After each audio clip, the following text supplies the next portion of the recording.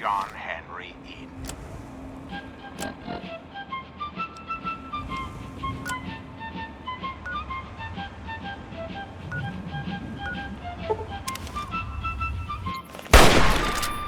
Keep your head down, idiot. Raider incoming.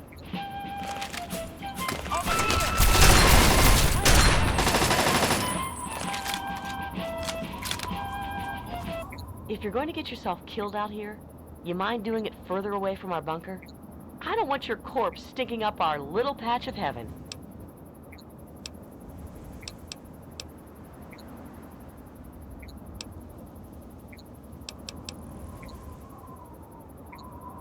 Defender Anne-Marie Morgan with the Outcasts. But all you need to know is that I've got a gun and a low tolerance for screwing around. We call ourselves the Outcasts, and we collect technology to preserve it from tribals and idiot locals. And before you ask, we were cast out from that company of zeros who call themselves Lion's Brotherhood of Steel.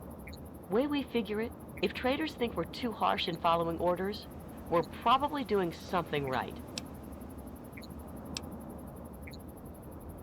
We collect technology, and most people want what we've collected. Right now, we're pretty much stuck defending this fort, but that won't be forever. Once we regroup, we'll continue our work and keep moving back west. You mean apart from the fact that they ditched their mission and went native? Sure. I bet you don't mind them being cuddly with the locals. But when we came out here, we had a mission to do, damn it. But now they're wasting their time protecting yahoos like you, while Ahab Lyons is off chasing his super mutant white whale.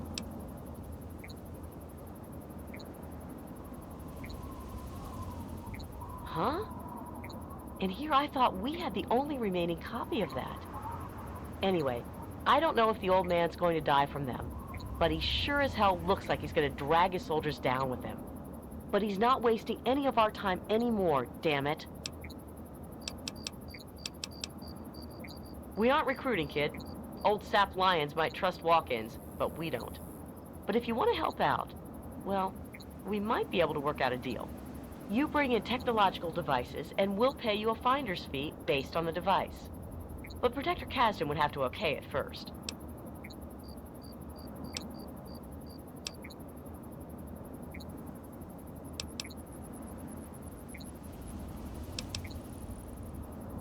We may be the best equipped people in the world, but we've still only got so many people out there looking to recover the past technology. Locals like you can cover more of the wastes to uncover technological relics like power armor or power cells. We know their value better than any junk trader, and we've got more ammo stores, so you can expect a better trade for the tech. When I was a child, Okay, but first you'll have to talk with Protector Kasdan. You can work out the details with him. My dear old dog, honey.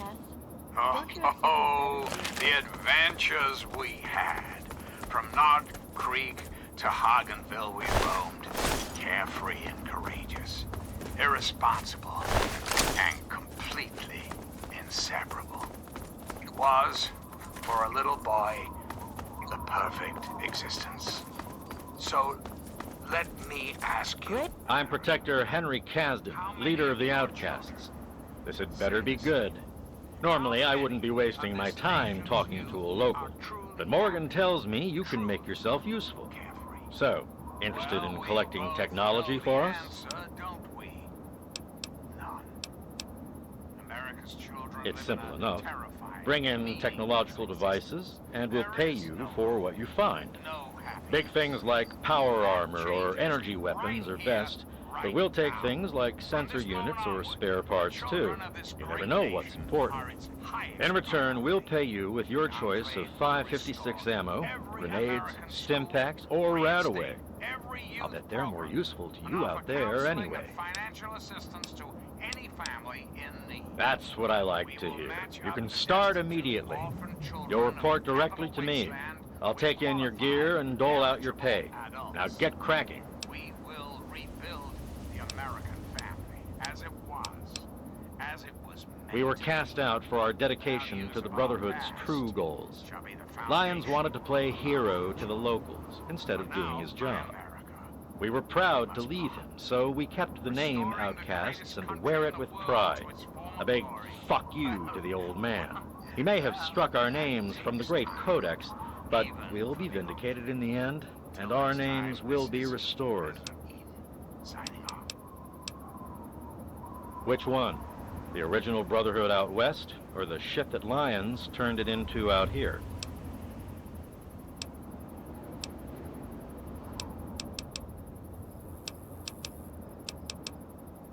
I mean the Brotherhood from out west, back around California. We knew what we were doing back there. We didn't waste time with delusions of heroism. We were collecting still glowing embers from the ashes of humanity. Before civilization's fire died completely. We didn't worry about saving individual communities. We worried about saving the progress of humanity itself. Oh, we used to be as tough as the rest of us. Wasn't so long ago, we fought side by side to scourge the pit. But somewhere he went soft. Stopped looking at the big picture and started trying to save every tribal and illiterate community he found. When he had us helping those savages instead of recovering tech that could help us all, that's when we objected and became outcasts. The Brotherhood came out here to recover technology from the eastern cities and bases. If Lions won't do it, then we will. And when we resume contact with the Western Elders, Lions is going to be put in his place, even if that place is in front of a firing squad. All right, then. Let's see what you've got. To preside over our great democracy. So, as your president, I am the voice. Power armor, energy weapons, and all sorts of advanced technology. Even some junk like sensor units or spare parts can be useful. Some of it goes into the archives, some of it gets used to repair our own gear. Either way, it's better in our hands than lying around out there. Okay, then. Bye. One enclave, Here's some of the local one wildlife. America, now and forever. We've got apart now, you and I, but don't be sad, America. The Enclave is working tirelessly to rebuild this great nation, so you don't have to. Until we meet again, this is your president, John Henry Eaton, signing off. You're listening to Galaxy News Radio, and I'm your host, Three Dog, Lord and Master of all I survey. Ah, yes, time for the news. All right, children, it's time for Three Dog. Let's be honest with you. Here it is. Defender Rococo Rockfowl, at your service. Might want to watch your head around here, miss. Good old US of A. She's a mess. Don't shoot at me or my friends. I think we'll get along just fine. That was before a certain kid from Vault 101. Nope. Sorry. Always giving it to you Protector straight. Kasdan says the locals around here are barely smarter than the mole rats. But Morgan said we might have some work for an outsider. Talk with her if you're really interested. When I tell you that I was wrong, dead wrong. That We've kid got from power Vault armor 101 and big is the guns, last and we're best the ones hope doing the of talking right humanity. now. We'll Usually get that's through all a this person needs to know. You And just they start gotta asking believe. questions. For now, You going to stop listen asking close, questions now? as I share yet another of our friends' adventures. I used to like The serving with mistress them. of I adventure really did. herself, that But you know, rough and tumble the lass from technology Vault has to come 101 first. has really outdone Elder herself this Lyons time. was nice and all, The kid has but we don't recovered one rescue of this country's technology most by being important nice. historical artifacts. He was The wasting my time, Declaration of and my pop Independence. didn't raise me to have my time wasted. The time of So when British Kasdan oppression left is to continue the finally mission, over.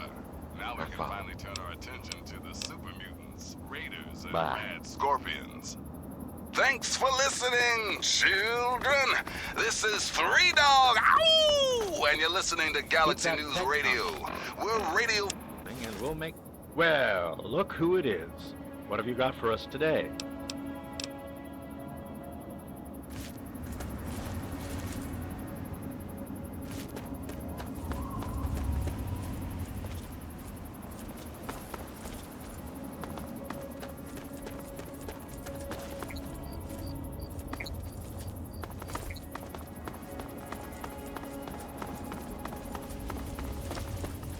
Back off, local.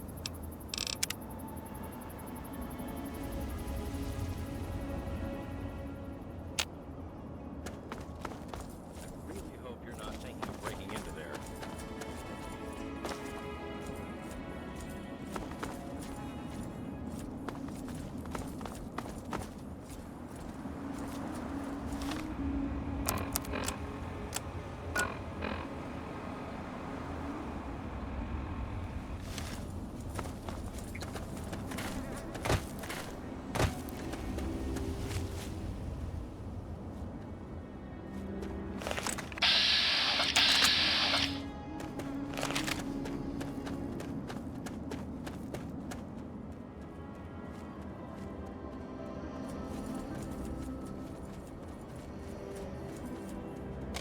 Thought I heard something.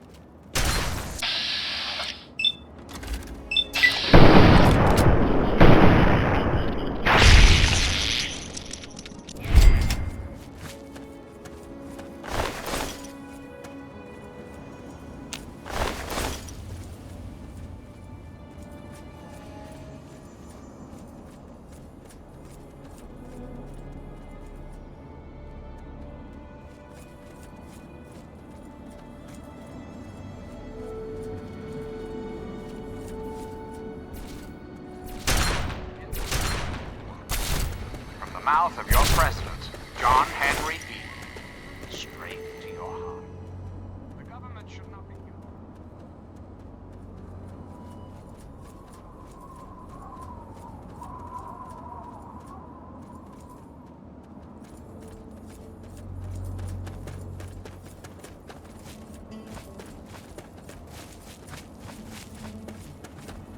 Over here. We'll get him.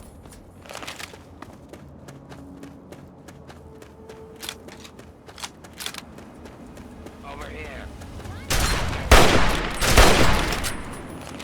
Good riddance. Where?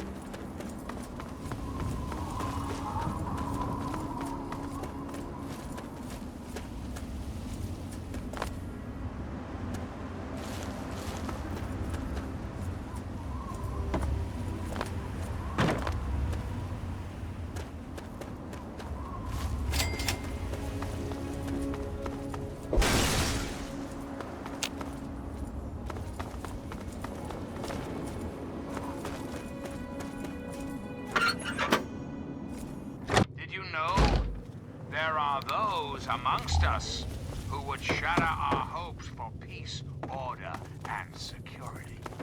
These radical malcontents don't care about you. They don't care about America.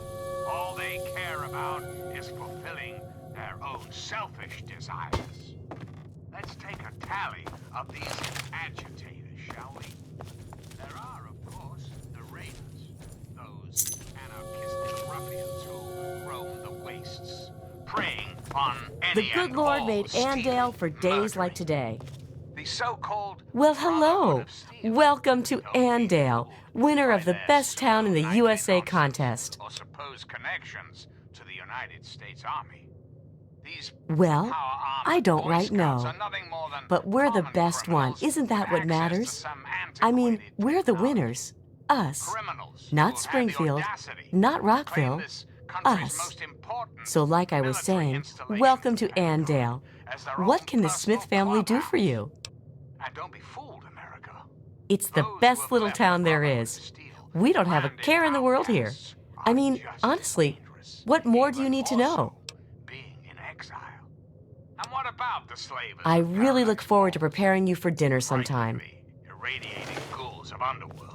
And last but not least, the hideously mutated super mutants that have completely Dinner smells overrun delicious, the honey. entire downtown DC area. Lawlessness, terror, murder. They're all around us. I know. But not for long. Well, hello. America. Hello there, stranger. Good to meet you. Name's Jack Smith. I hear you've already met my wife. Sweet lady, isn't she? But anyway, welcome to Andale, the best little town in Virginia. Prosperity to this great nation. And those who oppose us will be removed. Not here, not in Andale, no ma'am. The great Commonwealth of Virginia is alive and well. In fact, we just voted ourselves a new governor. Wait, for soon, this great nation will be The adults walked right on down to the polling location and dropped ballots into the box. How do you think it works? Yes, sir, it's every American's civic duty to cast his vote for his favorite Republican candidate. Am I right? Yes, sir, democracy is God's best gift, right after family, of course. Now, my vote is my business and no one else's. But I'll tell you one thing, we didn't vote for any beatnik liberal commies, that's for sure. And it's good to meet you, too. Feel free to stay in Andale as long as you like. Heck, stop by the house for dinner sometime if you'd like. Just let Linda know beforehand so she can make enough for 4.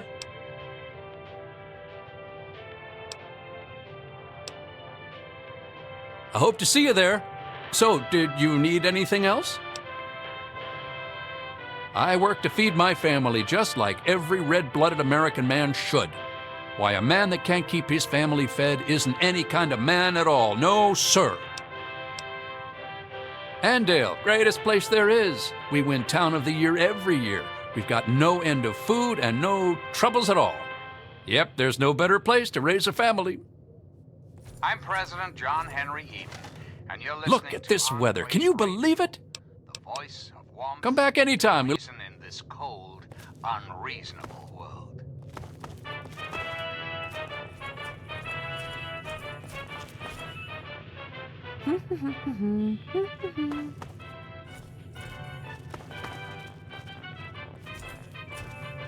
Welcome to Andale.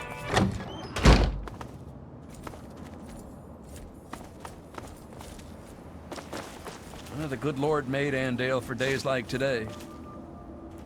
Well, hi there. Welcome to Andale. I'm Willie Wilson, though folks just call me Bill. Is there anything I can do for you? I feed my family and I love my wife and daughter. What else more is there to life, stranger? Family first. And any man who says anything different is saying something wrong. And you should hit that man with a stick. Why, it's a place to settle down and raise a family. Of course, we don't just let anyone in here. The Homeowners Association is very clear on that. Besides, there's no room. As amazing as Andale is it any wonder that all the houses would be full of happy families? By God, it's another fine day in Andale.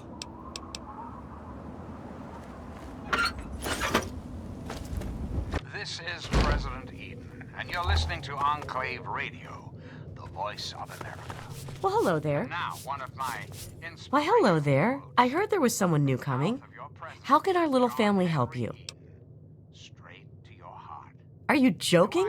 It's fantastic here. The best town in the USA.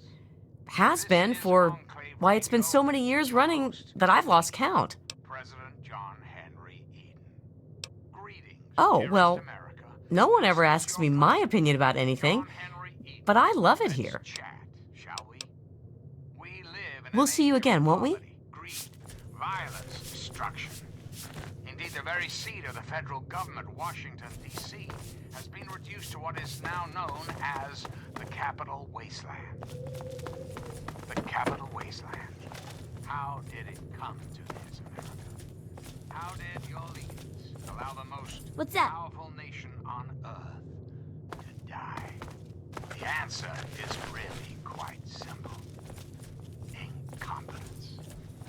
Incompetence at the highest echelons of careful. power. We put our trust, our faith in hard-wits. Our intrepid leaders had everything they wanted. Power, wealth, prestige. And it made them.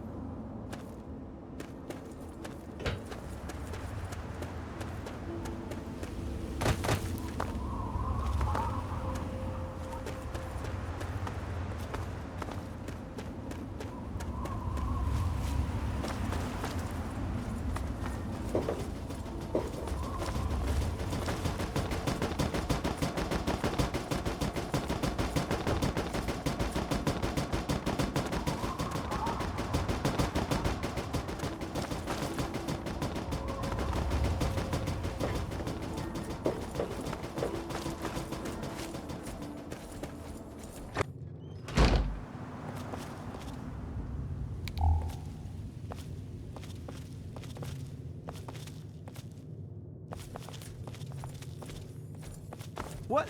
Who are you?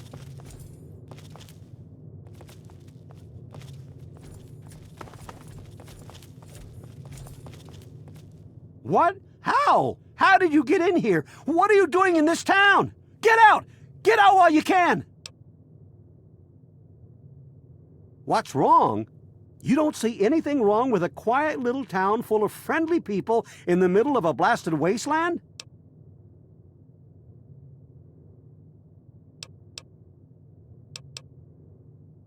No.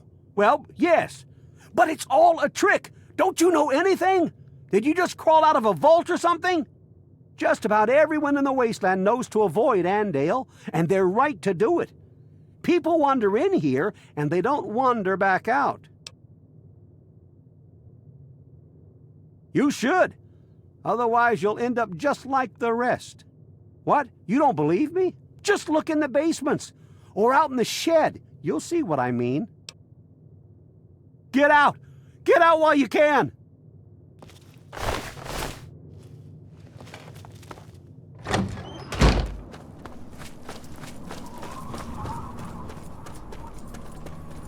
Evening.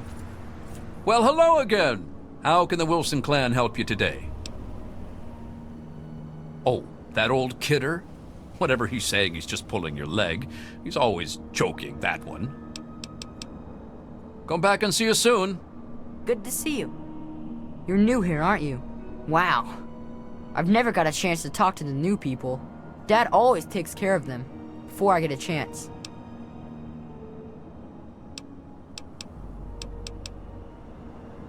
It's okay, I guess. There aren't a lot of kids around here, and no one who comes to visit stays around long. Dad says it could be worse, but there are a lot of starving kids in other places. But still, I wish I had more kids to play with. The same things that all parents do. My mom cooks and cleans the house, and my dad goes to work with Mr. Wilson. They work in the basement, or sometimes in Mr. Wilson's shed. Dad says that when I'm older, I'll come to work with him, and we're in the family business. It's swell, except I wish there were more kids, and my dad says I'm gonna have to marry smelly old Ginny Wilson someday. He keeps saying stuff to my mom about keeping the family going, and how when him and Mr. Wilson were brothers, they didn't want to get married. It's weird. That means Mr. Wilson is my uncle, and Ginny is... something. I don't know. It seems weird to marry her. Dad says that I shouldn't want to leave Andale, but I do. By God, it's another fine day in Andale.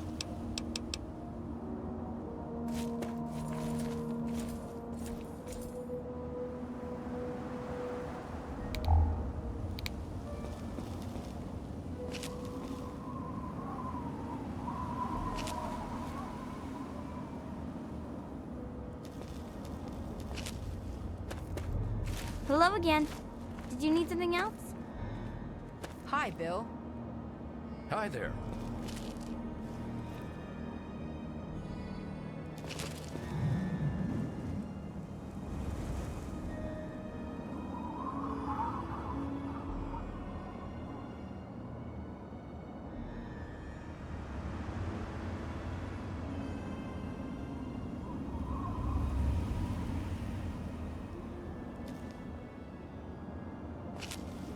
Hey.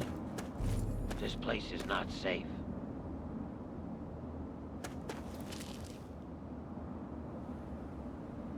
Hey there, little buddy. Good to see you, Mr. Wilson.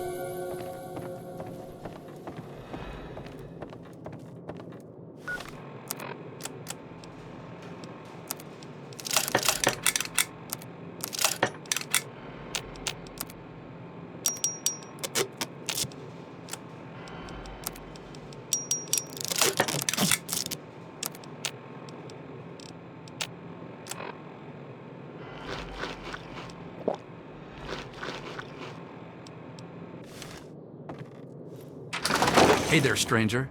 I got something I want to talk to you about. I couldn't help but notice that you were poking around in Bill's shed. So, did you find what you were looking for in there?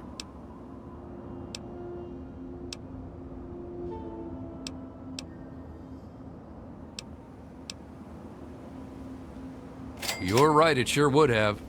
You know, you're a breath of fresh air. Every time someone discovers our little secret, we have to hear about it.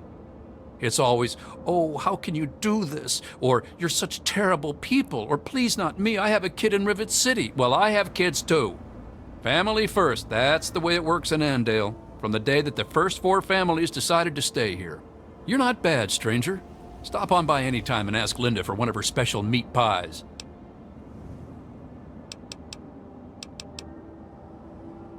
Oh, old man Harris? Don't mind him. He's gone, you know. A little soft in his later years. Ever since Gladys died, he just hasn't been the same.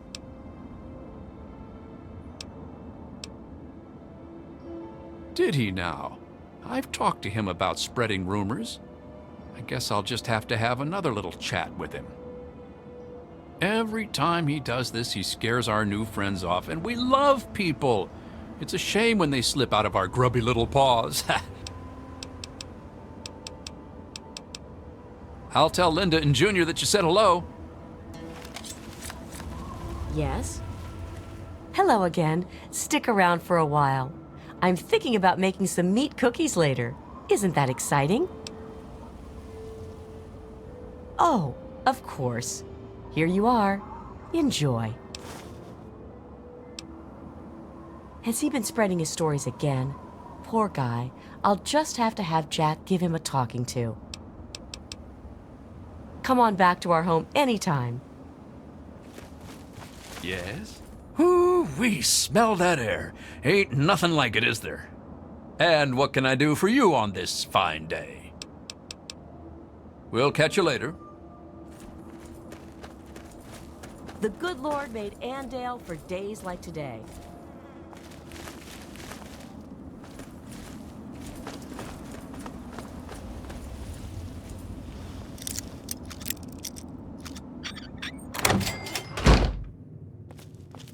Get out of here! Run!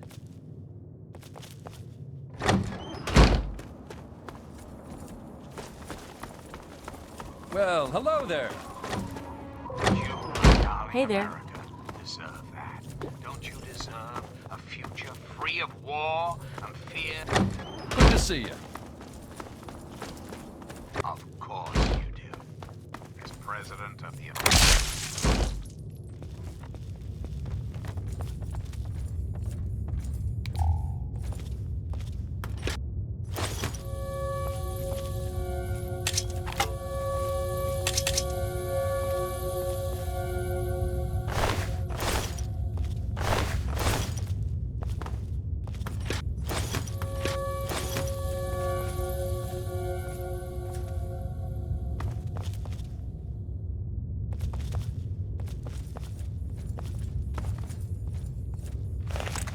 Careful.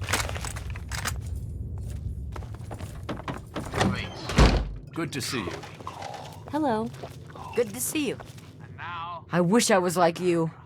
Instead, I'm stuck here in boring old Andale. there is much work. Gosh, I wish I could go with you. Longplay never rests. I'm so happy to see you. What do you need? Signing off. Oh, sorry. I gave you the last one. Come back tomorrow. I'll make a new batch.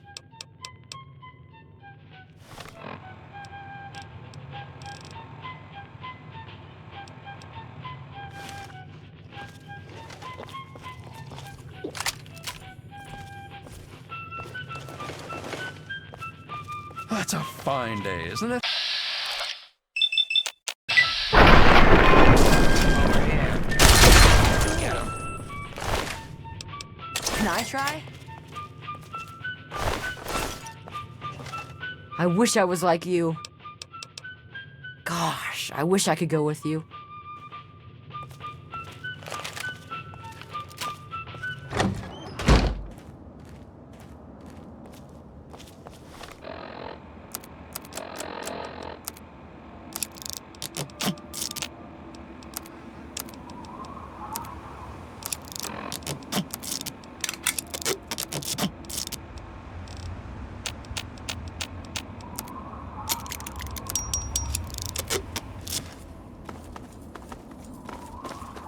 Hello, my beautiful Run.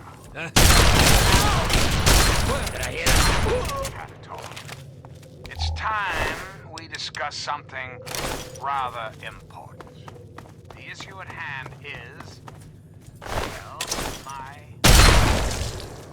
the question has been raised, I know, as to Going just to be how I in came to be I elected guess it was. this most illustrious I guess it office. was nothing. Or whether or I not guess it was I had been elected at all. To that, I must answer, of course. Of course, I was elected. Sweet America. Of course. Isn't the right to vote the very foundation of a democracy? Fortunately, Help! in the Help! interest of national Over here! security, I'm not at liberty I give to up! discuss the details of the election. You understand? But rest assured, I am your president, because the appropriate people of this great nation decided I should be.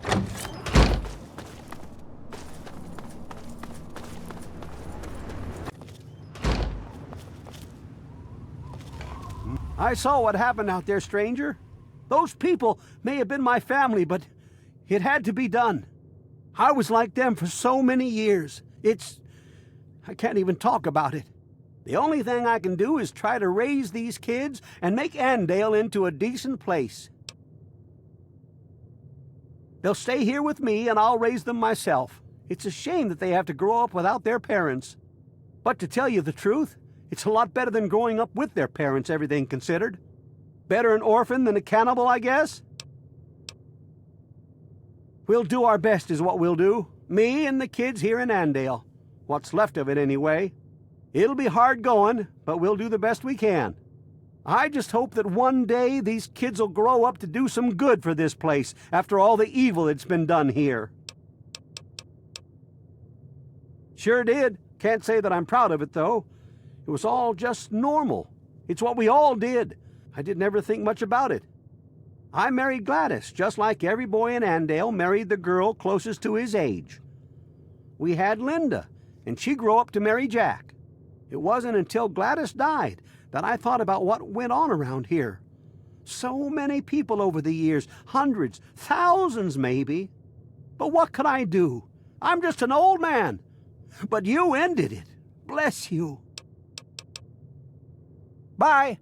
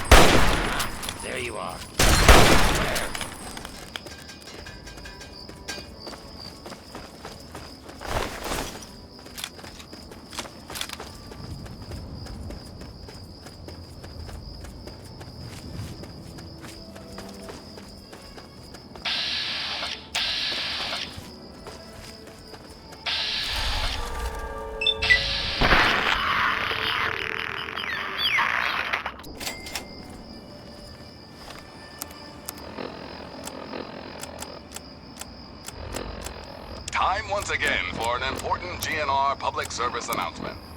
Just a friendly reminder to all you would-be bigots out there, ghouls are people too. You see, children, ghouls are simply humans who've been exposed to an ungodly amount of radiation and haven't had the good fortune to die. Sure, they may look like hideous zombies from an old monster flick, but their hearts, their souls, their tears are all very much human. So please, if you meet one of the Capital Wasteland's many ghouls, leave your prejudice at the door, and your pistol in its holster. Ah yes, one important caveat, kiddies.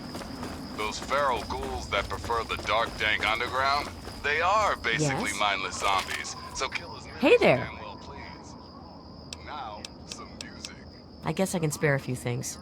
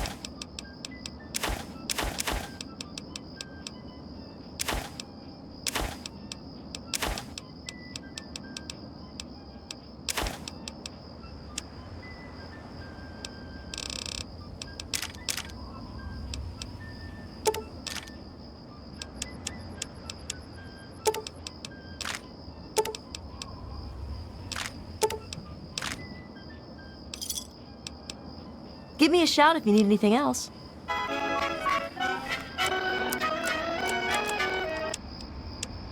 And now, one of my inspirational quotes from the mouth of your president, John Henry Eaton, straight to your heart. Associate with men of good quality if you esteem your own reputation, for it is better to be alone than in bad company. Hello again, America. This is John Henry Eaton, your president. There are some things we should talk about, if that's all right. When I was a child, growing up in rural Kentucky, I had the best friend a boy could hope for. Oh, the adventures we had. From Knott Creek to Hagenville we roamed, carefree and courageous, irresponsible, and completely inseparable. It was, for a little boy, the perfect existence. So, let me ask you, America, how many of your children say this? How many of this nation's youth are truly happy, truly carefree? Well, we both know the answer, don't we? None. America's children live in a terrifying, meaningless existence. There is no hope, no happiness. That changes right here, right now. From this moment onward, the children of this great nation are its highest priority. The Enclave will restore every American school, reinstate every youth program, and offer counseling and financial assistance to any family in need. We will destine all the children of the capital wasteland with qualified, eligible adults. We will rebuild the American family as it was, as it was meant to be. The values of our past shall be the foundation of our future. So remember, Be cautious. Longplay is working around the clock to return. All you need is a little patience, a little faith. Till next time, this is President Eaton signing off.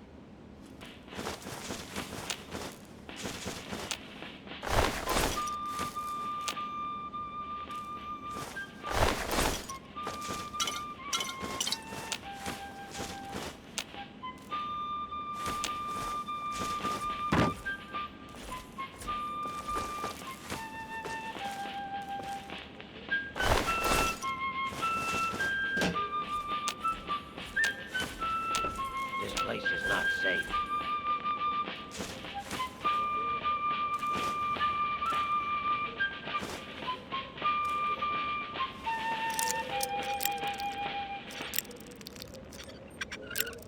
Sweet America, hello again. This is President Eaton. I'd like to have a chat.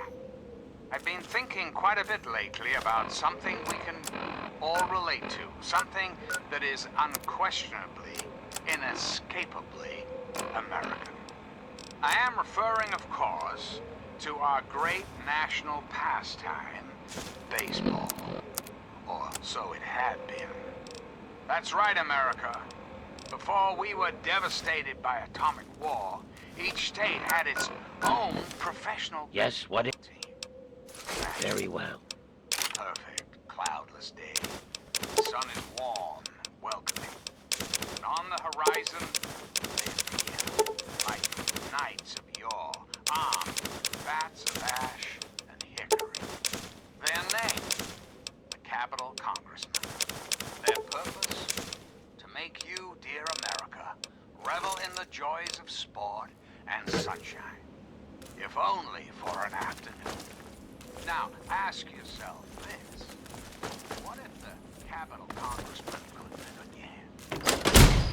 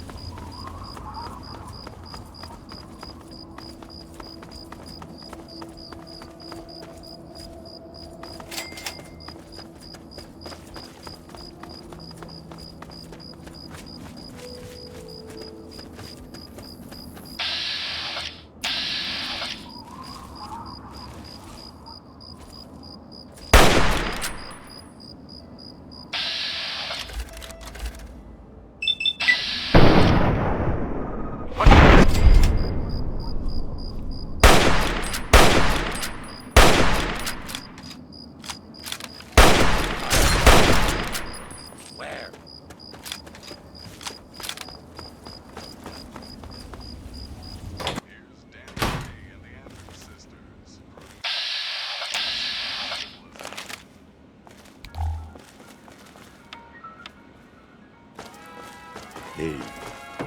Oh, come on. Pay more attention to what you're doing.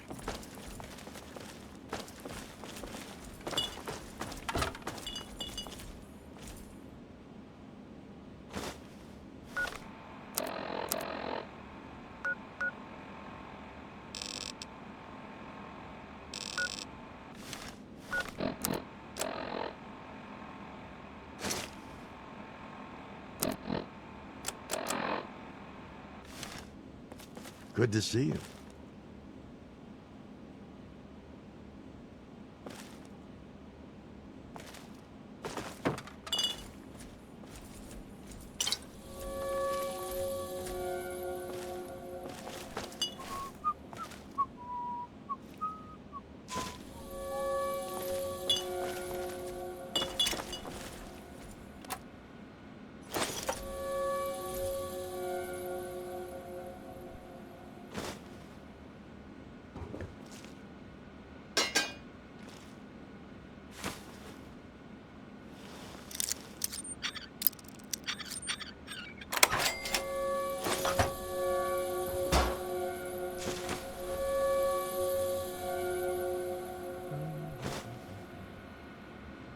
There may be danger here.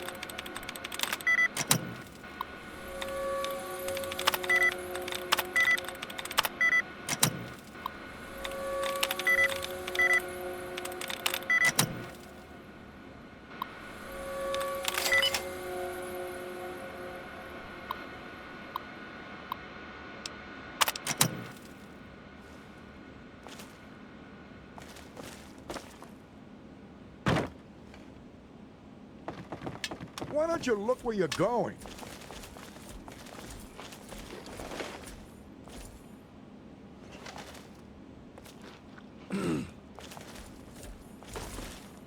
Yeah?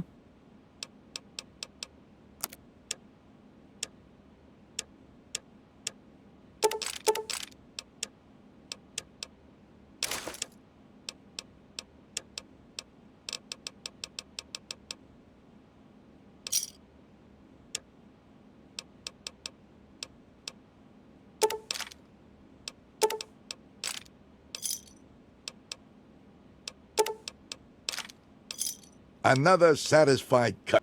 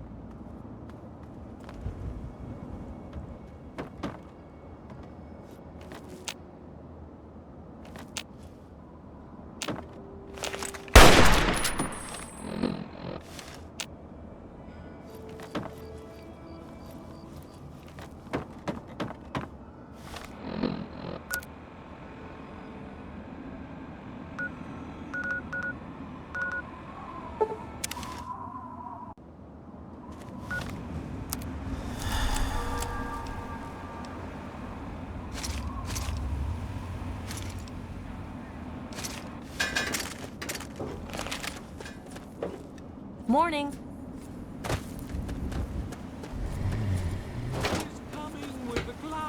Hey, what can I get you?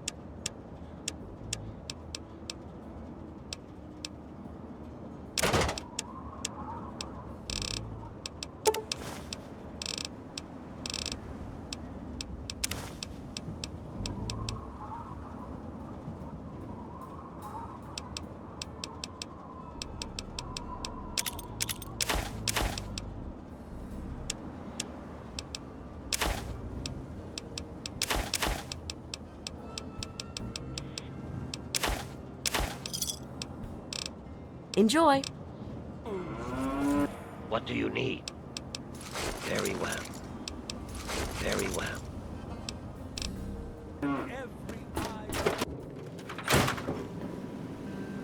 I don't like the look of it. Very well.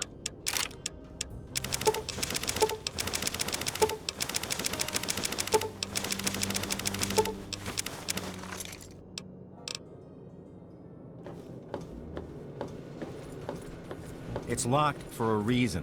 For Christ's...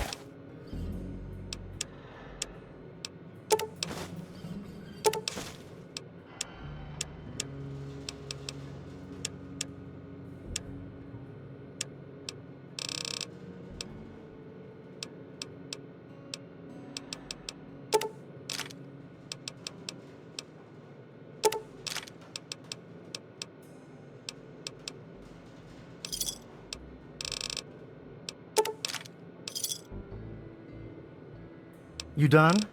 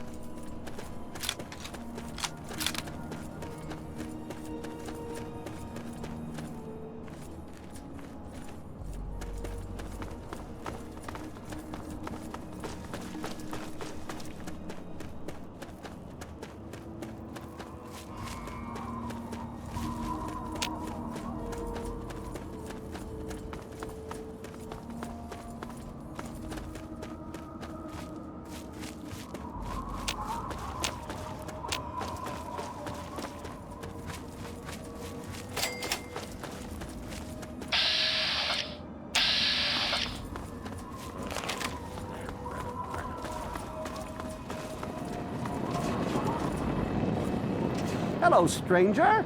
I'm Tinker Joe, premier supplier of robotic parts and service throughout the DC wasteland. Have a look and see for yourself.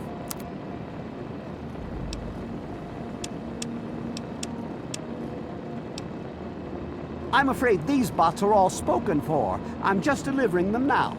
I've got a custom Gutsy that isn't spoken for, but... well, RL3's a bit finicky about the company he keeps, and I don't think he likes the look of you. Nothing personal, of course.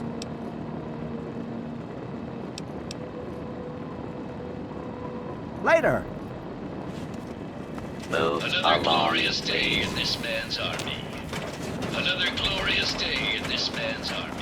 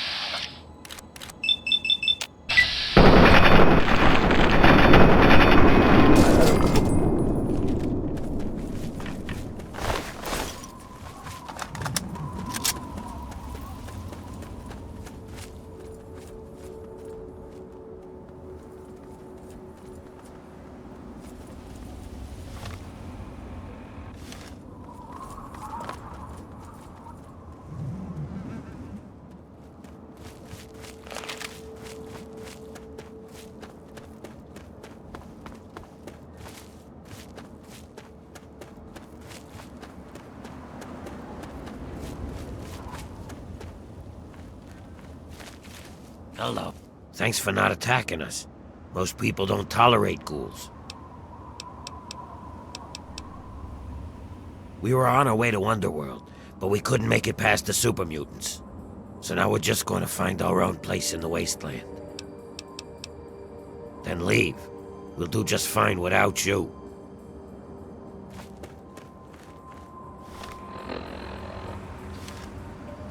Watch out. Ain't none of mine.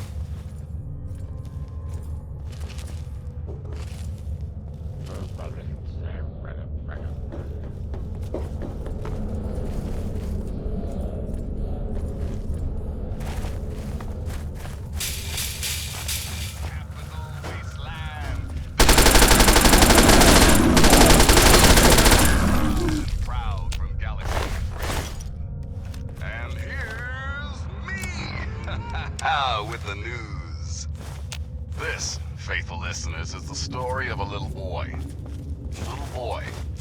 Brian Wilkes. You see, Brian's from Grayditch, a small settlement that was recently overrun with overzealous giant ants. Brian, sadly, was the sole survivor. That's where the kid from Vault 101 comes in, and where our story, thankfully, gets better. You see, not only did Miss Vault 101 stop the ant problem, she also found little Brian Wilkes a new home. So if you see Brian and his new parents, wish them all good luck. Oh, and 101, nice work. What do you need? Thanks for listening, Very well. children. This is Three Dogs, and you're listening to Galaxy News Radio. We're Radio Free Wasteland, and we're here for you. And now, some music.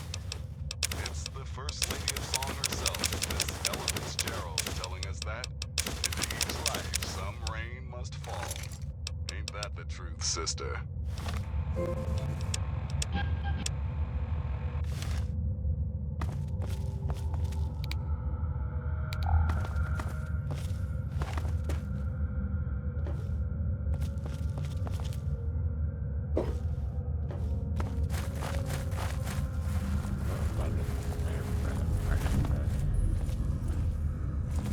Help me.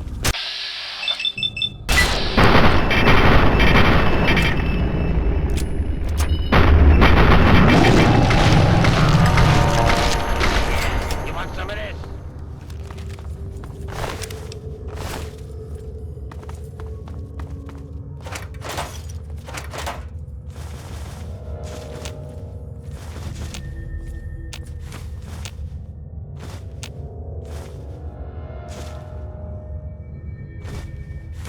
Be cautious.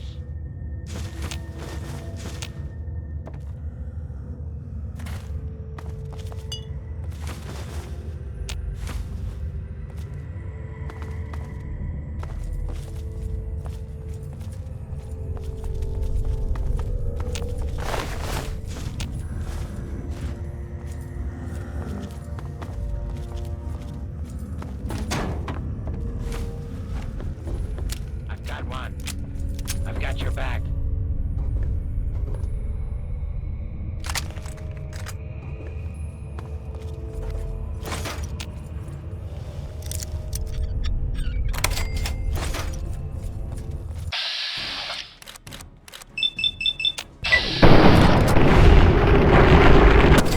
Find him.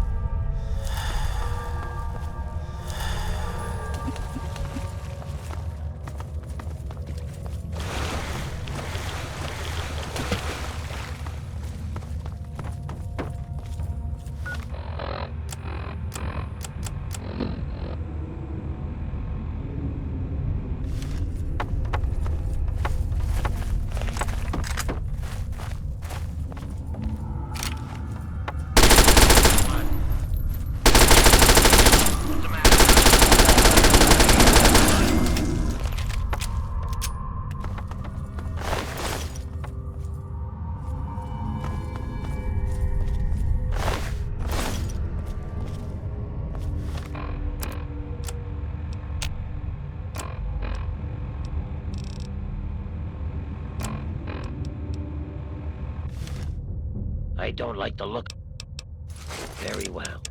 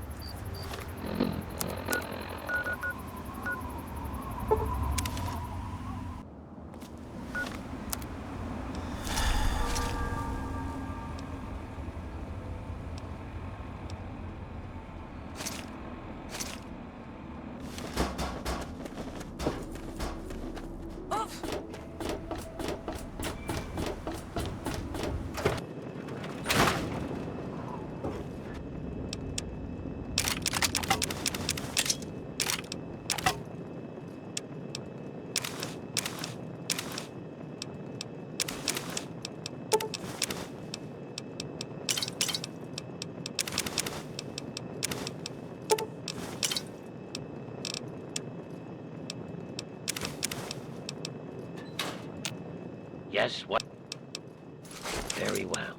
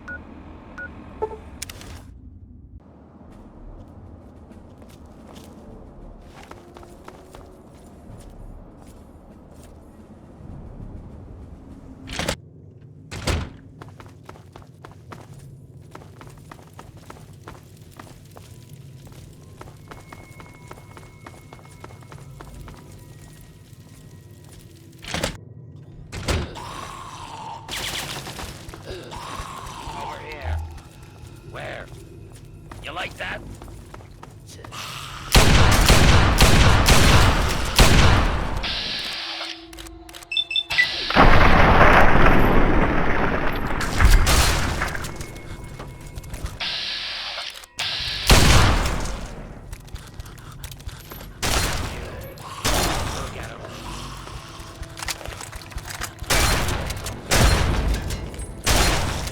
Where?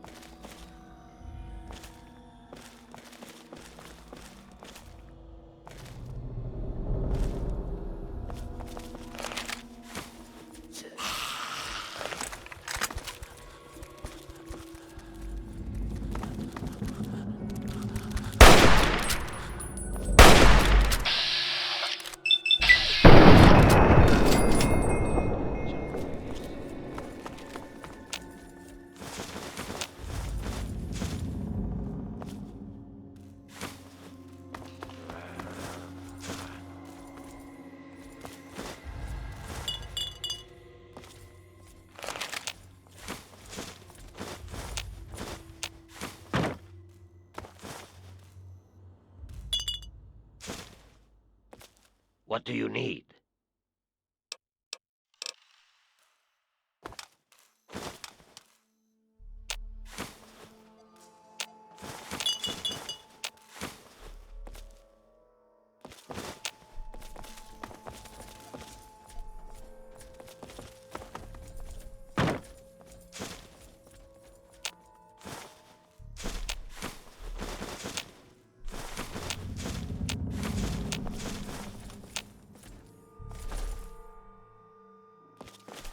I don't like the look of this place.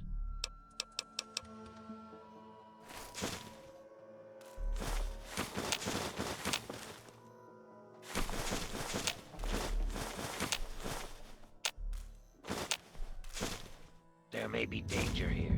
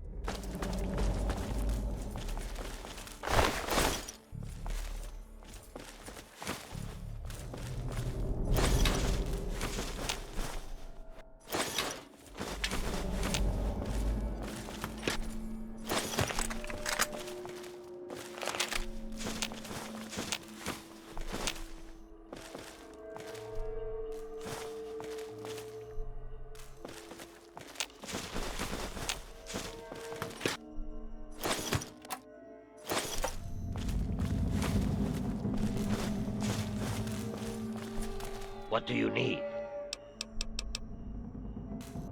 Yes, what is... Very well.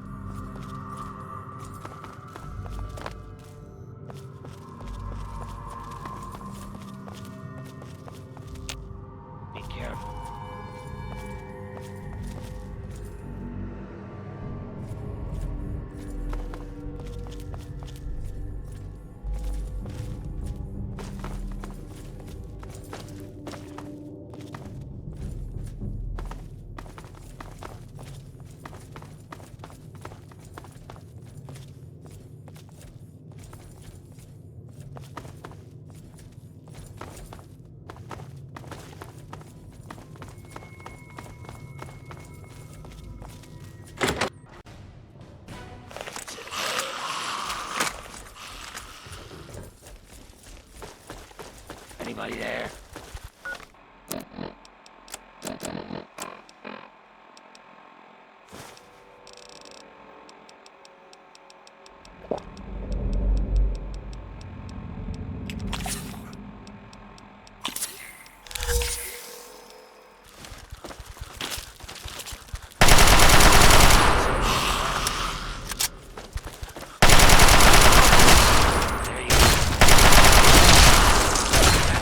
That's it.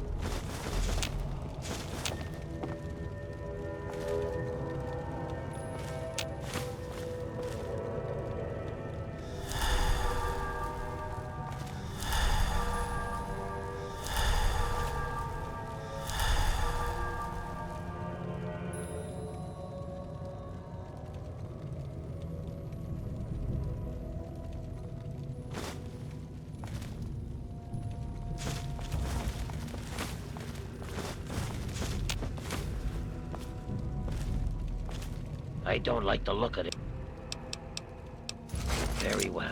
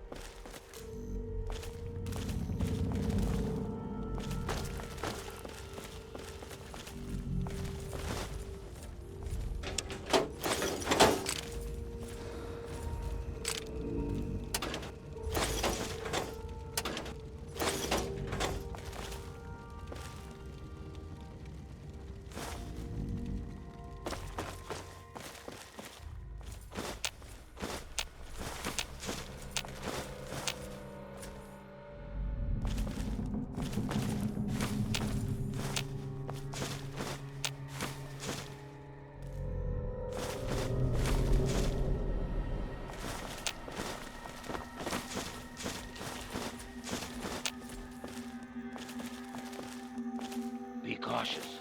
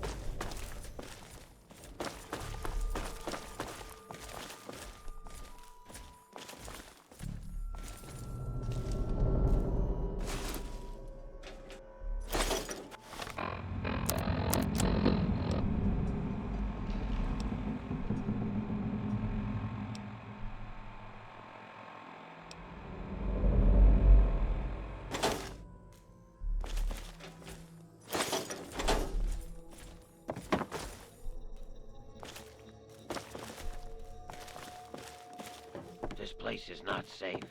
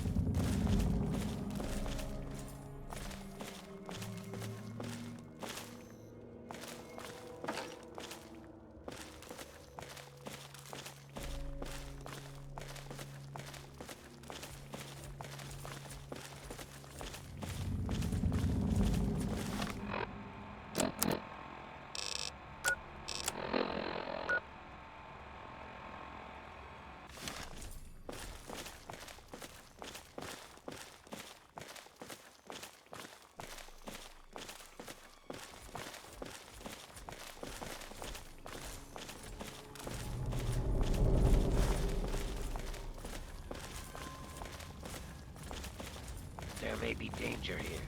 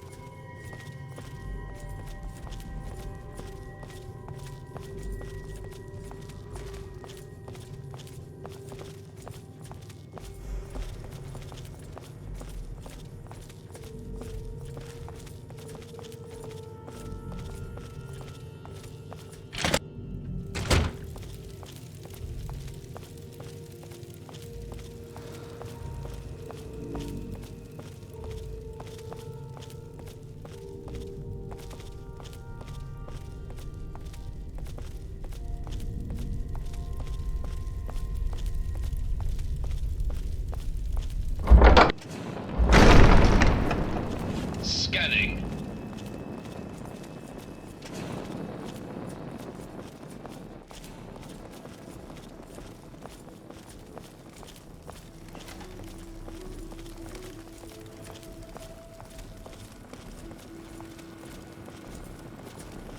What do you need?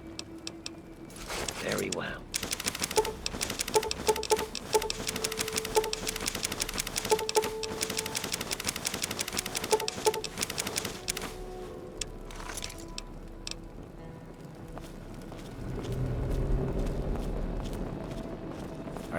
Yeah?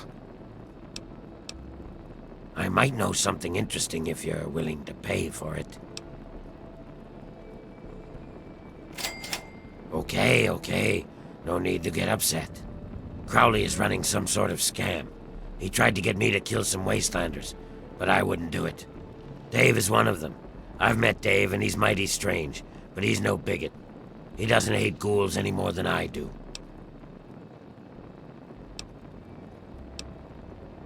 Yeah, just east of here. Bunch of guys with guns are holed up there. Bye. Hey. You came back. Do you need something? I'm not going to rat on a customer unless you know. Ooh, a big spender. Well, it's better than nothing. Crowley has been outfitting himself for some big expedition. He's up to something, but he isn't saying what. If any of the armor fails to protect your life, I'll give you a full refund.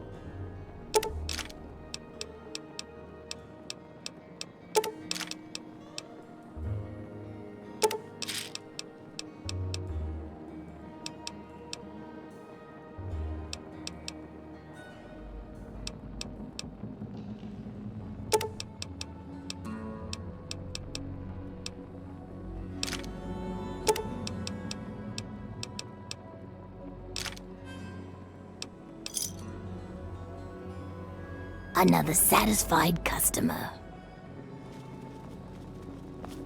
Quinn, no one told me you were back. I'm back, and you wouldn't believe some of the things that happened to me this time. But I can't talk now. Maybe later. Well, look who's back. What can I do you for, smooth skin? Who? Never heard of him. All right. Sometimes he comes by and asks me about the security system and stuff. You know, technical details about locks and computers. It's not just chit-chat either. He's angling for something, but I don't know what. Talk to Azrakal up at the Ninth Circle about Crowley. And not a moment too soon. Okay then, your call. Oh, we hardly ever get humans down here these days. Humans have such strange anatomy. Hey there. Nothing. Why? What have you heard? You've heard something, haven't you? Damn. Double damn. He finally got someone to kill them humans. Someone believed that pack of lies he's been spreading. Well, I just hope they talk to those poor folk before knocking them off.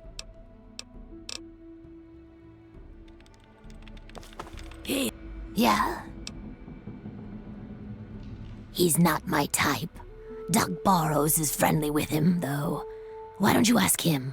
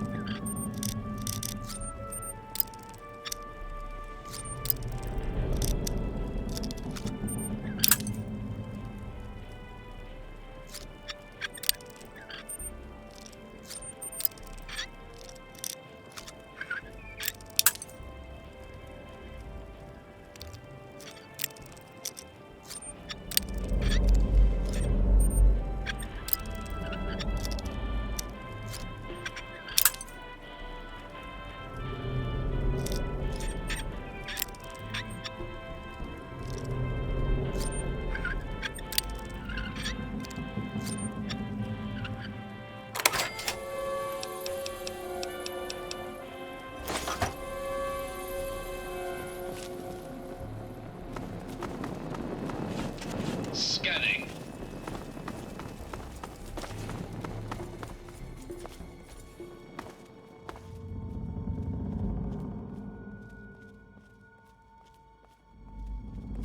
Oh, hey, it's you. Have we met?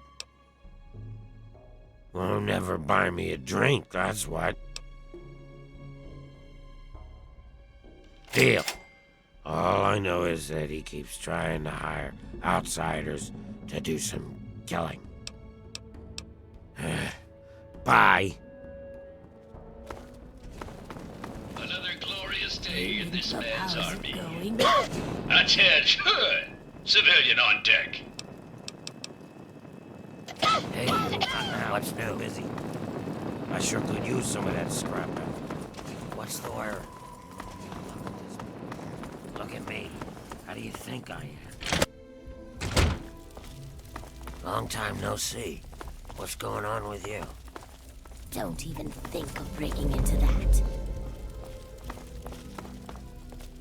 Morning. Oh, I was just telling Greta that pretty young Smoothskin hasn't been around in a while, and here you are. The back room renter? Oh, he's a swell guest. So polite, too. Never gets mad at anyone. I've been letting that room to him for about a year now. Well, he does keep talking about how he's going to make his fortune soon. He says as soon as he finds some wastelander to do his dirty work, he'll be set for life. I think it's just the whiskey talking vile stuff. You come back real soon now. What do you need? Sorry, I'm on a break.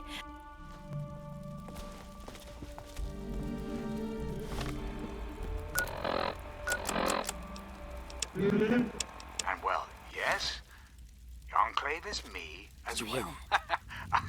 As your president, it is my responsibility to preside over our great democracy. It's been quiet So, lately. as your At least it's been quiet around me. I am the voice, I am the heart, and How's soul it going? of the Enclave. I used to love this That is place. to say, Now it's like I she live in that hardly thing with the cares rad roaches the anymore. other day. and soul of America. But only together, together, can we hope to reach our full potential. The way we were before the war. Whole, beautiful, powerful. One Enclave. Yes? One America. Well, well, well. If it isn't the greatest American hero. Or Abraham Washington's greatest, anyway. I figured we'd bump into each other again. What brings you all the way out to Goulsville? My new line of work, actually. I've used the proceeds from our last acquisition to set myself up as an ammunition vendor. Pretty cool, huh? No more risking my neck to recover bits of junk for money. Now, the cash comes right to me. Care to take a look at my inventory?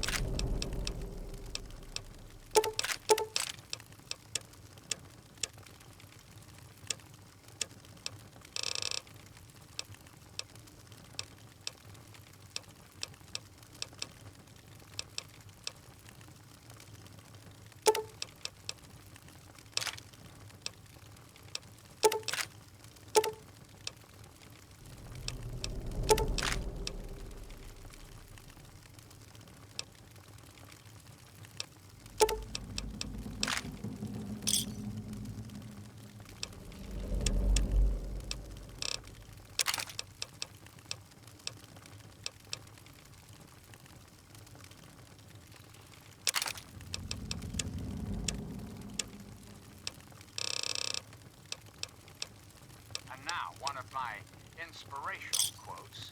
Give me a shout if you need anything else. You know, I think I've had my fill of wasteland roaming, and I'm just gonna kick back and spend my caps.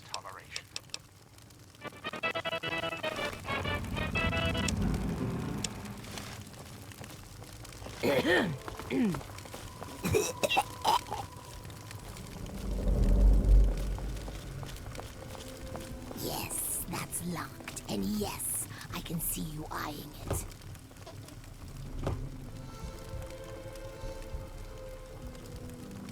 Good to see you.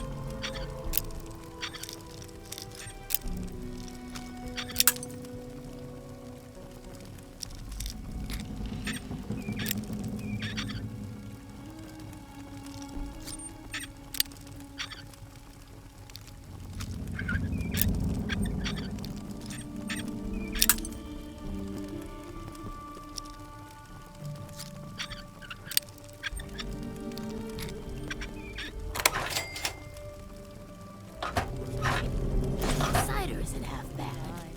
I'll tamper with that. I've forgotten the taste of good. It could happen to you, you know. It could happen to you, you know. I just... Here is another lovely song for a lonely traveler wandering the wasteland. You know who you are.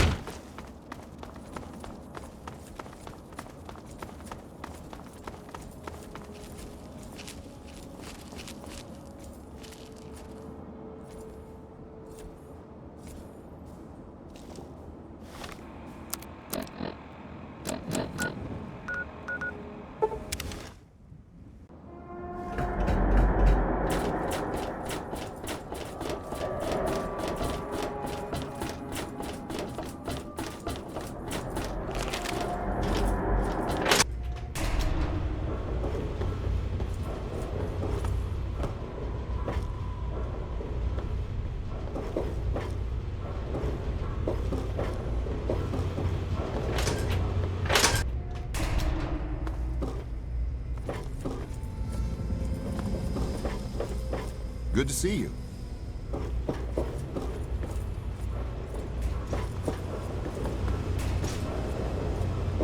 Oh, hey there. I've heard of you. You're one of the good guys. Oh, Vera's the nicest lady ever. It's so cool that you brought me here. I mean, she makes me do stuff, like clean up her hotel and all that, but she really cares about me. Plus, I found some friends here in Rivet City, too. All thanks to you. See you, lady.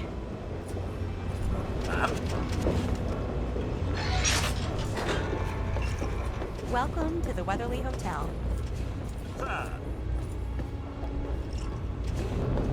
Welcome back, ma'am.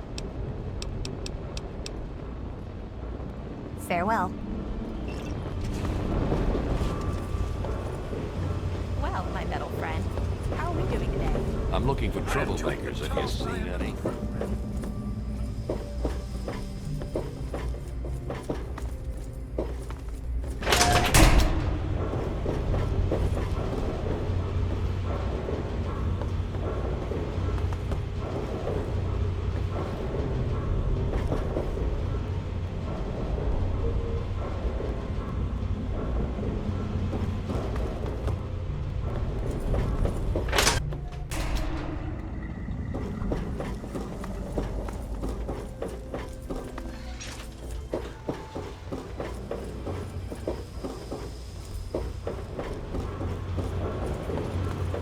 Morning.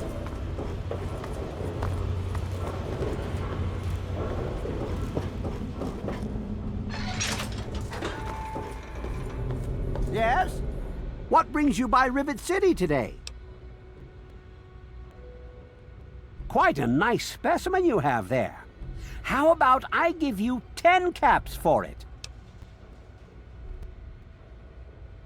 Very well. Here you are. Worth every cap. That would look fantastic on the museum wall. What do you say to 60 caps?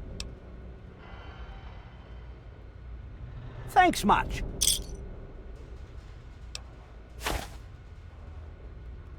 Oh, my goodness. Handwritten by one of the greatest presidents of our country? The Society must possess this. I'll give you 100 caps for it. Very well. Here you are, worth every cap.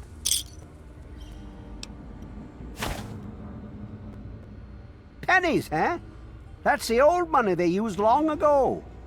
Well, any artifact from American history would benefit the museum. How about 15 caps for the lot of them? Very well. Here you are, worth every cap. An actual recording of Lincoln's voice? Amazing!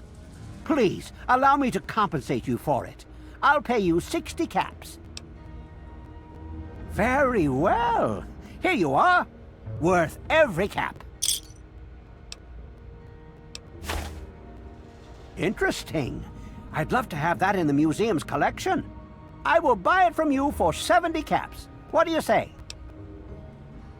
Very well. Here you are, Worth every cap. Lincoln's actual hat? Amazing! I must have it for the museum. How does 70 caps sound? Very well, but I doubt anyone else will appreciate its value as much as I do. I can't believe you have that artifact in your possession. What an amazing addition it would make to the museum. I will buy it from you for 100 caps. What do you say? Very well, but I doubt anyone else will appreciate its value as much as I do. Oh, it treats me well. I'm sure it will be even better now that we have the Declaration of Independence. Hopefully we can add more to the collection and increase our foot traffic. Well, yes. Any document of historical significance would be of benefit to the society. However, I am also interested in branching out. Perhaps some interesting artifacts related to our great country's history. Be sure and bring me anything you find along those lines. I'd be happy to compensate you once again. Well, I suppose that's goodbye then. Come again anytime. Men and ladies, boys and girls, prepare to be astounded, bedazzled, and otherwise stupefied. I'm Three Dog, your master of ceremonies. Seems we've got a bit of news. Just listen to this. Today's weather excessively violent with a chance of dismemberment. Tune in later for our 5-day forecast. Until next time, this is Three Dog, ow! And you're listening to Galaxy News Radio, bringing you the truth, no matter how bad it hurts. Up next, we've got a public service announcement. Listen up, children, this stuff's important. We all know the dangers of radiation, but with the right precautions, you can prevent accidental death or even ghoulification. Keep your eyes on those Geiger counters, kids. Tick, tick, tickety means run your ass out of there, and then pop some rat away for good measure. Don't you have a If you do need to head into the heat, was there something else? give yourself a nice boost of Rad-X first. Remember, only you can prevent human flesh fires. And now, some music.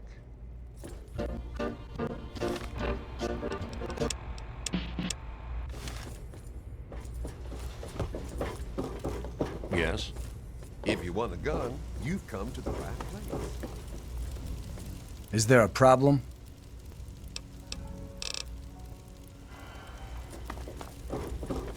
Hey there.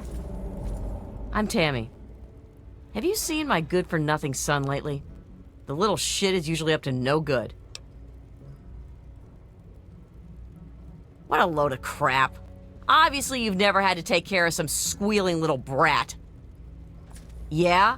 What do you want? Oh, really?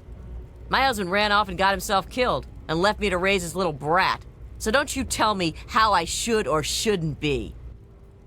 Yeah? What do you want? Yeah, that's James. My own little troublemaking brat. I'd sell him to you if they'd let me. Unless you've got any more personal questions, I'm busy. Yeah? What do you want? The Muddy Rudder. Bell waters down the liquor, but it's cheap. It's on the lower deck.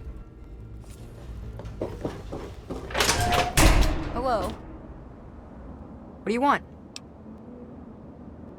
My mom is probably drunk, and my dad's dead. Is that good enough for you, asshole? Hello, man. You shouldn't take things that don't belong to you.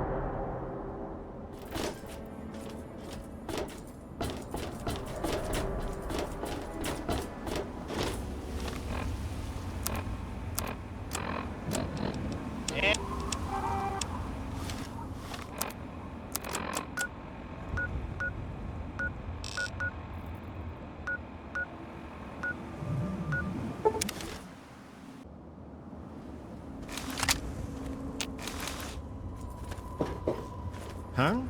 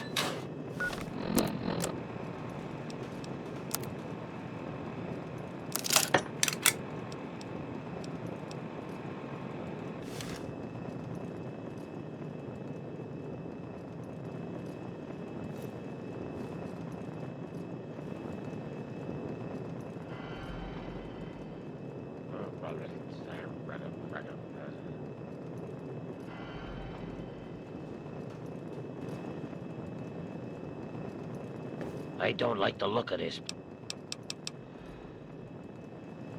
Good morning, madam. What can I do for you? War does not determine who is right, only who is left.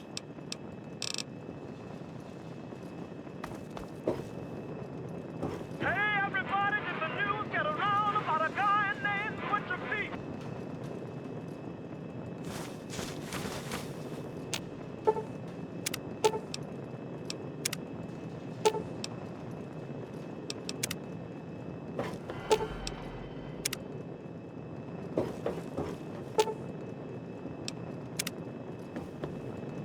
I hope things are going well for you today, madam.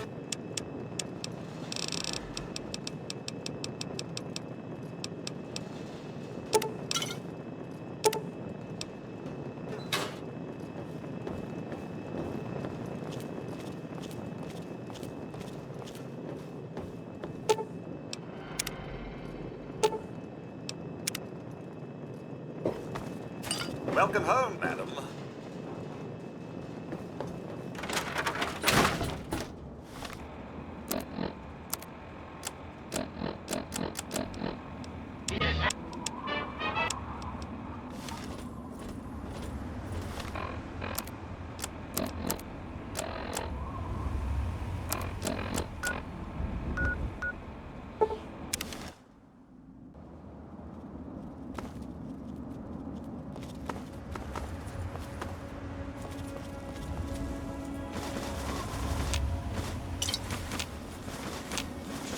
Hey.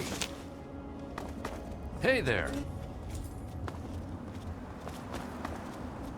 With all of that fighting, I never did get to give you the official welcome to the town, did I? Welcome to Canterbury Commons, home of traders, caravanners, and most of all of excellent bargains. Here for business or pleasure?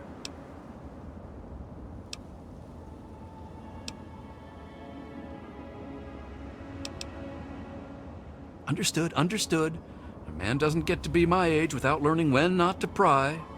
Long as your business doesn't hurt ours, you're welcome to stay. Otherwise, well, there's no need to get into unpleasantness, is there? Sure thing. Which one would you like to talk about? I'm afraid the good doctor hasn't reported in for quite a while. Quite unfortunate, really. That'd be Crazy Wolfgang. He does repairs and general supplies, but he prefers to call himself a junk dealer. As he says, he's overjoyed to assist those who have a deep need for his junk. He's just like that. Says it catches people's attention. At this point, it would require another pack Brahmin to carry his wares. But for 500 caps, I think he could offer more. Isn't it, though? I'll inform Wolfgang immediately. At the moment, Wolfgang's practically carrying an entire junkyard with him. Anything more, and he'll have trouble with the traveling part of being a traveling salesman. All right, you're the boss. Sure thing. Our man Crow handles most armor and clothing out on the trail. He grew up a tribal, but he traded in his loincloth for much snappier apparel long ago. At this point, the merchandise of our man Crow is the best in the wasteland.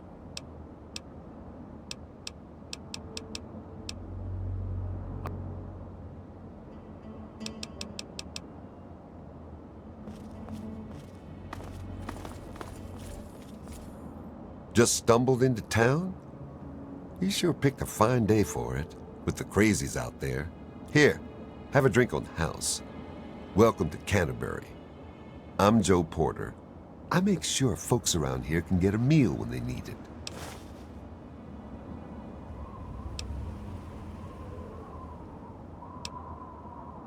We do our best. Well, Dom and Ro do their best. I just make sure they've got enough food so they can keep on doing their best. You ever find yourself starving around here, drop by Dot's Diner. We don't charge much, but don't expect any more freebies. You mean apart from having cheesy names? Actually, I think I might know something useful. One of the traders told me she sounded like a girl he used to know. Girl's whole family was wiped out by ants, not long before she showed up here. But they never found any trace of her body. Said her name was Tanya Kristoff. That might just be our little antagonizer. Sure thing. Where are you headed? You certainly came to the right person. What do you like?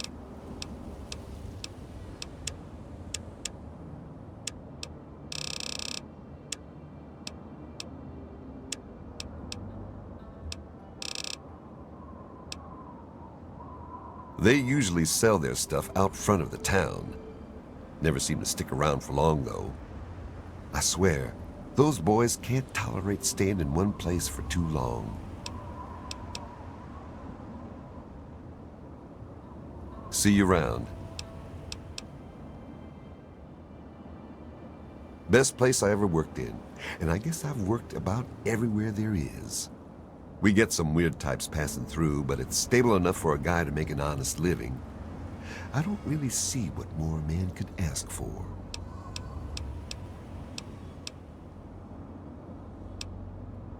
Bye. Whatever you can do to help our town, we'd appreciate it. Good to see you. Newcomer to town, huh? Well, I'm Dominic Delasadro, and welcome to Canterbury Commons. Try to ignore the idiots in the costumes. Popular activities around town are trading, listening to row yap, and burying thieves in unmarked graves. Of course, we ran out of thieves to bury long ago. Saw to it myself. Might be a dead art, unless you're planning on stealing anything.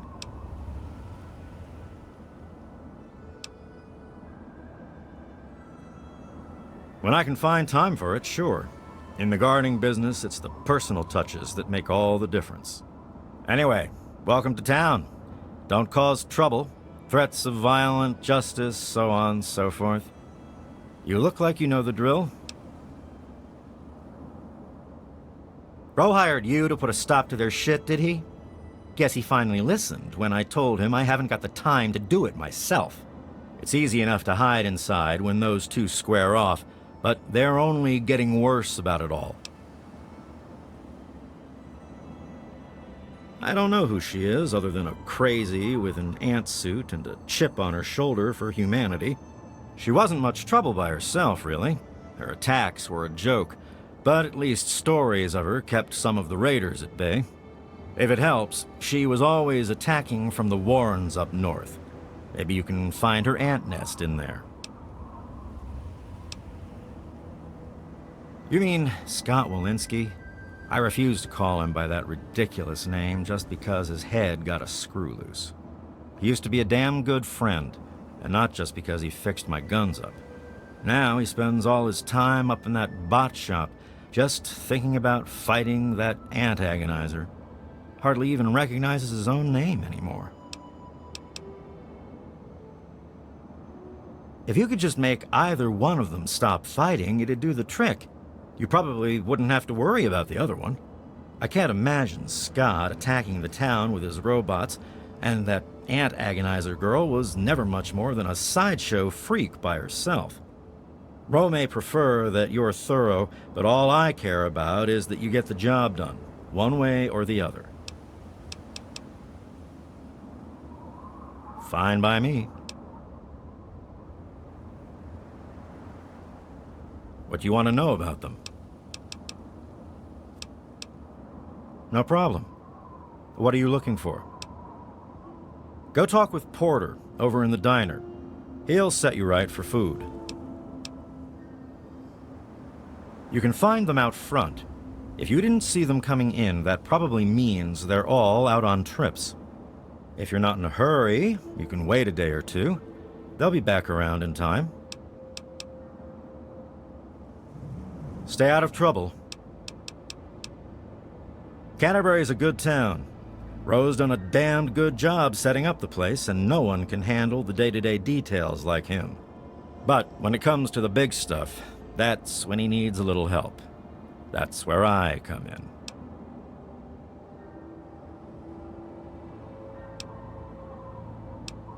Life and death matters. Putting down thieves. Protecting people from raiders who are short-sighted or stupid enough to attack, that sort of thing. Pretty much. Anything the man can't solve by talking at it. And don't misunderstand. He can solve a lot of things that way.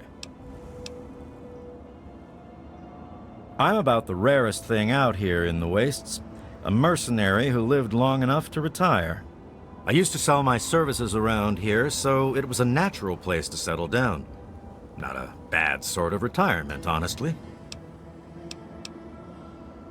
If you're done asking questions, I'm sure there's something I should be keeping an eye on. Whatever.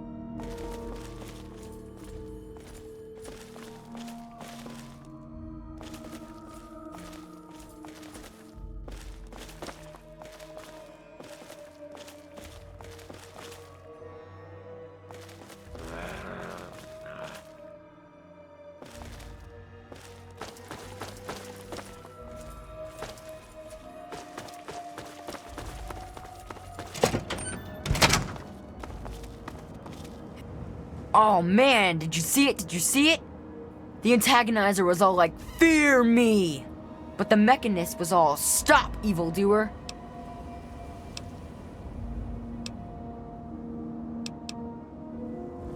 The antagonizer, she's this evil supervillain who's trying to wipe out humans with her ants. And the mechanist protects us with his robots. And when they fight in town, it's incredible! There's all these lasers and biting and blood, and it's crazy! And then my uncle says I need to stay inside. He says it's dangerous. This is serious business, Derek.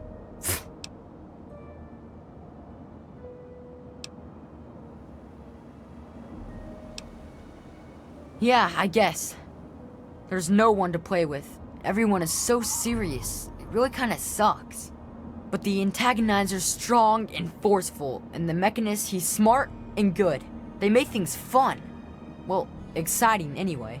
I bet it's awesome to be them. Maybe they'll let me be their sidekick. You mean the superheroes?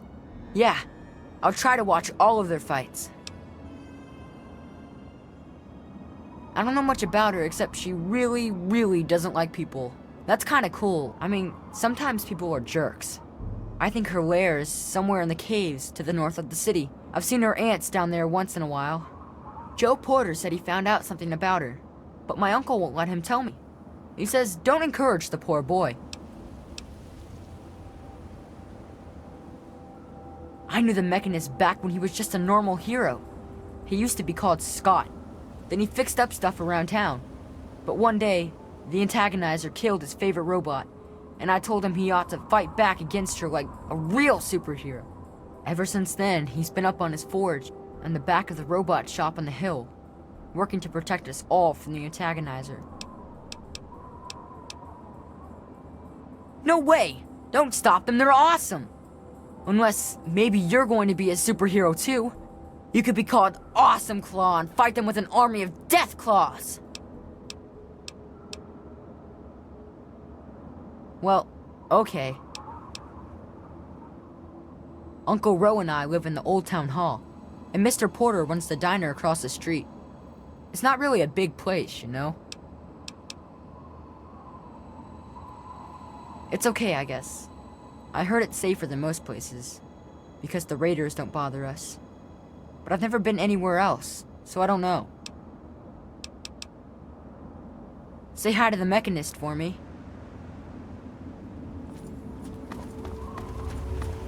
Yes? When you find those two costume idiots, put a bullet in their heads for me. What do you want? Can't you see I'm busy? Fine. Hi. Whatever. I'm Machete, and I've got better things to do than talk with you. Scram.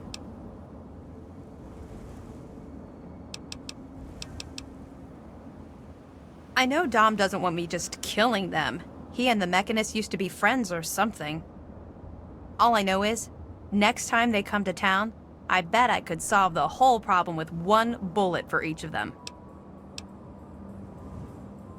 Busy. Go ask someone else. This whole place would fall apart if it weren't for Dom and me keeping anyone from causing too much trouble. Fat old Ro may think he runs the place, but it's only because Dom lets the idiot. We appreciate you taking care of our town's little problem. Whatever you can do to help our town, we'd appreciate it.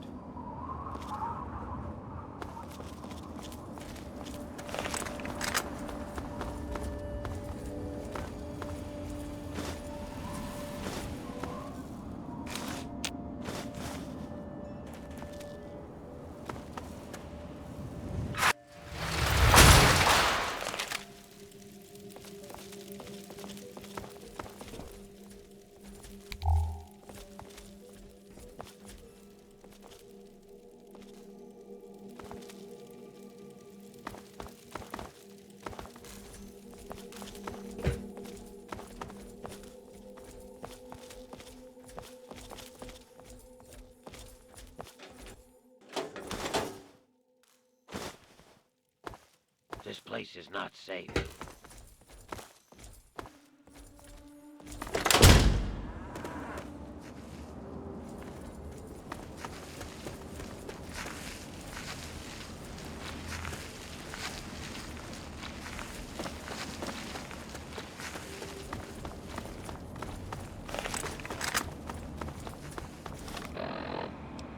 What's up, Wastelanders? This is Three Dog Bow Wow, and you're listening to GNR. That's Galaxy News Radio, in case you forgot.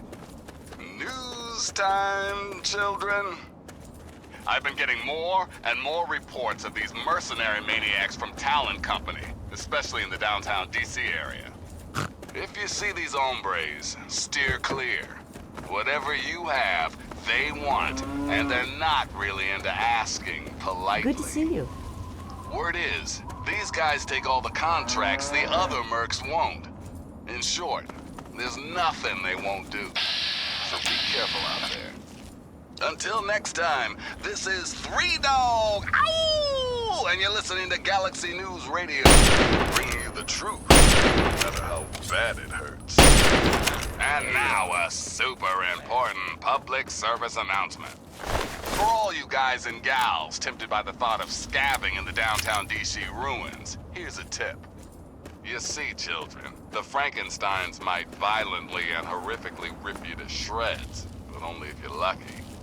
According to most of our reports on the super mutants, they actually prefer capturing their victims and hauling them off to God knows where.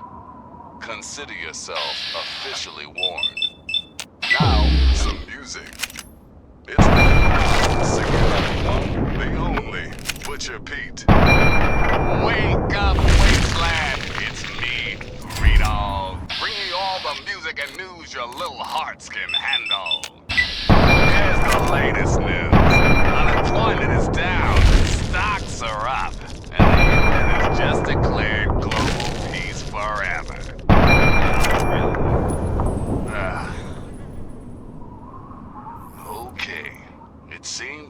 settlement of Grey Ditch has gone quiet. Residents haven't come out to trade with the caravanners, and attempts to make contact have been met with silence. So if you're out by Grey Ditch, you may want to pop in and see what's what. Until next time, this is Three Dog, ow! And you're listening to Galaxy News Radio, bringing you the truth, no matter how bad it hurts. And now, some music.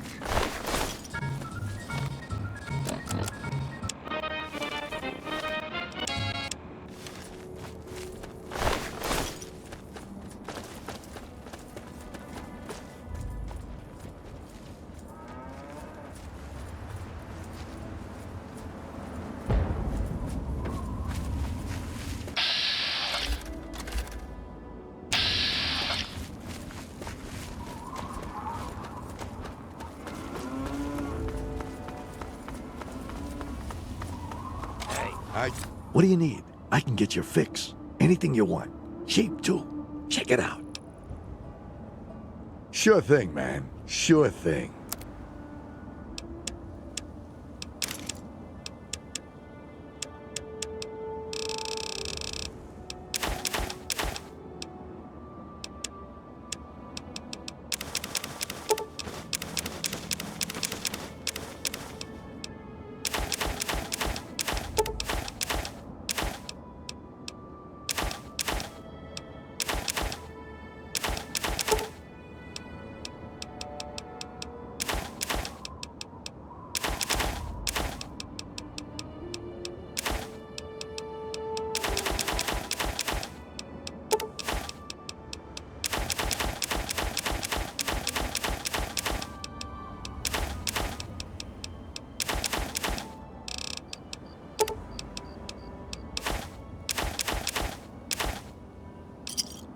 Thanks. Later. Where?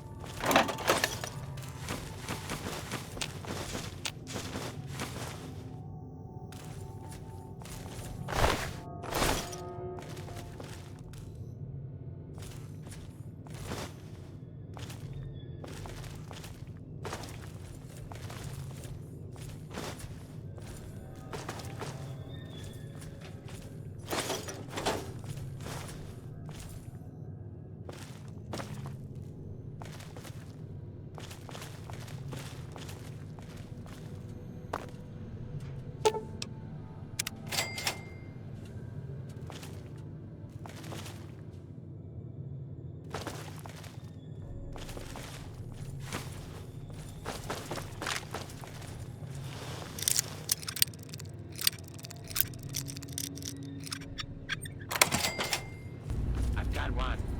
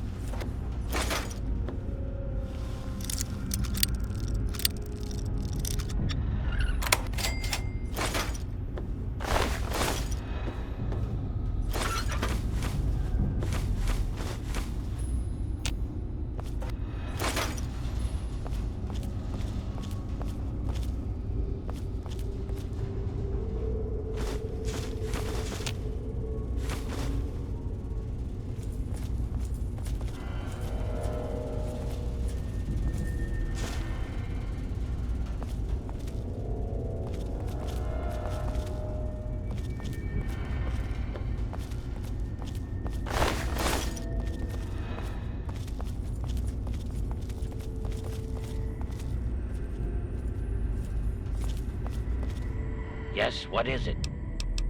Very well.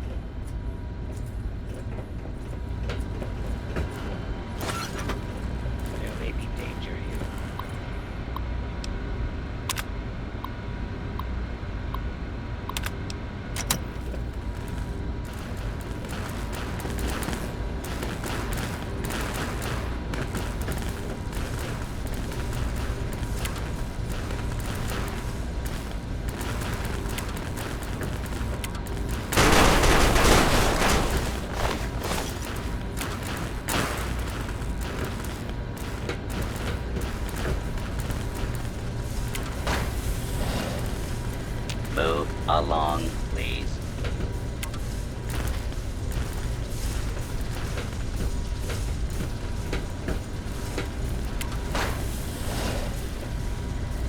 Move along, please.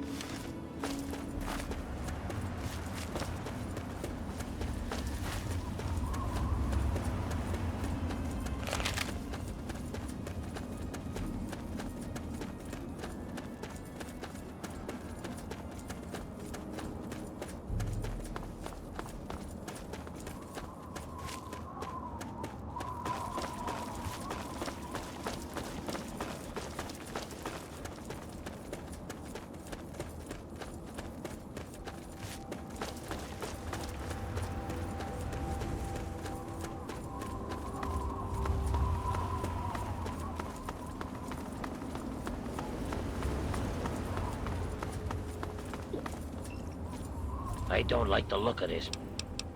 Very well.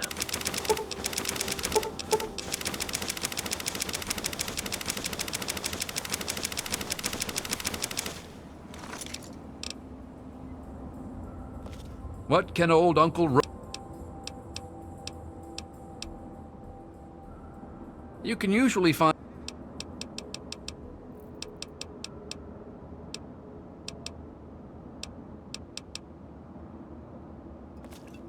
What's up? Only the best, hand-picked from the wastes, for what that's worth.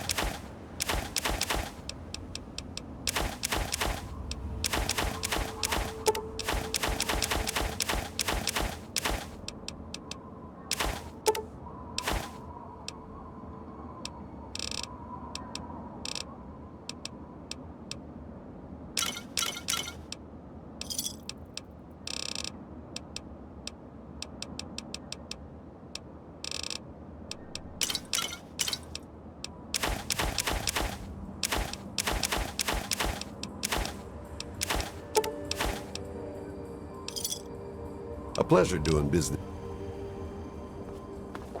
Hey.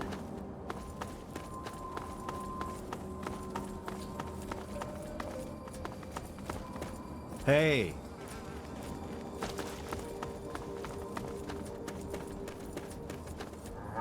I hear you're the one who's so deeply invested in my junk. Not as deeply as me, of course, but who is, really.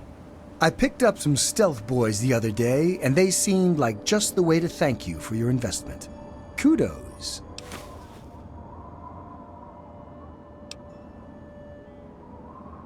Nothing but the highest quality leftovers, junk, and crap.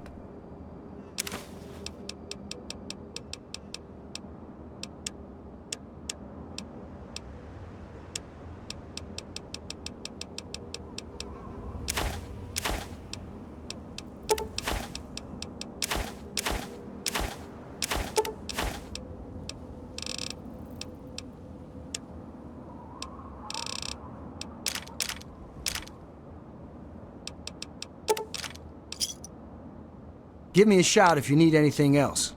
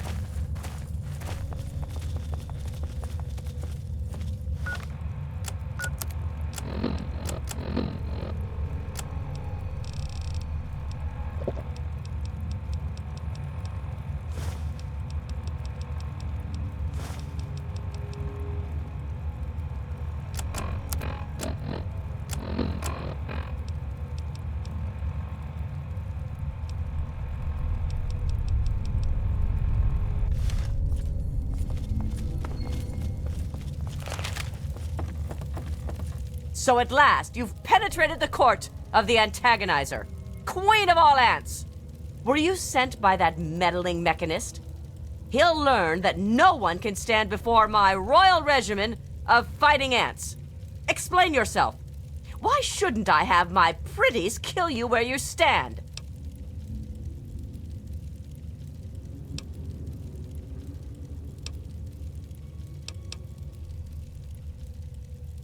Ha ha! You would walk here and presume to command me? Humanity's time has come to an end. Your kind died because it knew only petty bickering and wars.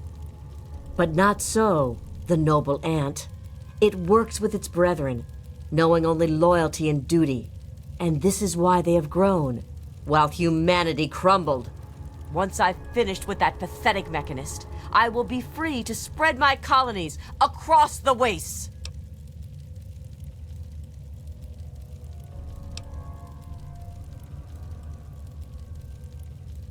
You're wrong. Humans are cruel, hurtful beasts. They can't be saved. We can't be... I can't go back. But I can't keep doing this. I can't be as bad as they were. Please, I think I've made some terrible mistakes. If you really think I still have a chance, just let me go. I'll give you the suit. No one ever has to see the antagonizer again. Just please, let me have another chance.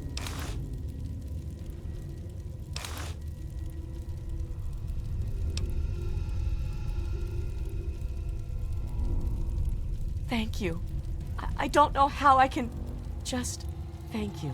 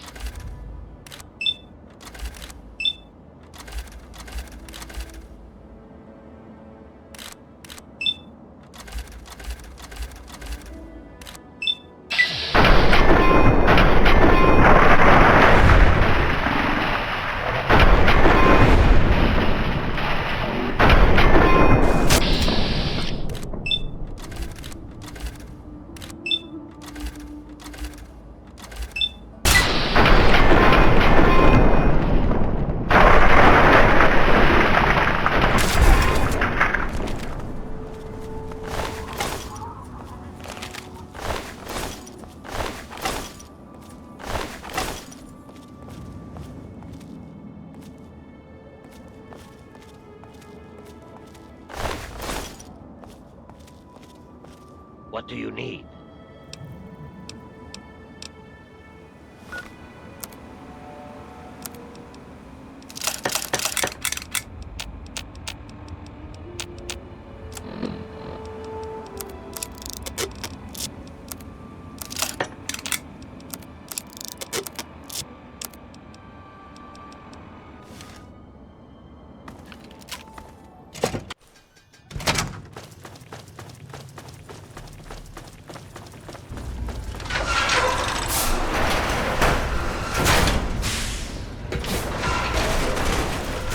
Move along, please.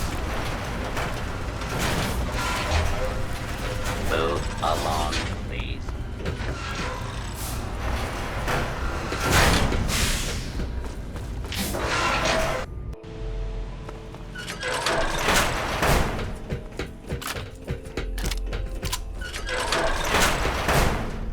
Well done. You have defeated the vile antagonizer, and you've brought back her suit so that we may destroy the last taint of her villainy. Hand it to me, and I'll make sure that no one else can ever bear the mantle of the foul antagonizer. Quickly then. Evil never pauses to contemplate its actions, so I see little reason that we should either.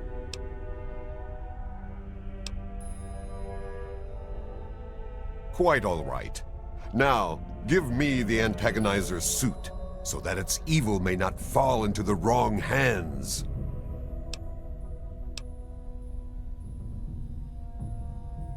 I can hardly leave it lying around for someone else to find, now can I? The threat of the antagonizer must be put to an end forever. I must not let her threaten all that humanity holds dear. Even now, twisted souls may seek to continue her legacy.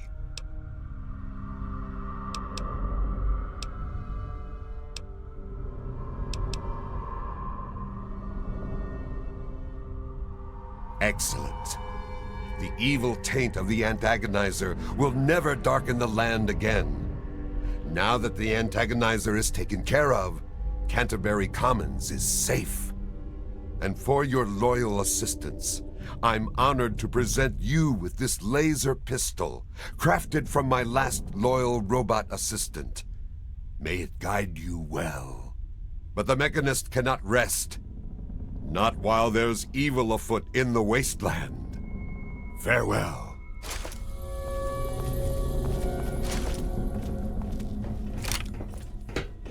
Really.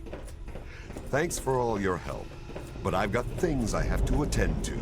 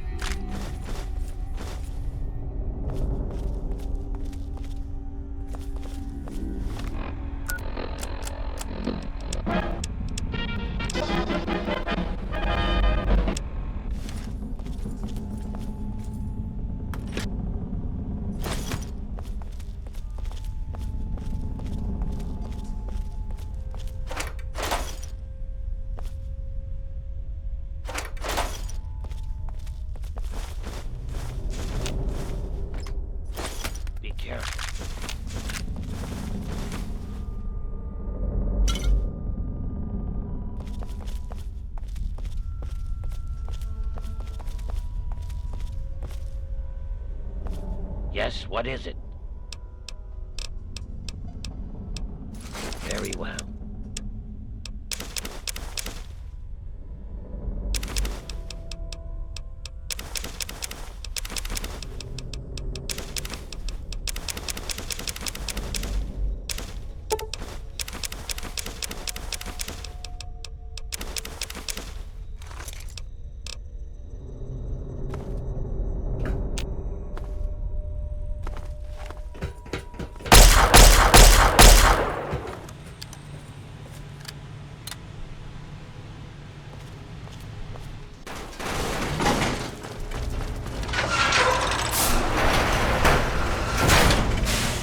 Move along, please. Move along.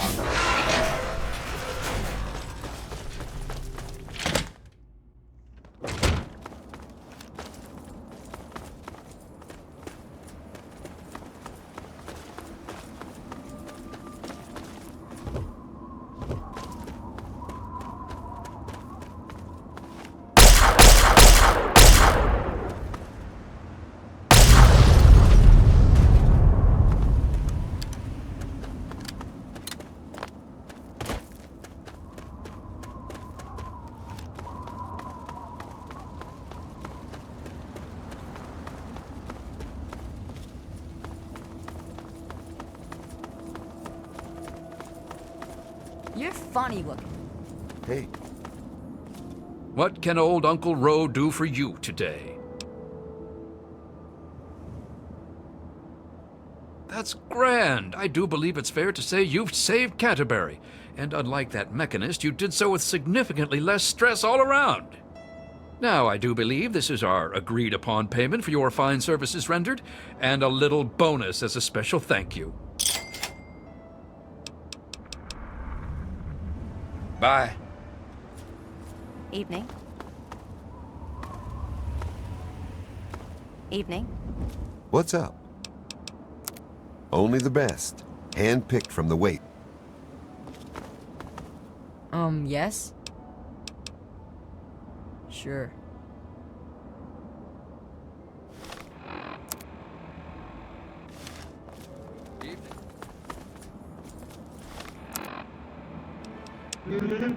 You're listening to Enclave Radio. I'm John Henry Eden, President of the Enclave, President of America, President of your heart. And now, one of my inspirational quotes from the mouth of your President, John Henry Eden, straight to your heart. This generation of Americans has a rendezvous with destiny.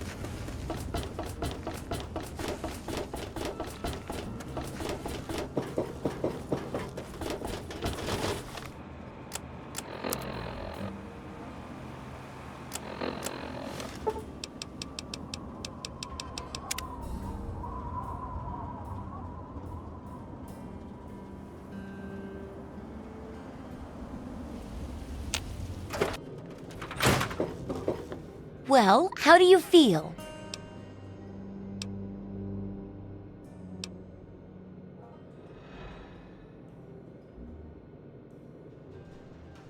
Well, I could hardly be an impartial observer in that case now, could I? It'd ruin the validity of the entire experiment. Besides, you wouldn't shoot me now, would you? How about I just leave you alone for a bit? Huh. Did you know the human body can survive without the stomach or spleen? Oh, what's up?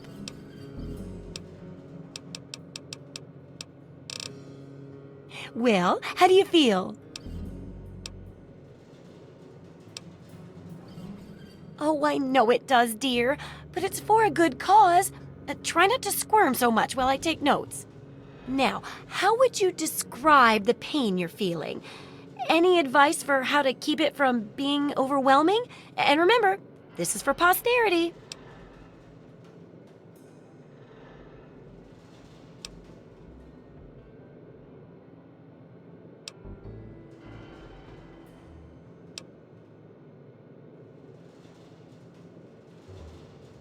That's a very enlightened attitude you've got. Shame it doesn't stop bullets, huh? Luckily, I'm here to patch you up. Now hold still and quit fidgeting. Ugh, how can you be walking around like this? Okay, I even stitched a little smiley face in you to keep up your spirits. It's kind of hard to see from your side, though. Here, take this environment suit of mine. It will help with medical tasks, and it should help prevent the effects of exposure, too.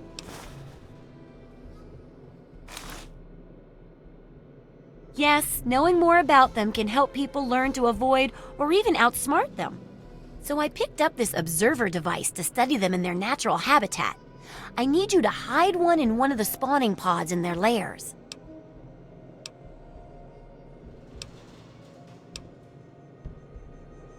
While you're working on that, I'll be following up on a lead I've got for a couple stealth boys. When you're done, they're yours. And who knows, maybe we'll learn something useful from the Mirelurks. That's great. I recommend the nest at the Anchorage War Memorial. I knew a trader who talked about the Mirelurks down there. Just go inside and find one of their spawning pods, probably down near the water. Put this observer inside and get out quietly. And be sure not to kill any Mirelurks inside their nest. If you do, it could ruin the validity of the study.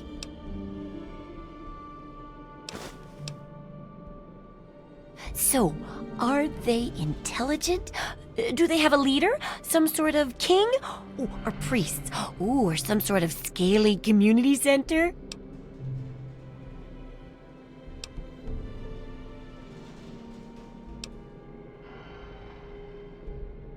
There's only one way to know for sure. Just slip the observer into a spawning pod at the War Memorial. I'll take care of the rest.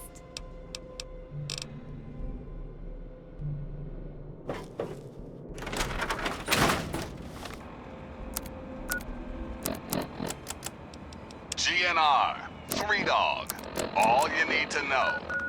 Seems we've got a bit of news. Just listen to this. 2 weeks. It's been 2 weeks since our boys in Power Armor kicked those Enclave bastards out of Project Purity and started that baby chugging.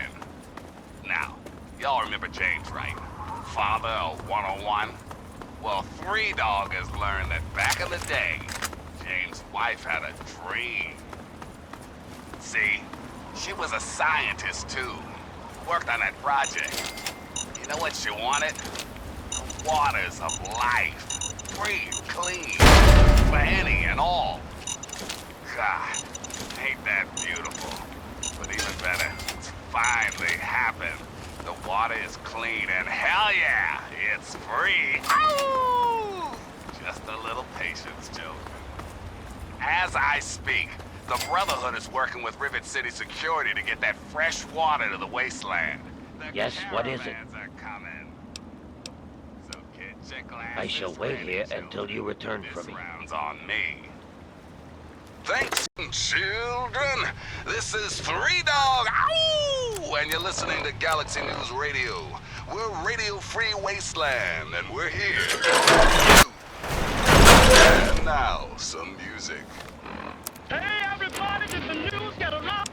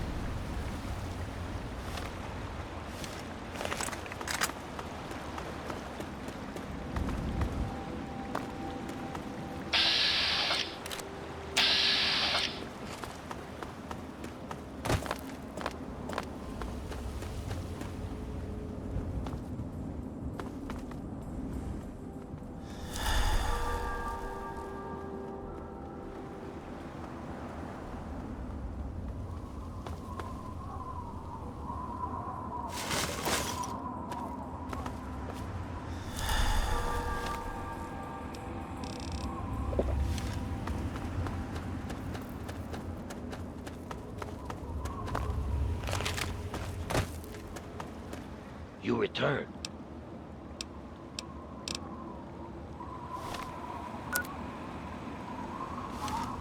What do you need? Very well.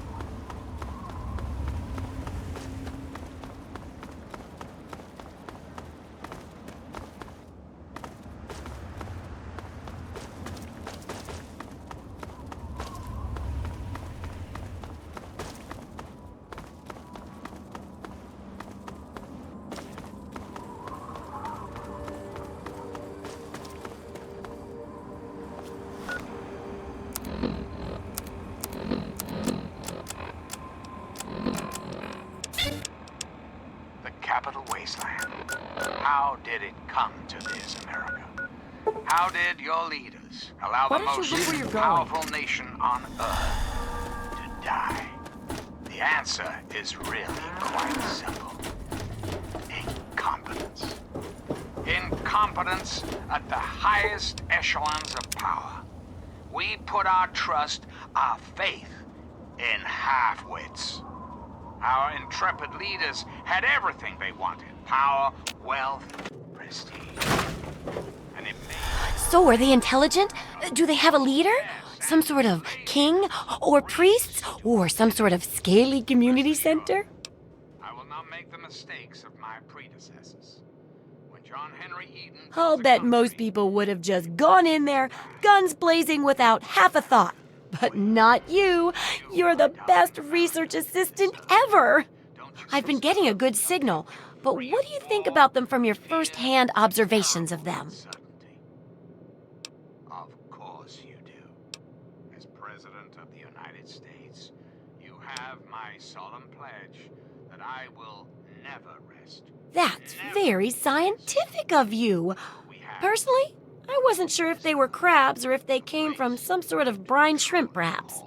Some of these observations about their armor and camouflage gave me an idea for reinforced, neutral-colored headgear. Here, consider it thanks for not interfering with them. Oh, speaking of which, take these, so you can continue to avoid them in the future. This is John Henry Eden signing off.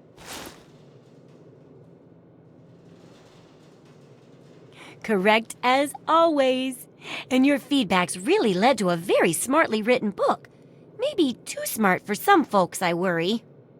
Of course, if the reader can't be bothered to understand something important as a book on how to stay alive, then what can we do, huh? And in case those readers blame you for their ignorance, here's your payment. 2 big boxes of ammo. Now, on to the next chapter. The last chapter is a bit more esoteric. It's about the survival of humanity as a whole and how to rebuild society. Deep stuff, huh? We need to know how large settlements are formed, how to harness the old technology, and I'll need you to get ancient history from a nearby library. We're in the last stretch now, so let's finish it up strong. What's first?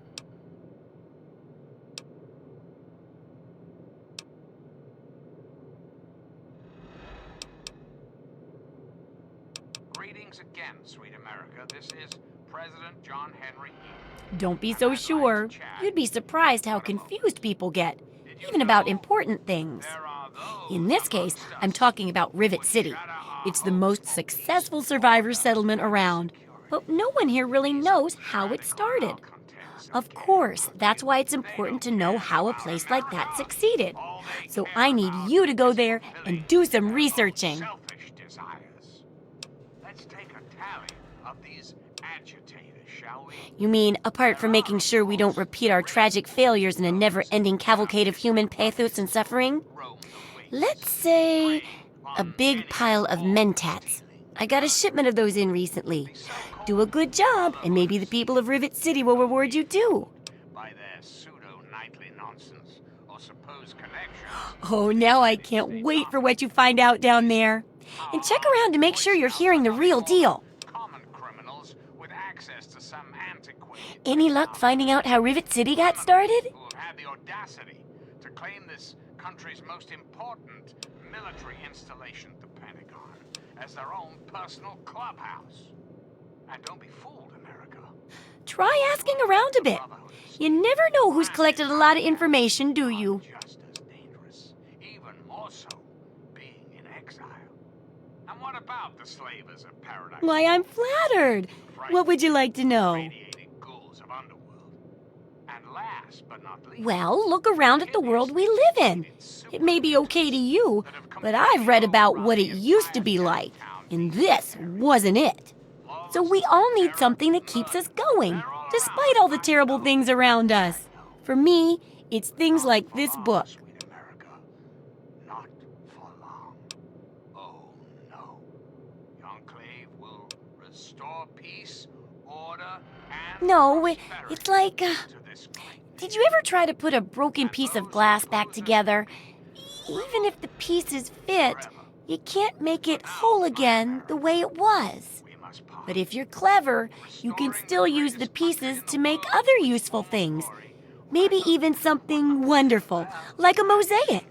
Well, the world broke just like the glass, and everyone's trying to put it back together like it was. But it'll never come together the same way.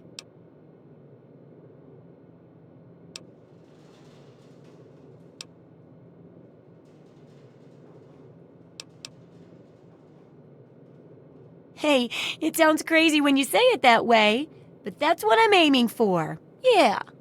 The Wasteland Survival Guide isn't much toward that lofty goal, but it's an important one. And that's why I need your help. I don't think I can do it alone.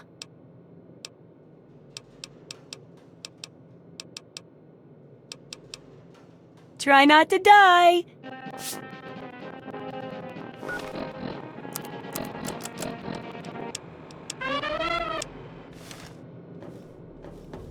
Yes, what is it? Very well.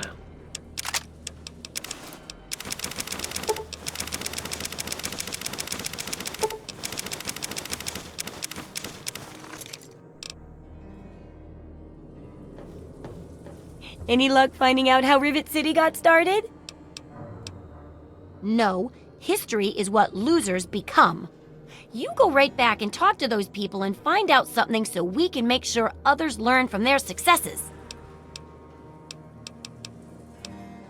What do you need?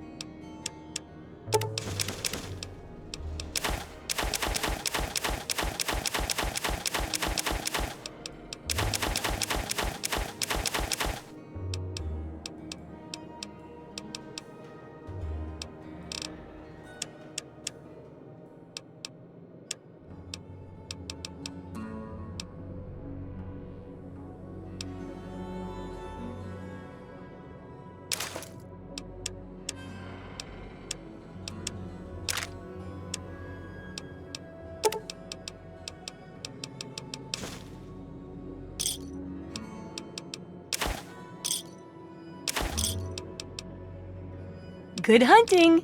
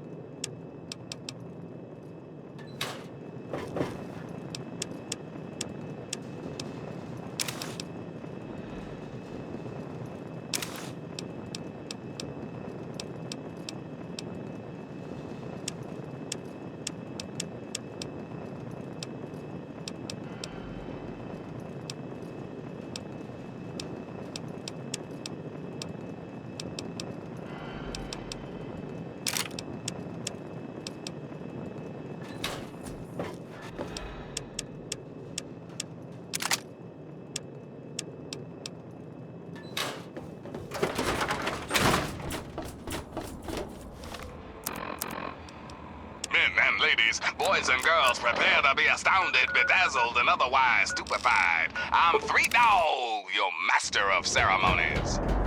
And here's me with the news. Today's weather excessively violent with a chance of dismemberment. Tune in later for our 5-day forecast. Until next time, this is Three Dog, and you're listening to Galaxy News Radio, bringing you the truth, no matter how bad it hurts. Now, some music.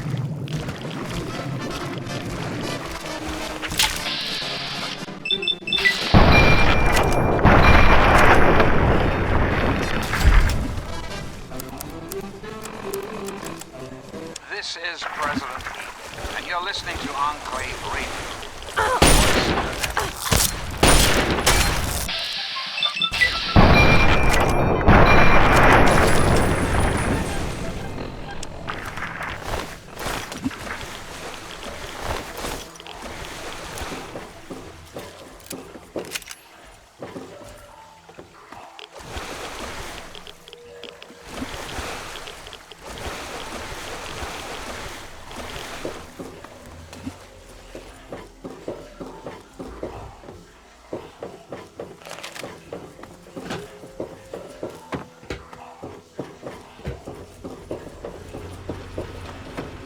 What's the big idea? Stay sharp. They're everywhere. What? I have better things to do than yak about those backstabbers up topside. Now get going.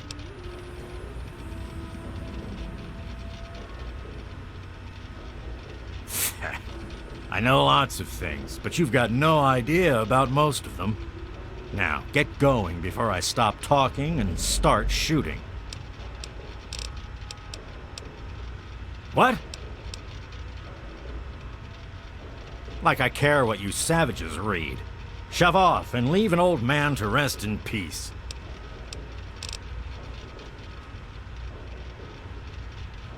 Don't let your guard down.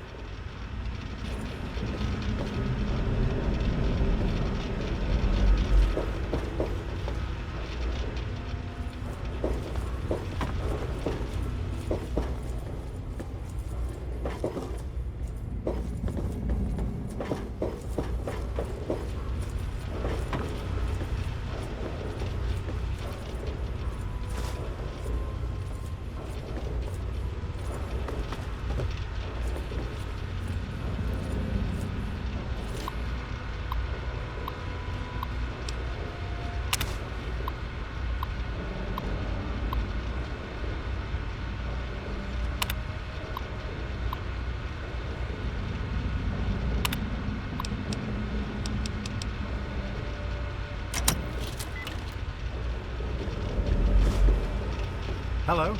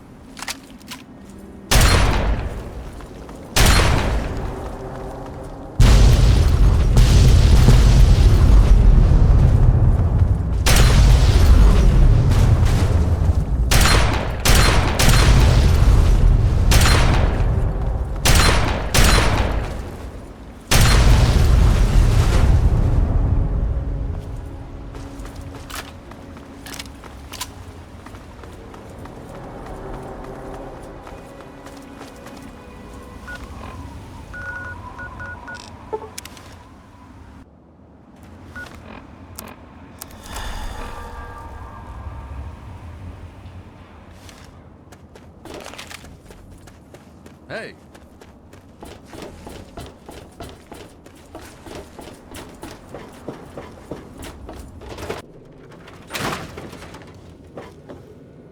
Hey, don't mind the smell. I was just testing a few chemicals, but it's perfectly safe to breathe. Really? Any luck finding out how Rivet City got started?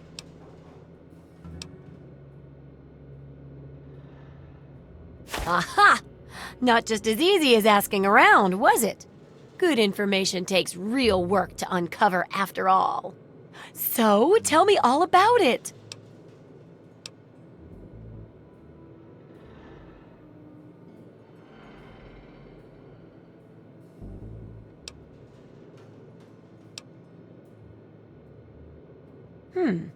With the protected location and resources that came from those scientific advances, I can definitely see how it grew so quickly. A bit of smarts leads to a big reward, huh? Speaking of which, in thanks, have a few of these for the next time you've got to be quick on your wits. Oh, and I'll let the Rivet City traders know they'll be favorably mentioned in the book. You'll get a discount buying gear from them in the future.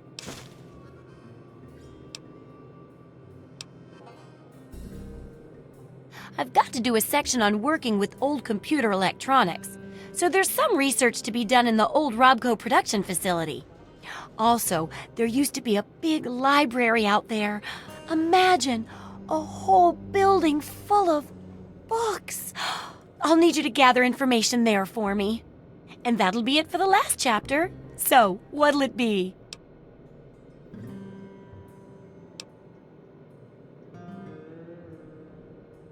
Oh, that sure saved me a lot of time.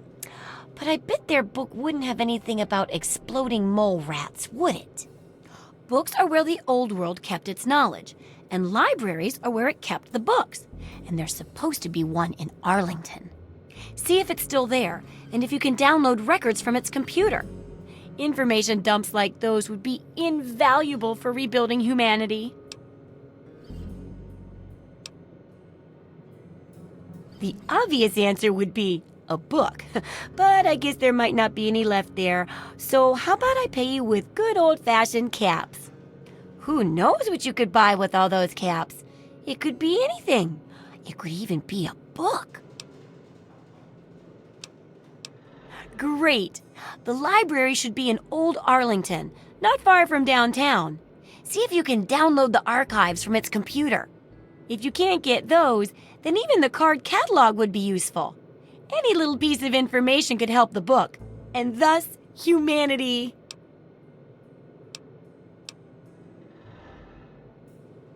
Is it there? Are there books? Can I go borrow some?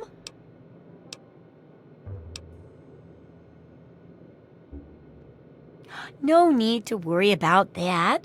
It's got to be around. It's a government building, and they were all built to the highest construction standards. I could swear I read that in an old book somewhere, so it's got to be true. Try not to die. I really hope you're not thinking of breaking into there.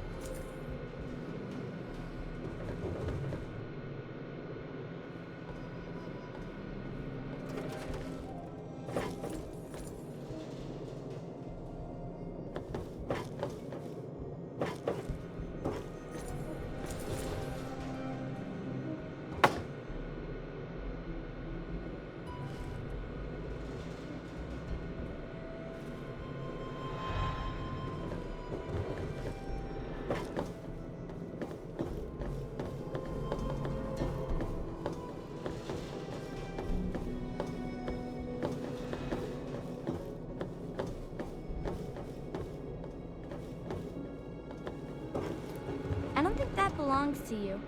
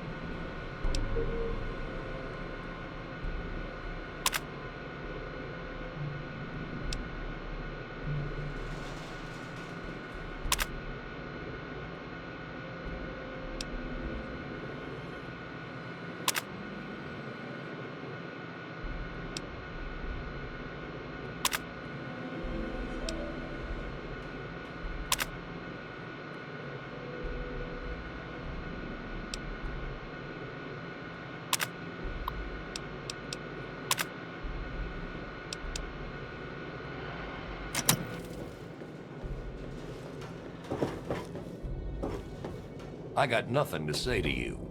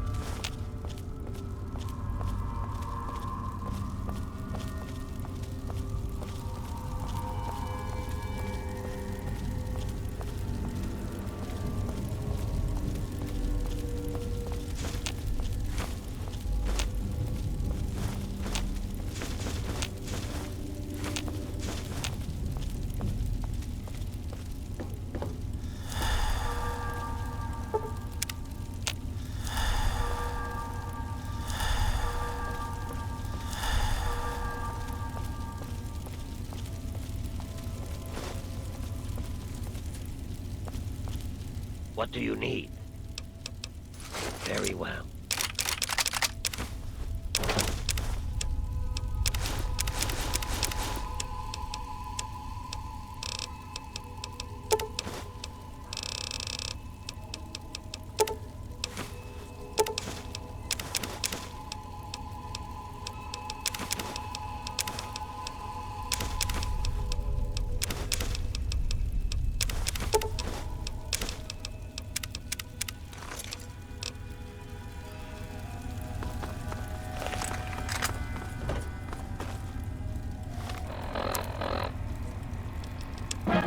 I'm President John. This is a hot radio. The voice of warmth and reason in this cold, unreasonable world.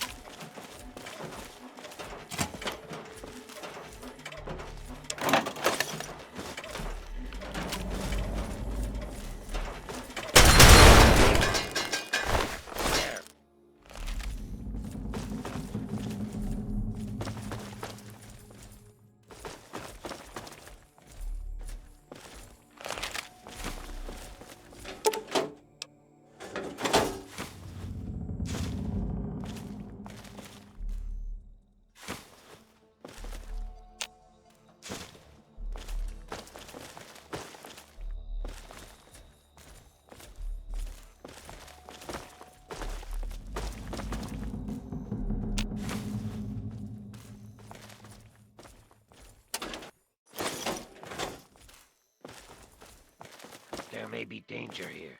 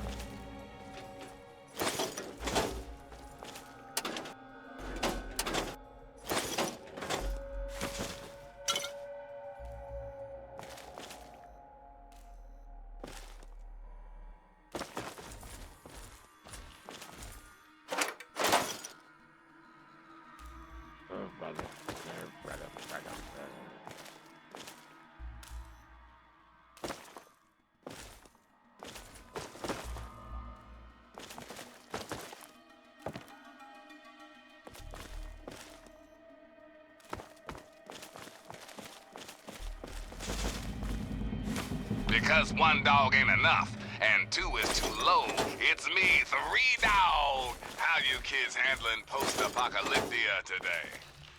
We interrupt our regularly scheduled program for some news. Here's a question for all you faithful listeners. Have you guys and gals ever seen a tree?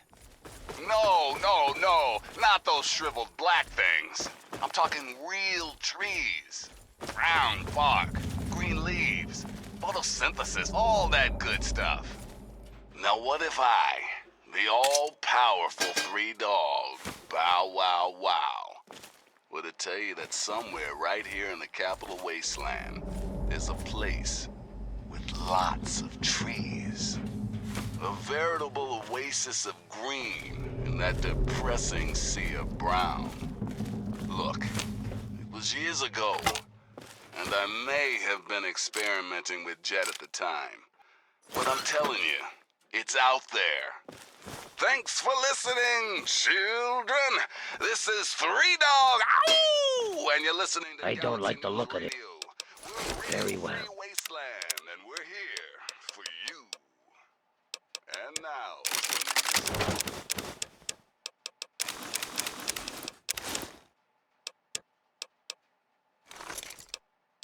I'm as corny as Kansas City.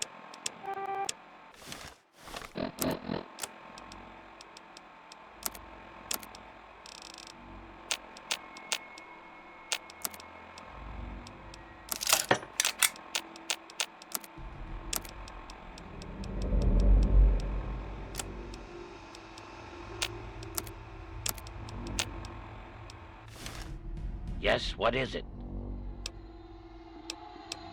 Very well.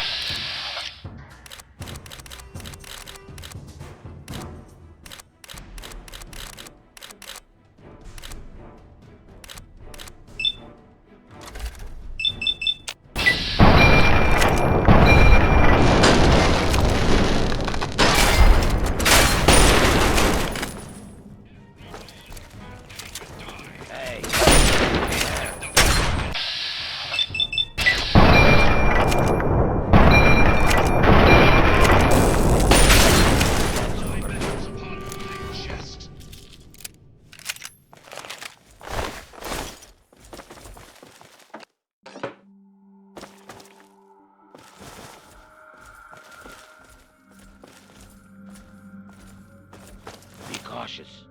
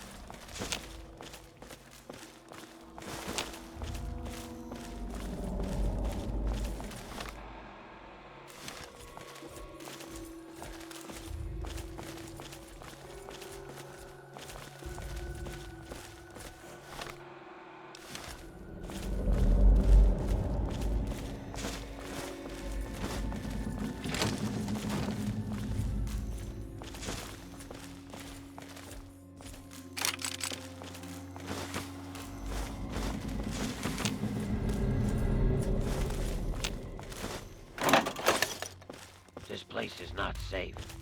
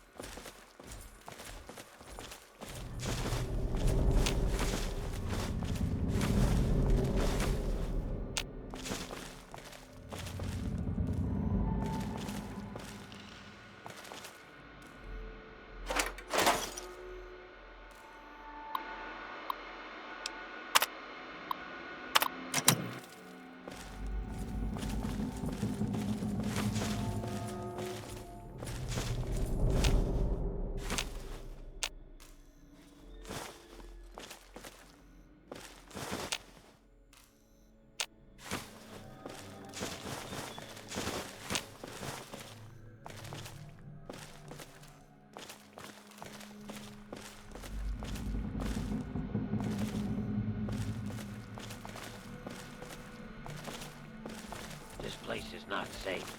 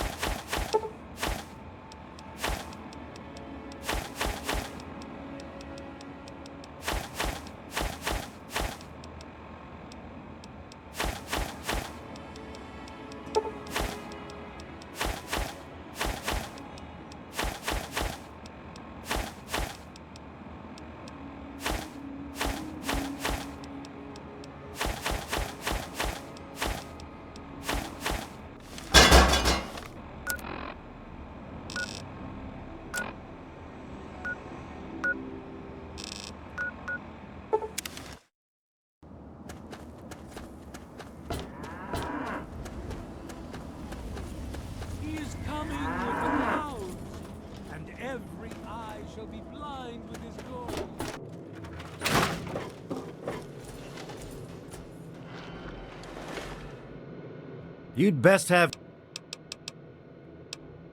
Yeah.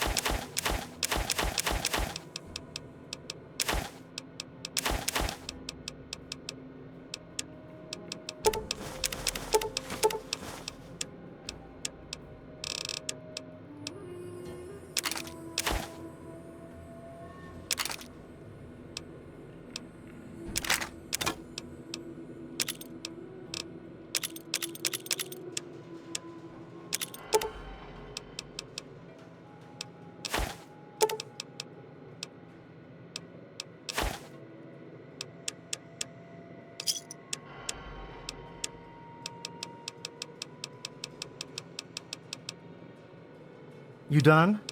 Good.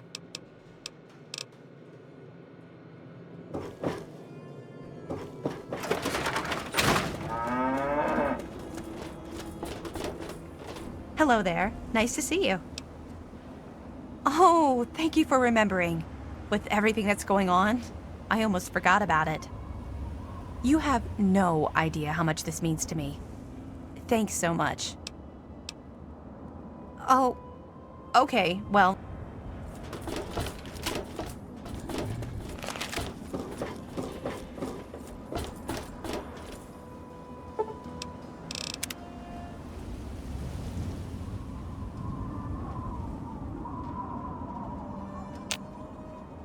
Yes, what is it? Very well.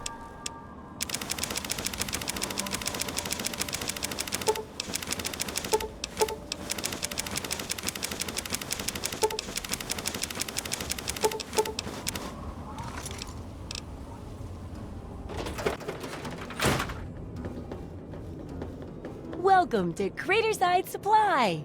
Is it there? Are there books? Oh, can I go borrow some?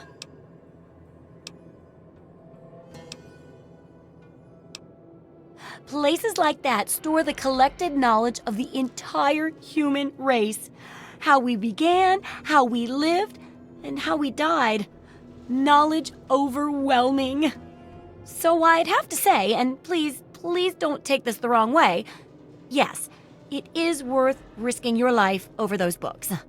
I mean, no offense.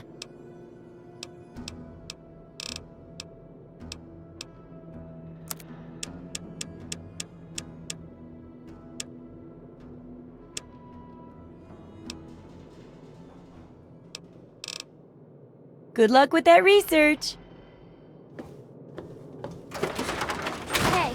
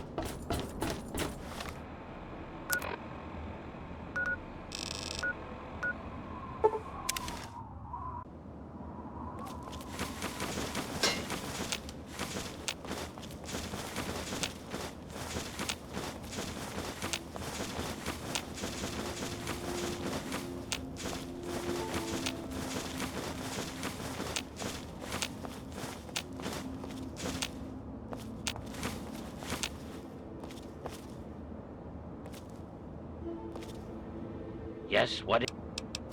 Very well.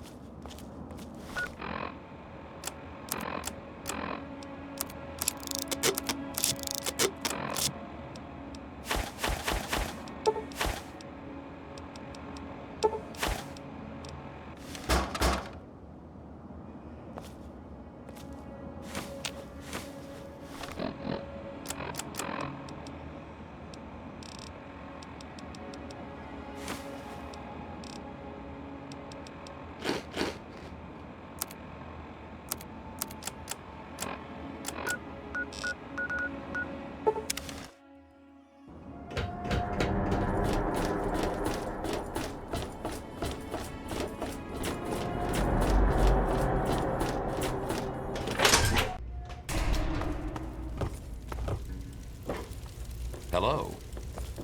Have you seen my good-for-nothing... Yes, what is... Very well.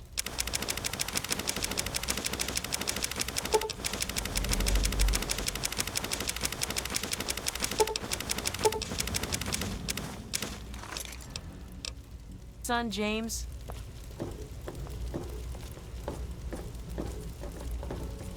Tamper with that, and we're going to have a problem.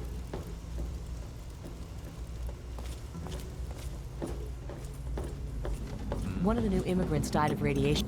Decided to check out the shop, eh? Here, in Rivet City? I'm packing, and most of the rest of these guys are packing. Not to mention security. Need to do some killing, eh?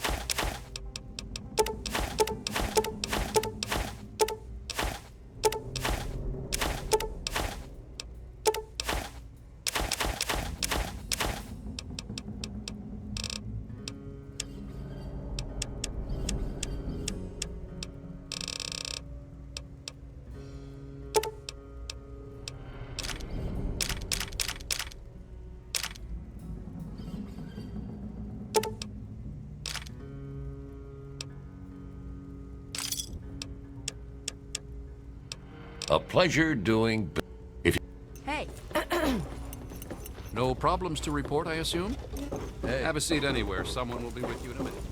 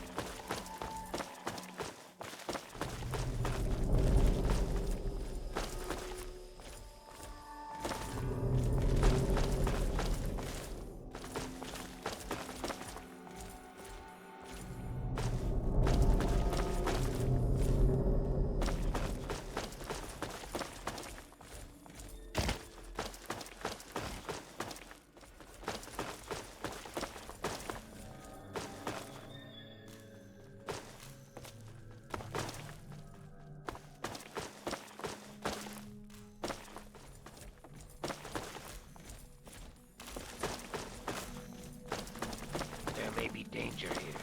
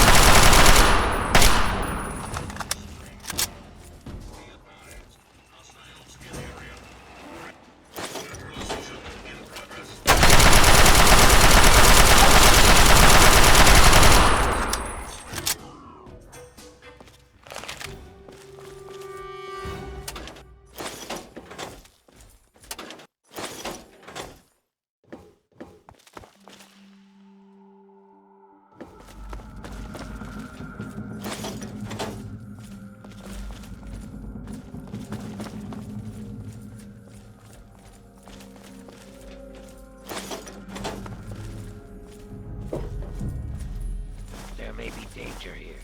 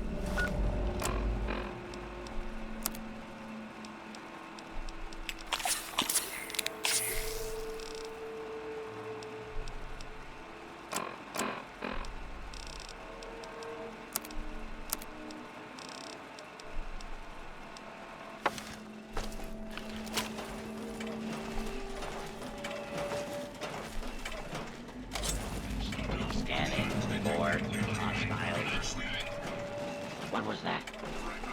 This area's clear. Proceeding with search.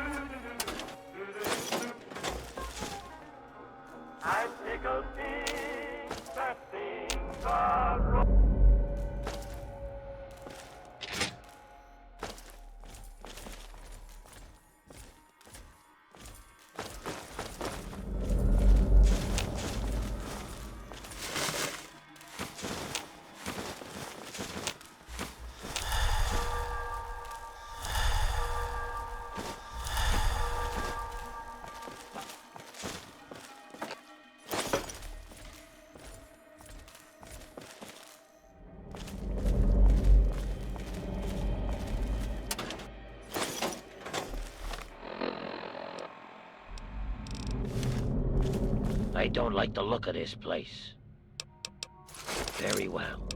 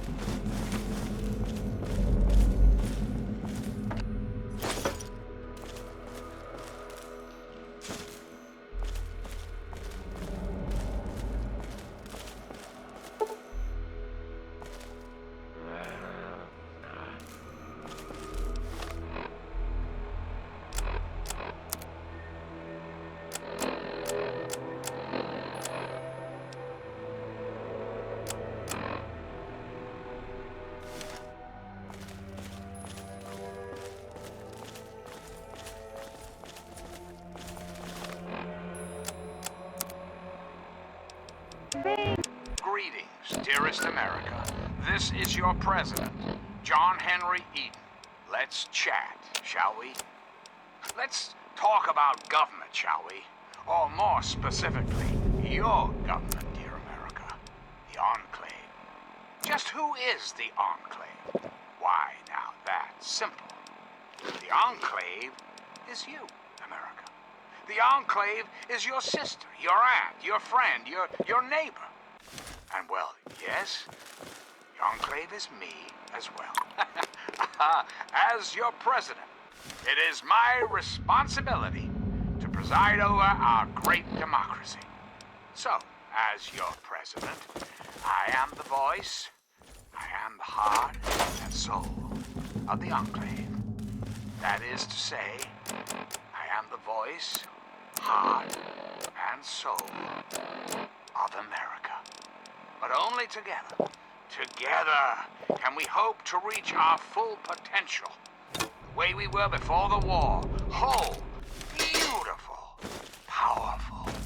One Enclave, one America. Now and forever. We've got a part now, you and I. But don't be sad, America.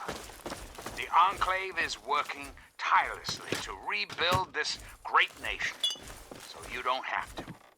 Till we meet again, this is John Henry Eden signing off.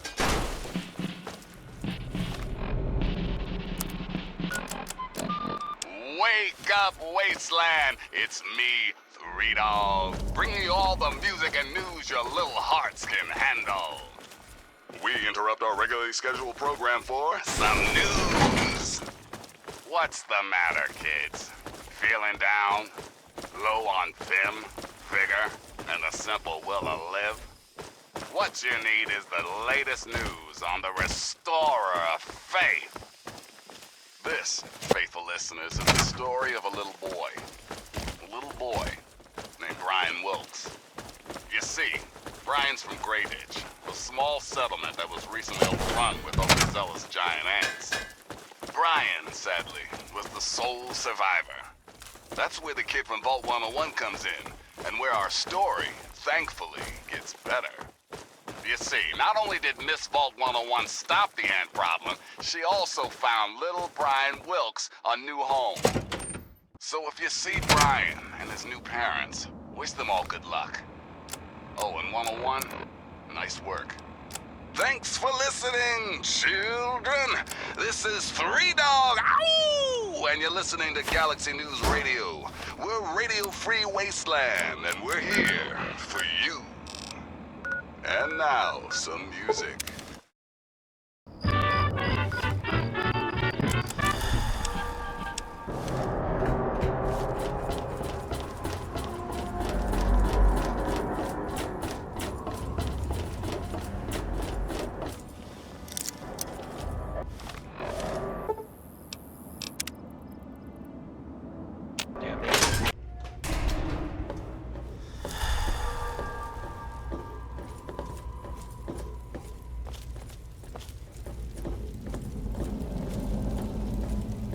Any trouble in this area?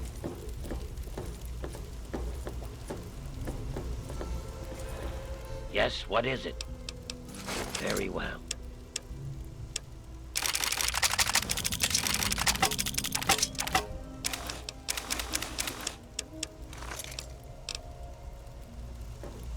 Welcome to Potomac Attire. I think I've seen you in here before.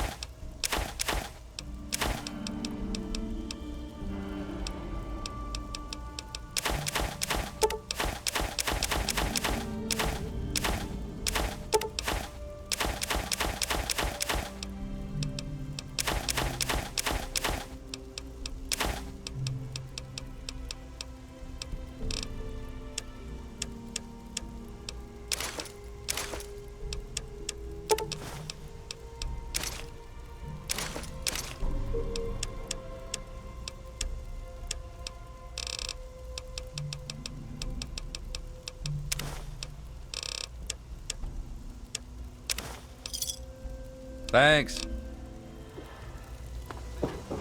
Nice to see you again. Are you looking for a quick fix?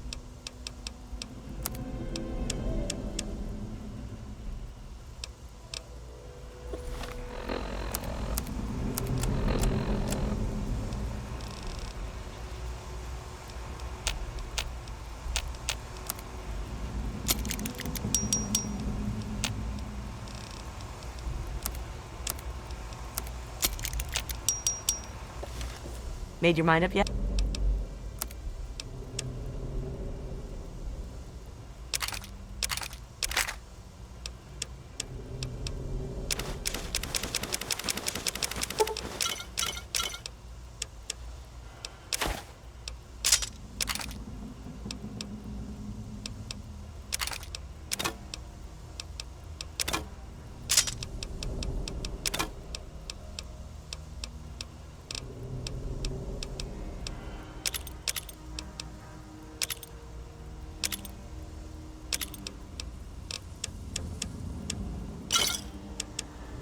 Another.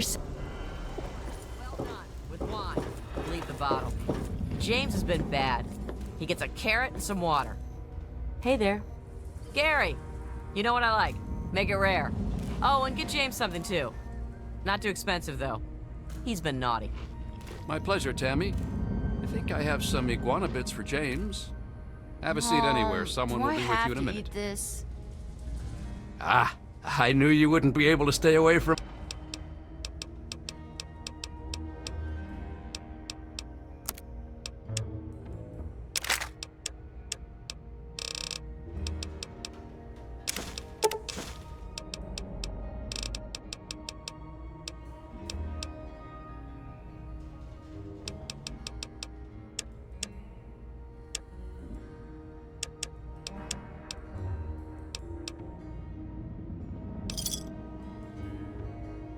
Another satisfied customer? Shut your trap! You'll eat what I give you and be grateful for it. Or I'll give you something to be really sorry for. I'm done, I Mom. need a drink. I'm going to play with CJ. There was some sort of battle in the city yesterday. If you want a gun, you've come to the right place. If you want...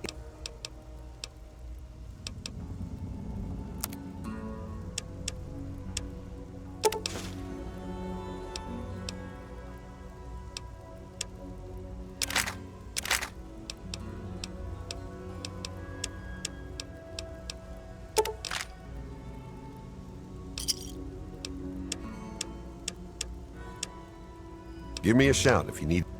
Over an hour. Did you hear about the fight in the Muddy Rudder last night? Hey!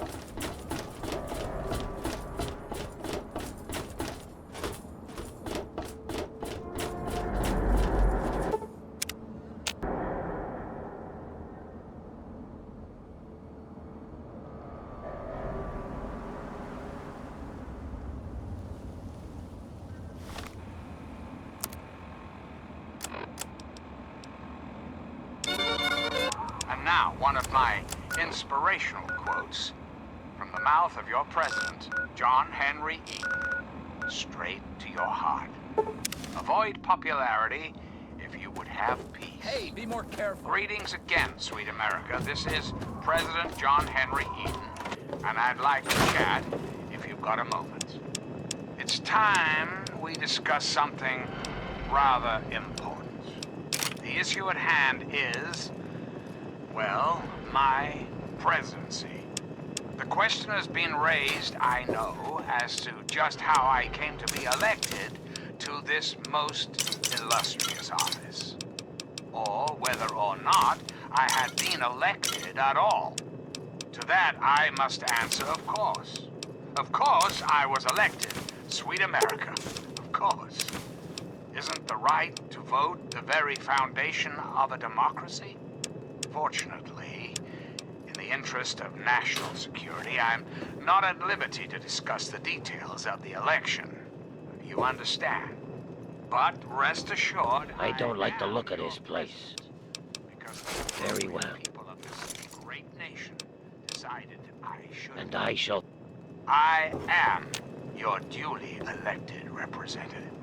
Of course, when the time comes, when my term is up, America will be free to elect a new president. And that person will have our full faith and confidence and carry our collective values forward.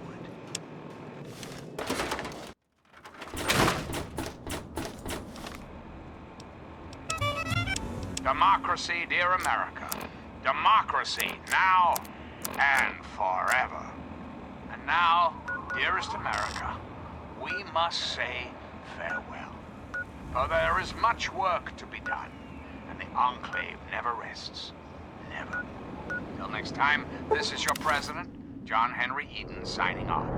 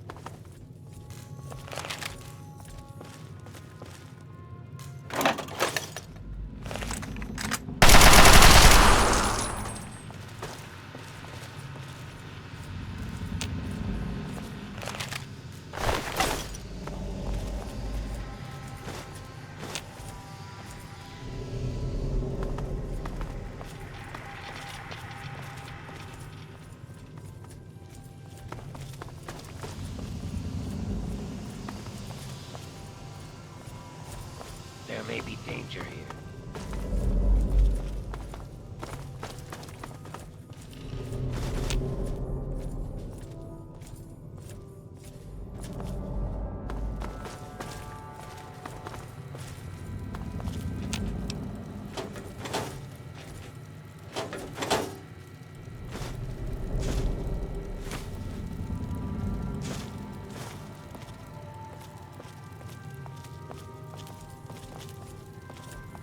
Yes, what is it? Very well.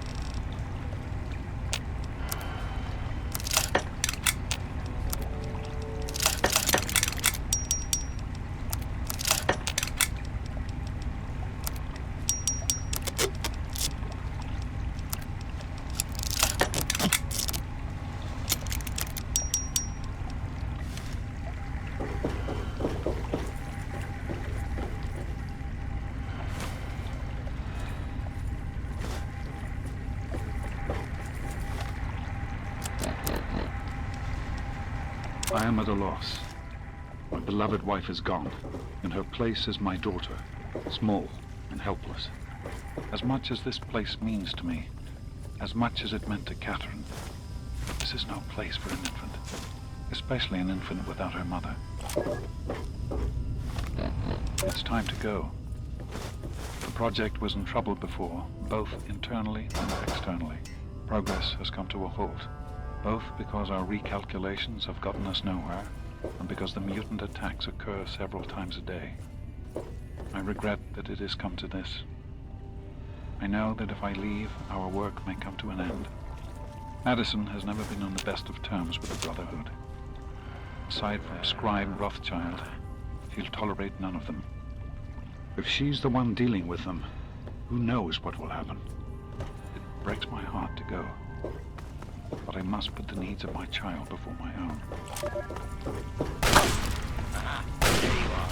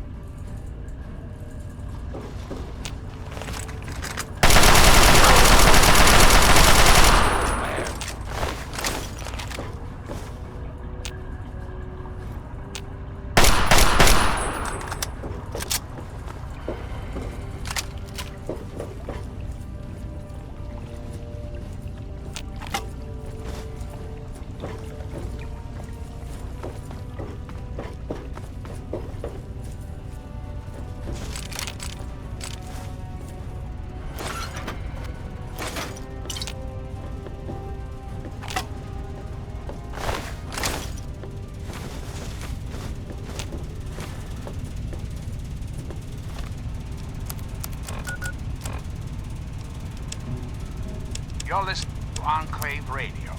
I'm John Henry Eden, President of the Enclave, President of America, President of your heart.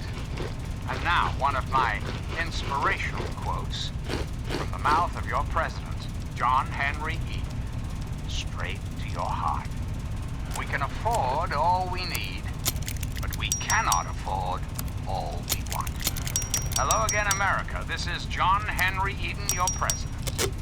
There are some things we should talk about, if that's all right. When I was a child, growing up in rural Kentucky, I had the best friend a boy could hope for, my dear old dog, Honey. Oh, the adventures we had. From Nod Creek to Hagenville we roamed, carefree and courageous, irresponsible, and completely inseparable. It was, for a little boy, the perfect existence. So, let me ask you, America, how many of your children can say the same? How many of this nation's youth are truly happy, truly carefree? Well, we both know the answer, don't we? None. America's children live in a terrifying, meaningless existence. There is no hope, no happiness. That changes right here, right now. From this moment onward, the children of this great nation are its highest priority.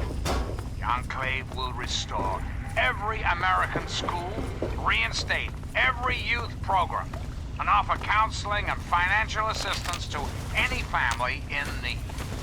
We will match up the destitute, orphan children of the capital wasteland with qualified, eligible adults.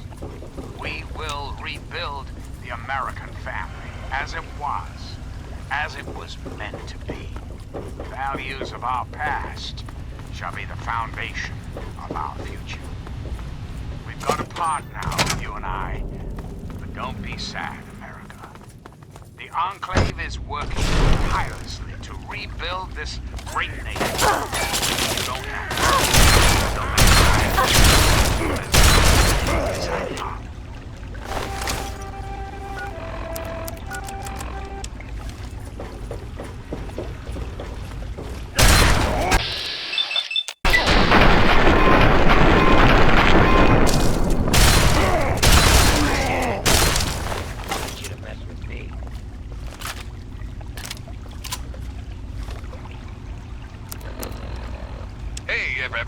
This is 3 Dog, your friendly neighborhood disc jockey. What's a disc? Hell if I know, but I'm gonna keep talking anyway. Seems we've got a bit of news. Just listen to this. What's the matter, kids? Feeling down? Low on vim, vigor, and the simple will to live?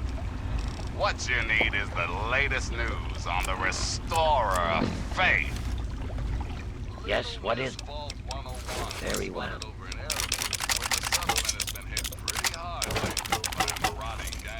Riotous ruffians.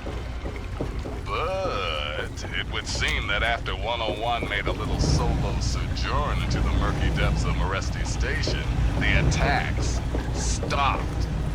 The cherry on top? She emerged a short time later with a lad named Ian West, who presumably had been taken captive in the latest raid. So what happened down there in the stinking, slinking subway tunnels? Friendly chit-chat? Or a classic case of shotgun diplomacy? In the end, I guess it doesn't really matter. Arafu is quiet once more, thanks to the efforts of a lone wanderer from Vault 101. Thanks for listening, children. This is 3 Dog, ow! And you're listening to Galaxy News Radio. We're Radio Free Wasteland, and we're here for you. And now, some music.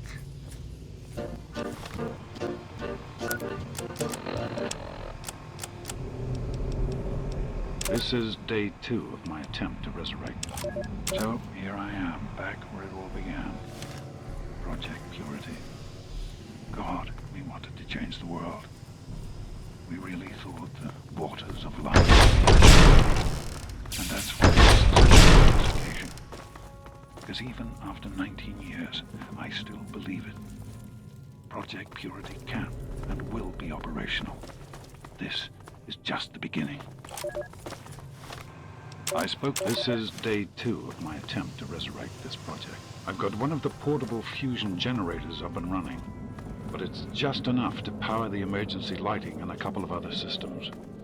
That will serve for now, but I'll need help powering up the mainframe.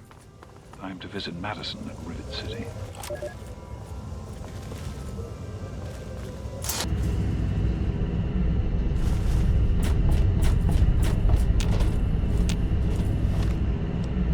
I spoke with Dr. Lee, Madison, at Rivet City. It went about as well as I expected. That is to say, she thinks I'm completely mad. How can I blame her? She's got her own life, her own team, and is making real, tangible scientific progress. Here I come again, very paragon of failure and false promises. But the reality is, I need Madison, whatever scientific team she may have assembled. I can't do this myself. Project Purity is bigger than me. It always was. And without Catherine, God, I can't let this die. Not again. Not like this.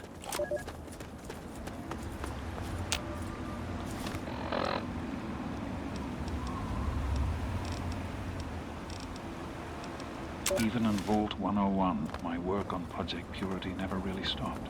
Soon after we arrived, my nightly routine included sneaking into the restricted areas, searching for, I don't know, whatever I could find.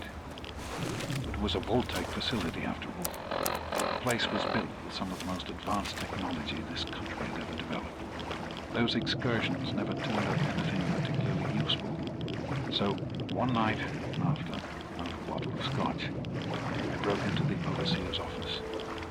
It was easy enough to hack his console, gain access to the restricted files. Most of it was garbage. Propaganda, spy reports, just plain rambling bullshit, really. But there was one thing, one name that stood out amongst all the others. Dr. Stanislaus Braun. I knew of Braun's work, of course. He was a celebrity in his day, Voltec's sorcerer scientist, leaving his peers in awe of his technological skill. But it was in Vault 101 that night in the Overseer's office I first learned of Braun's involvement in Voltec's sociable preservation program and his work.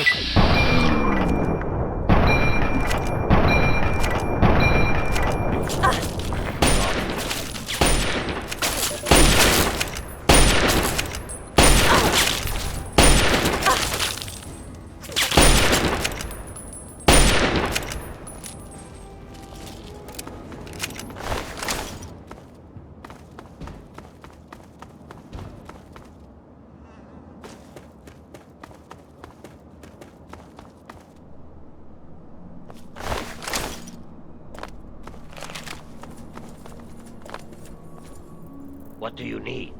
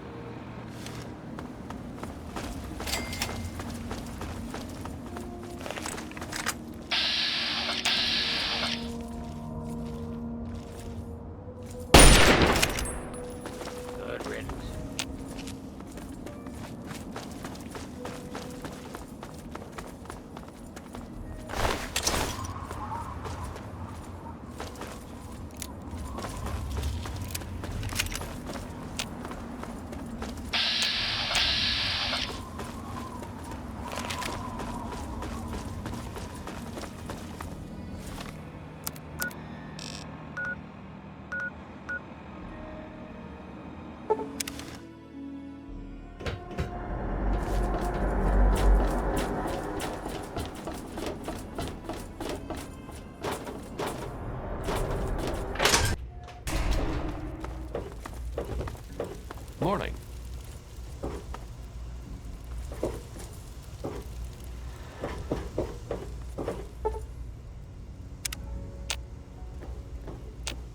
If you want any of this shit,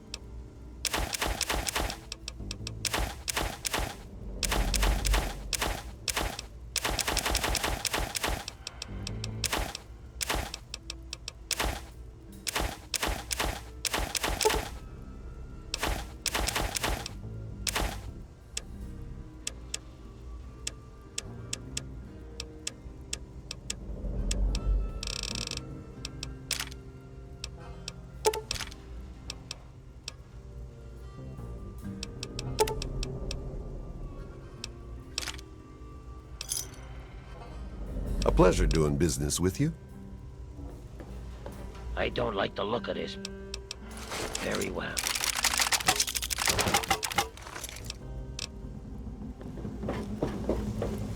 Oh, it's you.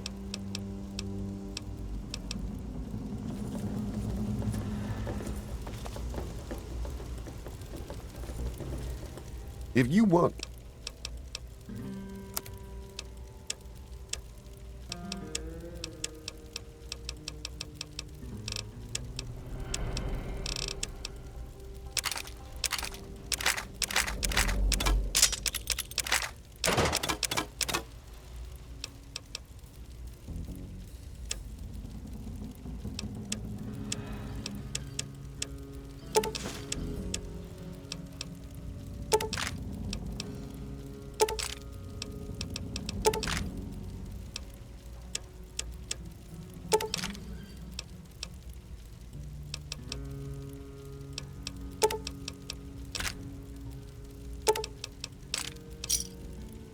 Thanks.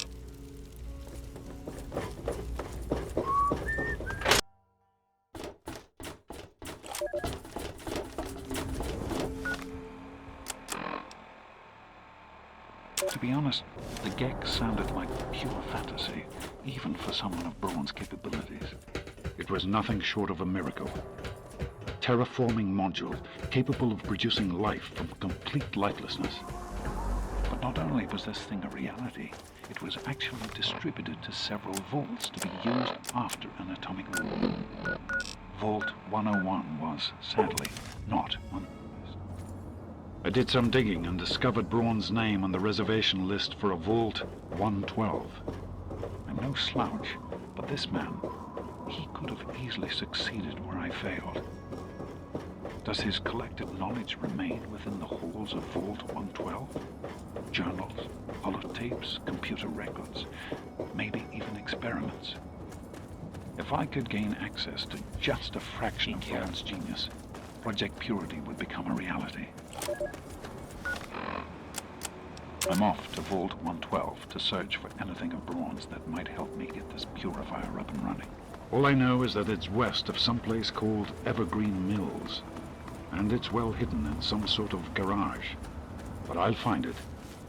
I have to. It's so close. But that's the story of Project Purity, isn't it? An eternity of almost theirs. Let's see if Braun has the missing puzzle piece.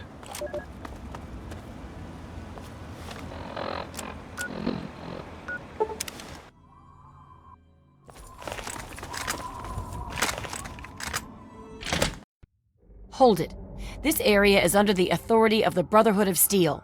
Leave immediately. You're awfully brave to be walking around down here by yourself. Are you scavenging the ruins?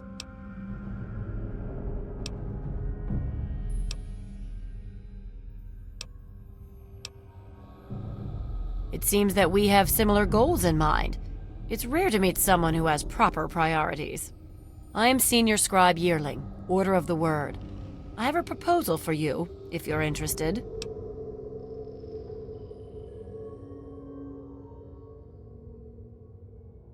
I find that to be so with many wastelanders. It may involve money, if you choose, or there may be other forms of compensation.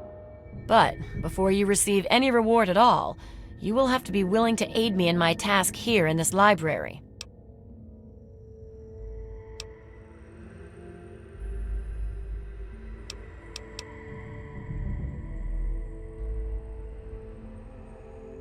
If nothing else, I admire your commitment to your chosen focus.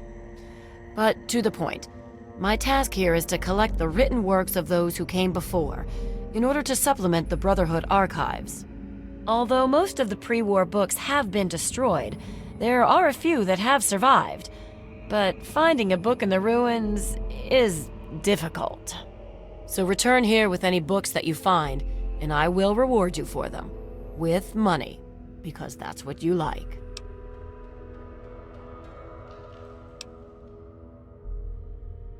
We have set up this area as a forward operations center for our project. The books we collect can be recorded with the computer systems here. We then ship them, under escort, back to the Citadel for transcribing into the archives there. Books represent the collected knowledge of the world before. Everything from a child's storybook to a detailed technical guide has value. By assembling and recording this knowledge, we scribes can analyze it and use it to further the goals of the Brotherhood, whatever our Elder decides that those goals are, that is.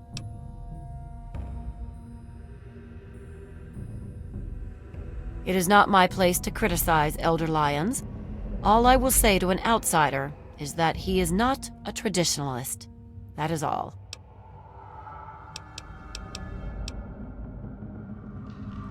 The front desk computer has access to the card catalogs, but it appears that it's lost the connection to the main archives. Here's the password. Now, you might be able to find the central computer further in there, but I'm afraid you'll have to do that without me. I'm a scholar, not a fighter. You have no such thing. I do not have time for these jokes. Of course.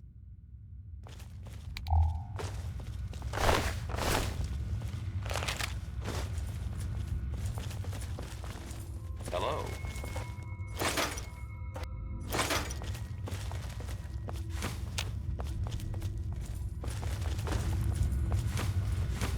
Remember my offer, outsider. Cash for pre-war books.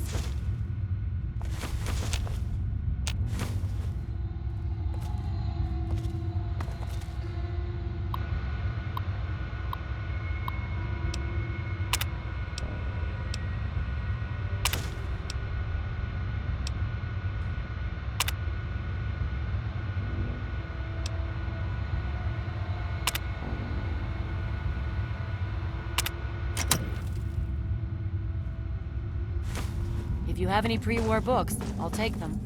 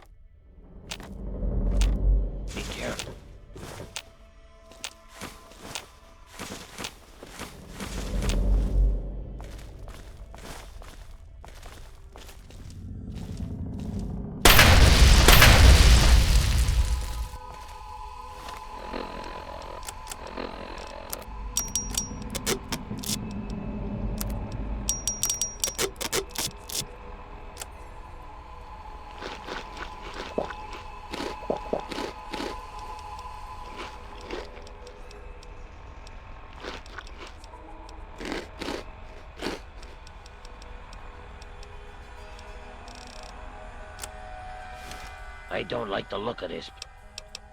Very well.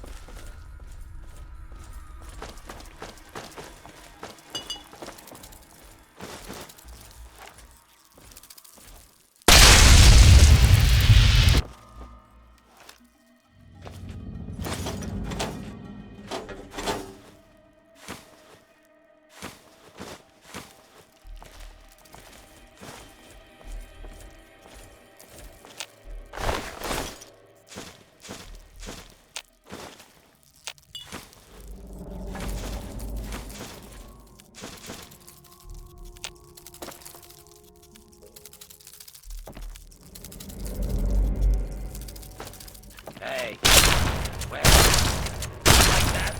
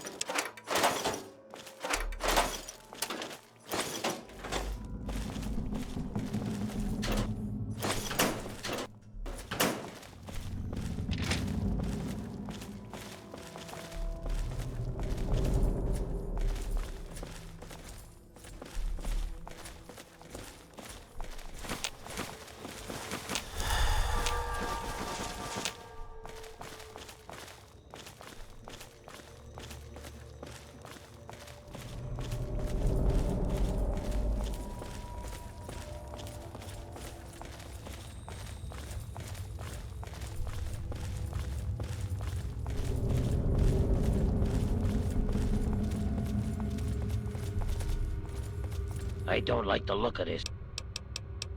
Very well.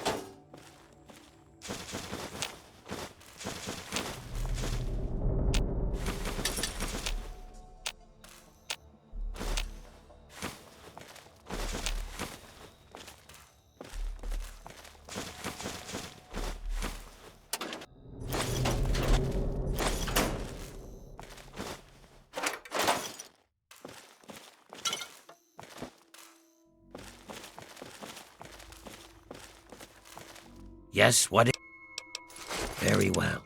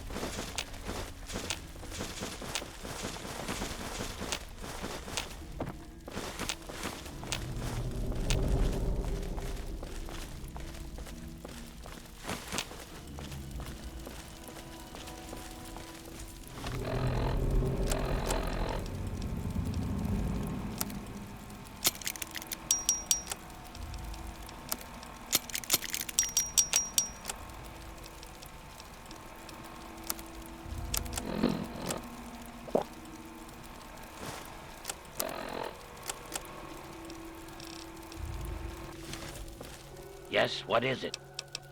Very well.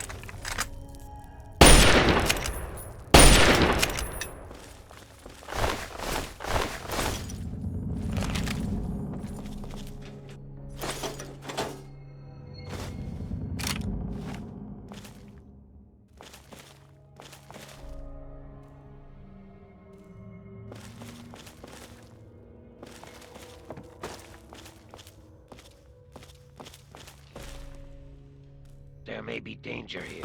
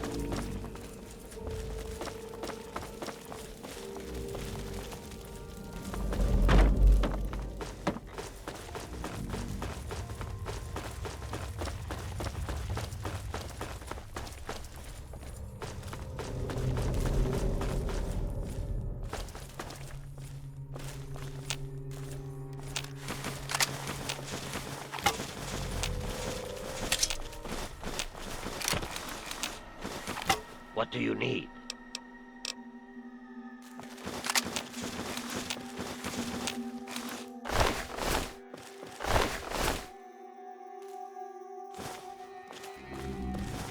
What do you need?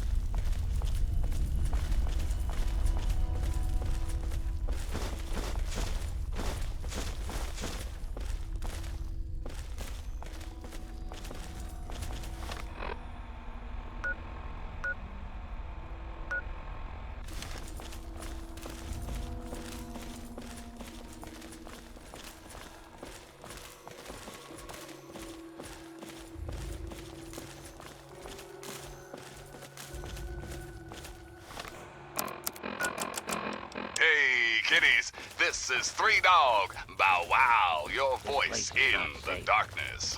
Or at least the radiation. What rhymes with shoes and often gives you the blues? That's right. Brotherhood is at your It's service. time for the cashews. Okay, that doesn't really rhyme. What's the big idea? How about news? 2 weeks. It's been 2 weeks since our boys in Power Armor kicked those Enclave bastards out of Project Purity and started that baby chugging. Now, y'all remember James, right? Father of 101? Well, Three Dog has learned that back in the day, James' wife had a dream. See, she was a scientist too. Worked on that project. You know what she wanted? Waters of life. Free and clean. For any and all. God, ain't that beautiful? But even better, it's finally happened. The water is clean and hell yeah, it's free. Ow! Just a little patience, children. As I speak, the Brotherhood is working with Rivet City Security to get that fresh water to the wasteland. The caravans are coming. So get your glasses ready, children. This round's on me. Until next time, this is Three Dog. Ow! And you're listening to Galaxy News Radio, bringing you the truth, no matter how bad it hurts. And now, some music.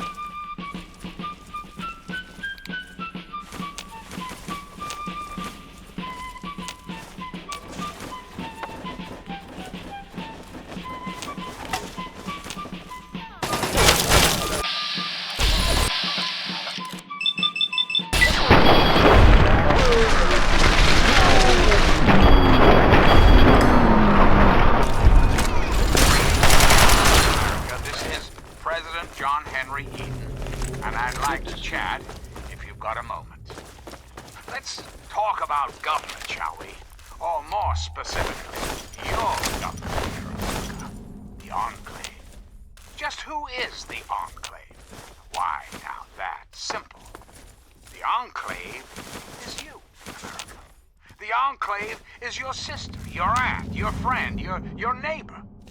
And well, yes, the Enclave is me as well.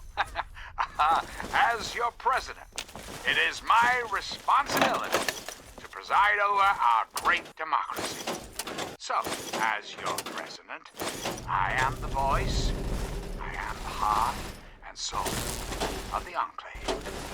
That is to say, I am the voice, heart, and soul of America. But only together, can we hope to reach our full potential. The way we were before the war. Whole, beautiful, powerful. One Enclave, one America. I don't like the look. And forever. We've got apart now, you and I. But don't be sad, America. The Enclave is working tirelessly to rebuild this great nation, so you don't have to. Until next time, this is John Henry Eden signing off.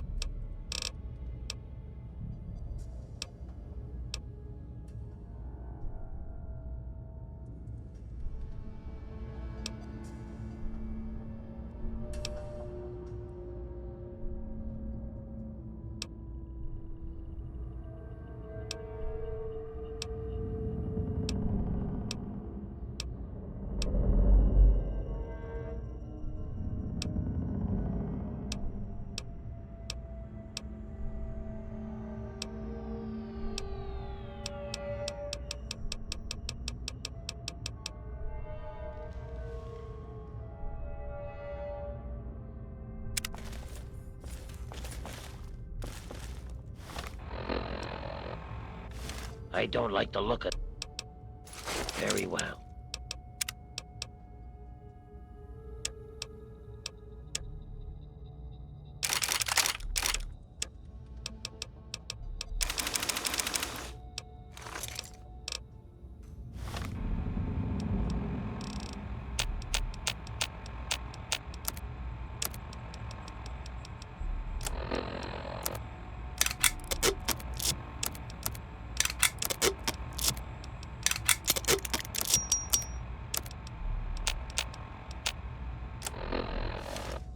Yes, what is it?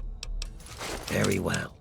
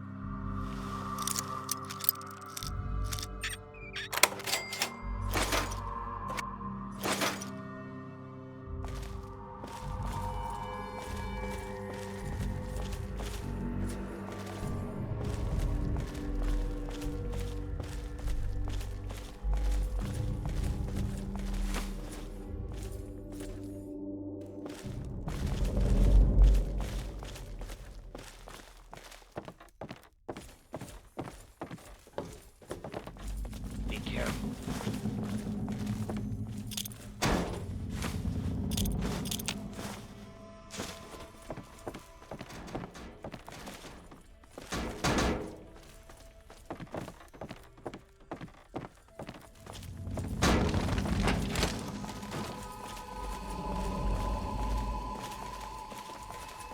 careful.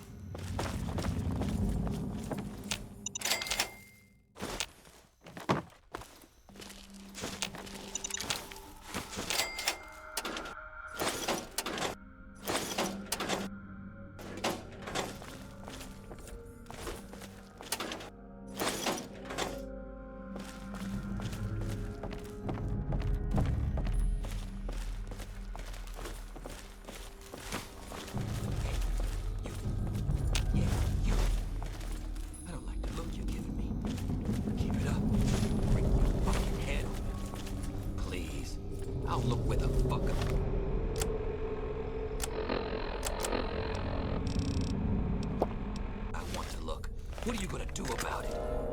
Yeah. Keep running your mouth, asshole. Keep fucking with me, and I'll be your worst nightmare.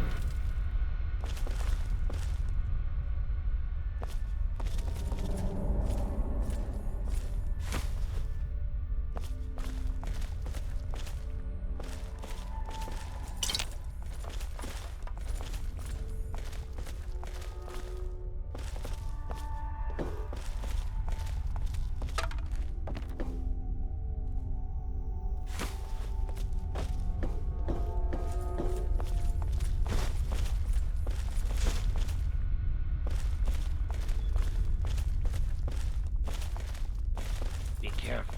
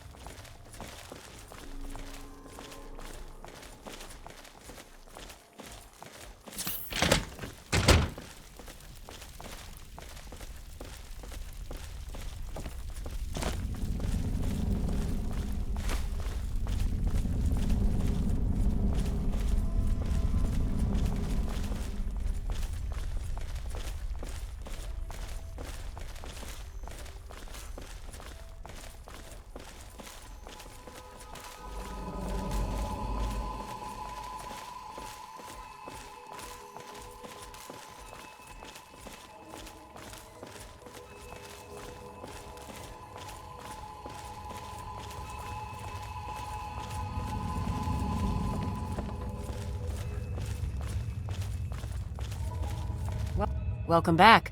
Have you been successful in your search for books?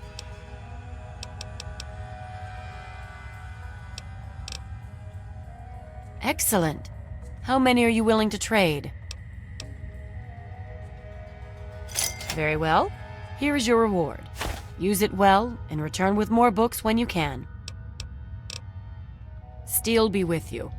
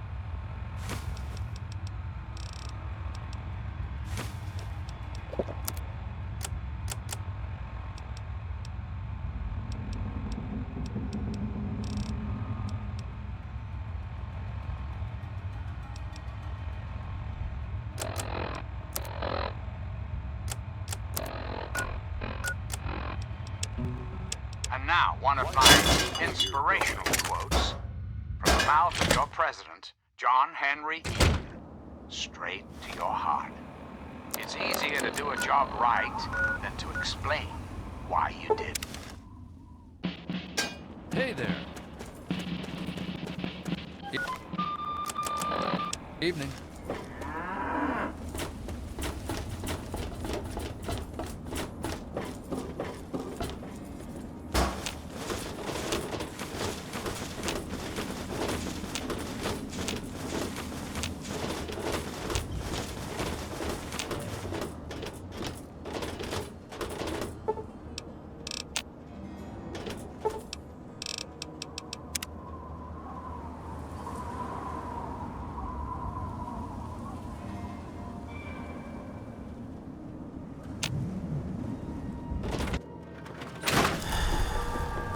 Yes, what?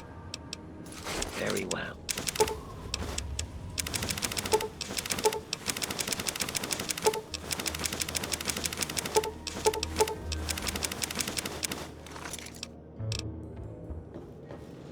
Is it there? Are there books? Oh, can I go borrow some?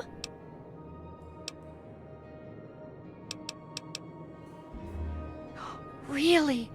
A whole library's worth of data? Right there? Oh, that's great news. So, what did you find? Tell me about it.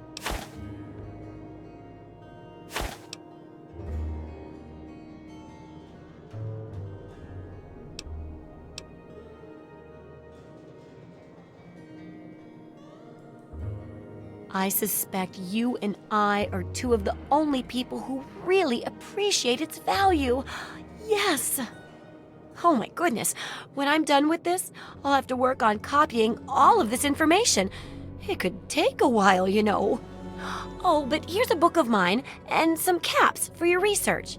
Think of it as pay for a civilization worth of overdue books.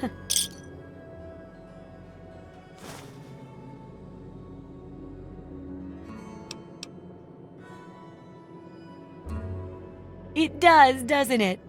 I mostly just deal with it after it's junked, but a trader gave me this bit of electronics from the Robco factory. If there's a way to reactivate and control the robots there, it'd make for a good example of harnessing the past technology for the book.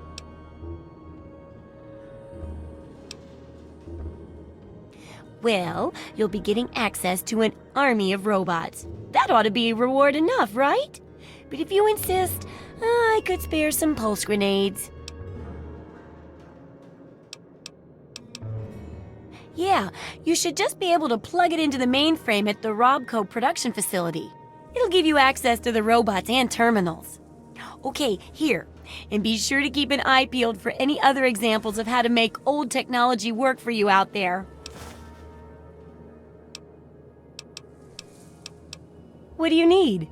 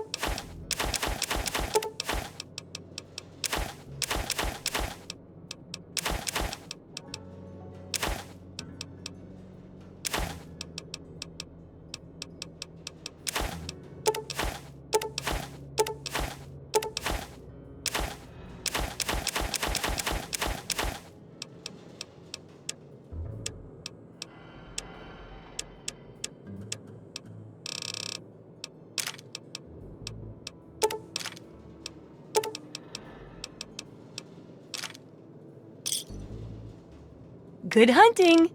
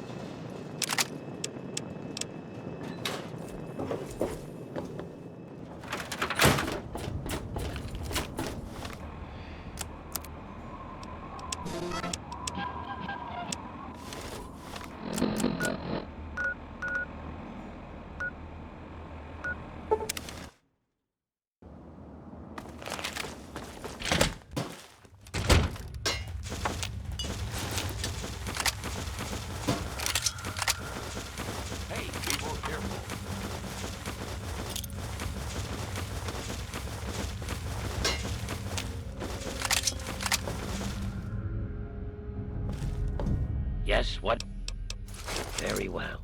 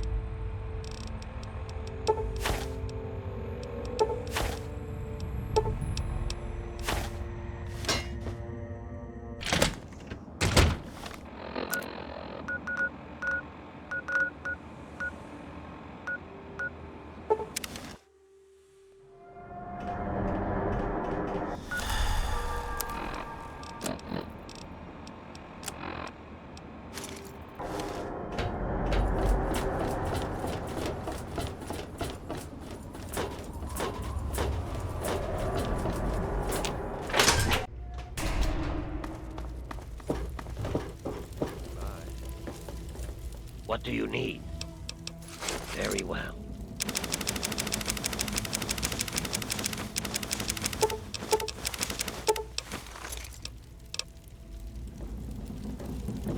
Decided to check out the shop.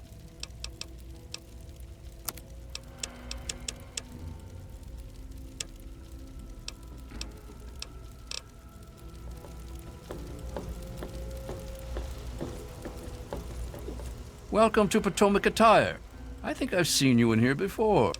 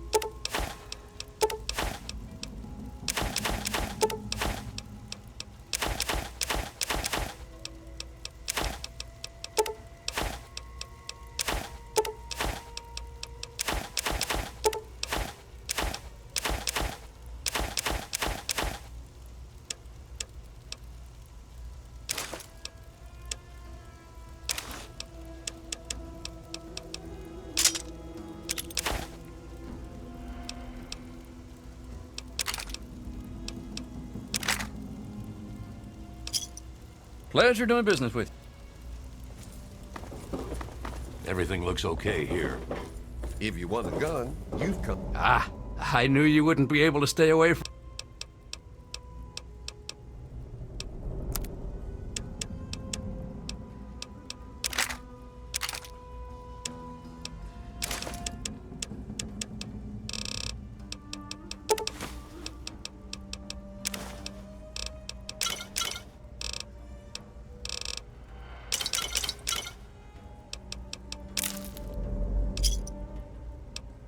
Pleasure doing business with you. Come to the right place. Any trouble in this area? Low life. But if you keep your nose clean, we'll let you.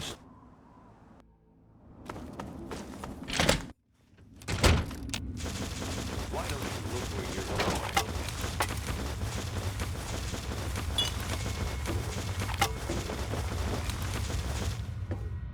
What do you need? Very well.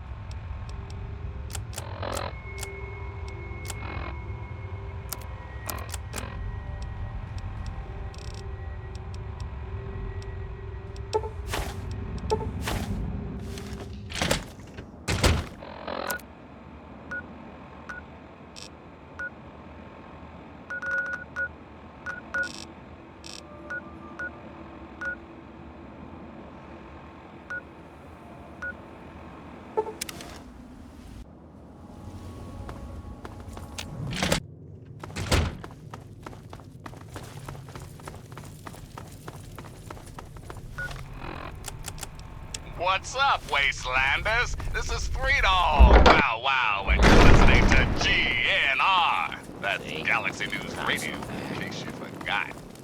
What rhymes with shoes and often gives you the blues?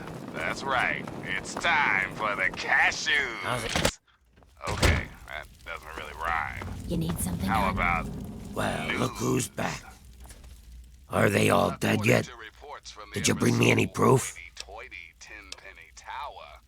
A group of displaced ghouls have been trying to gain entrance. But lush and Well, large, what are you waiting for? Tenpenny says, no zombies, no how. It's pretty far away, northwest of here. Getting there won't do you any good, though, not without those keys. It's a win Bye. This is Three Dog. Ow! And you're listening to Galaxy News Radio, bringing you the truth, no matter how bad it hurts. Time once again for an important GNR public service announcement. Just a friendly reminder to all you would-be bigots out there. So, what can I help with? You see, children, ghouls are simply humans. Yes, what is? Been exposed to an Very well. amount of radiation. Haven't had the good fortune to die. Sure, they may look like hideous zombies from an old monster flick, but their hearts, their souls, their tears are all Just very try not much to kill human. anyone while you're here.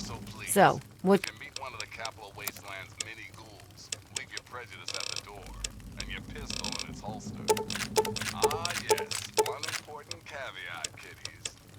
Those feral ghouls that prefer the dark, dank underground, they are basically mindless zombies, so kill as many as you damn well please. Now, some...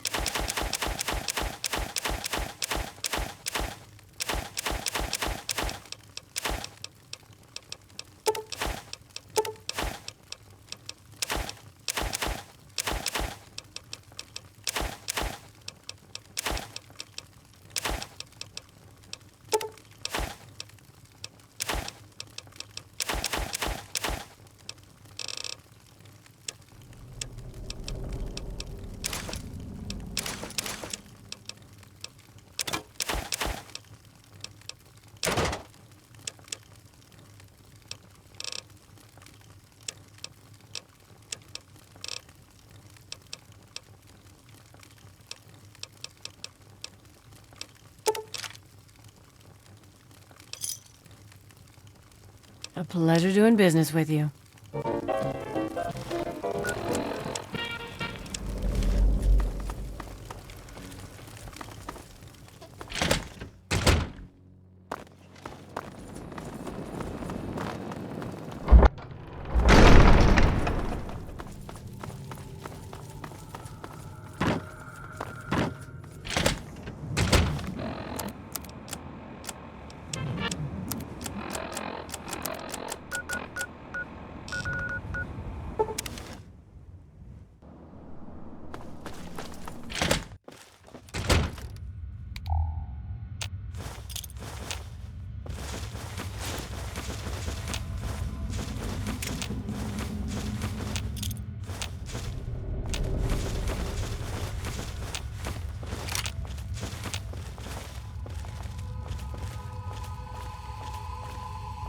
Yes, what is?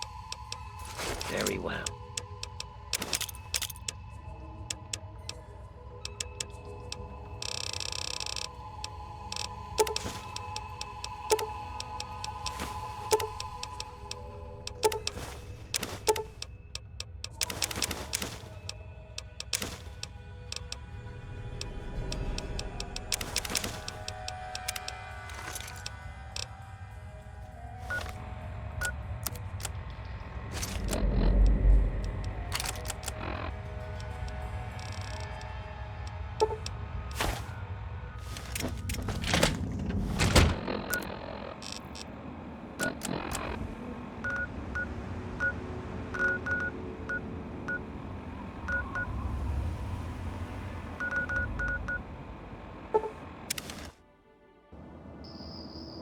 Have you heard about Dave's eating?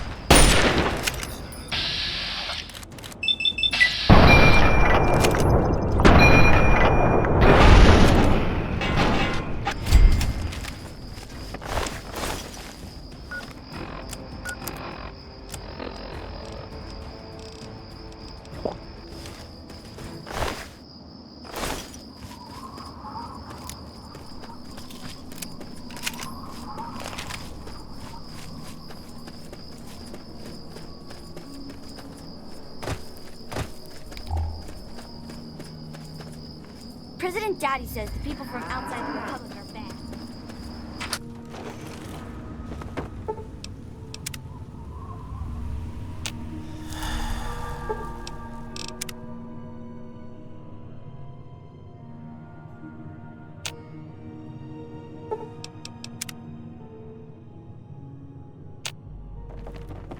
A wasteland.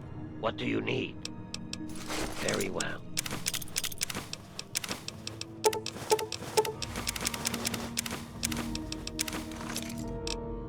Let's get Like class in the started. stories about Dave, but Something you need?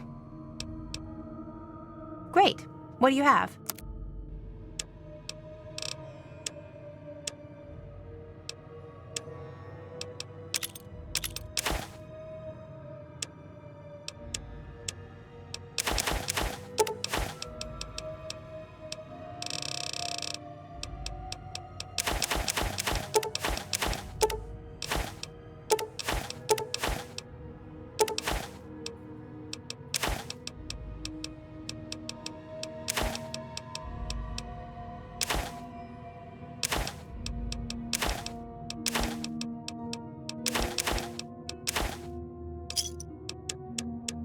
What wonderful items for the Museum of Dave. You're almost as big as Dave. hey there, are you?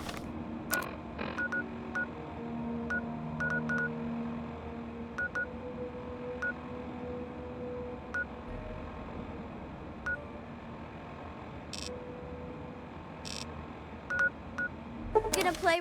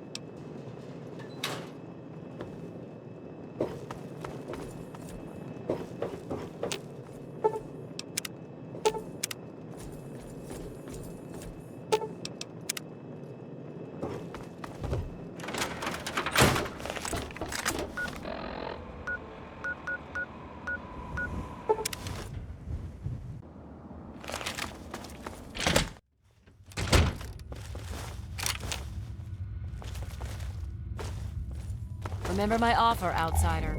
Cash for pre-war books.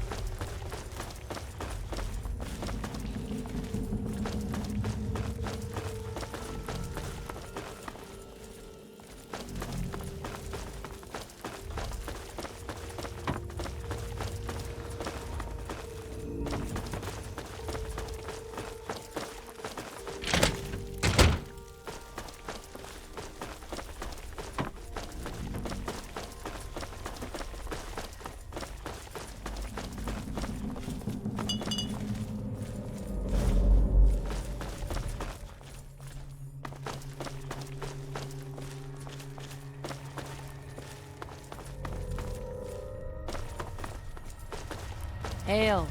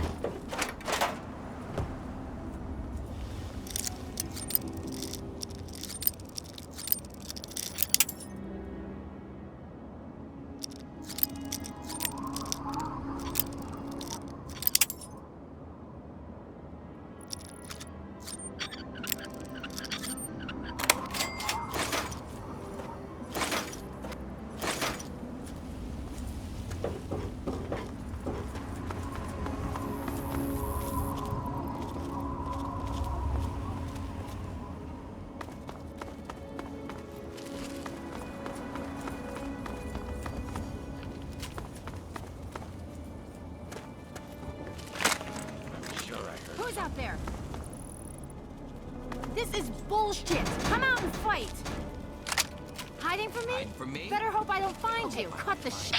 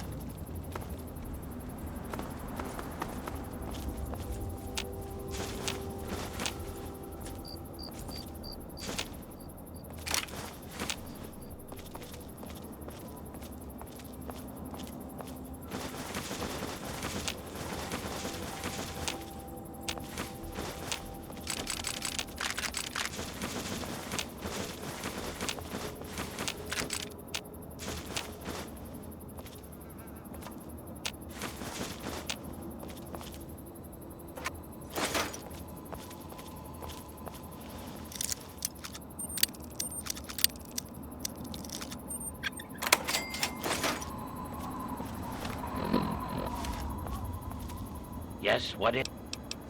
Very well.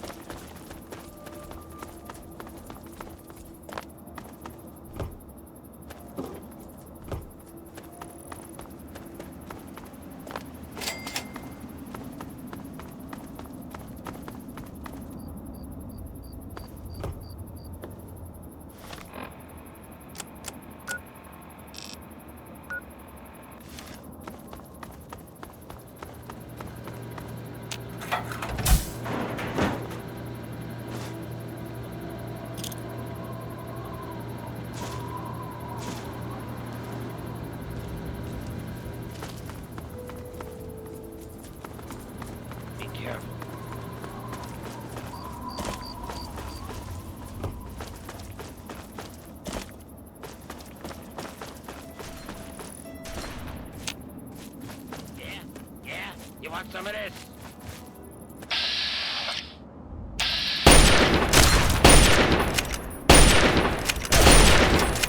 You like that?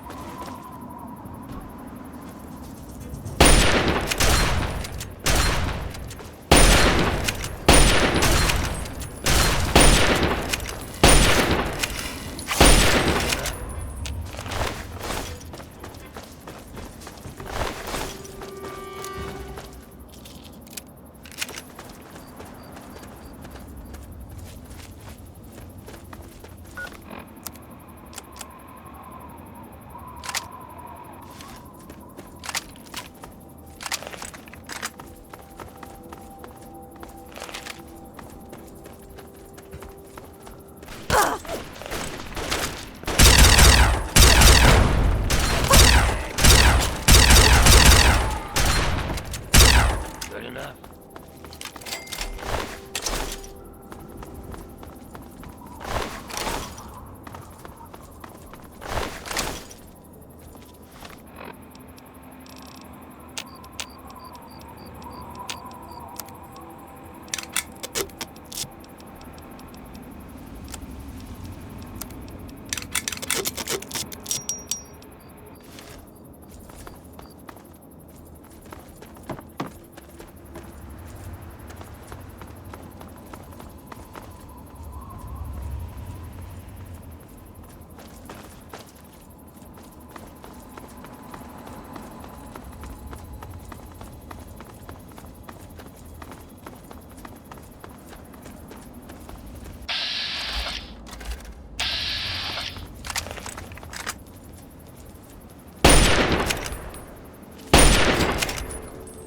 Better her than me.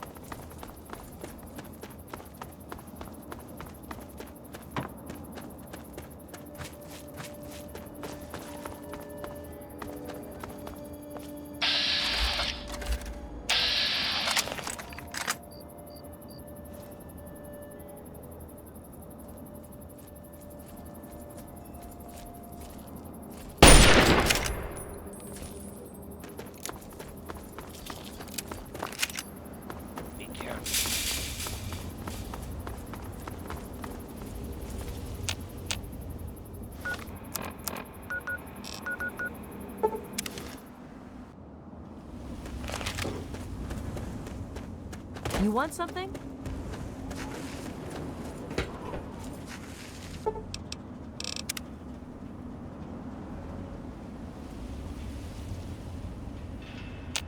Behold! So what's it going to be?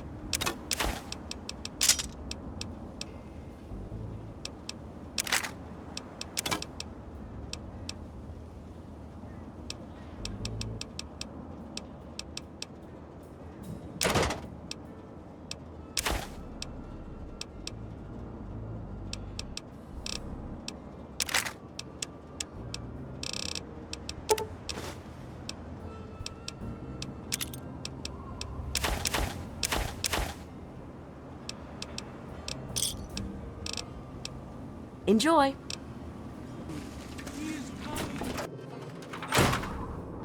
I don't like the look of it. Very well.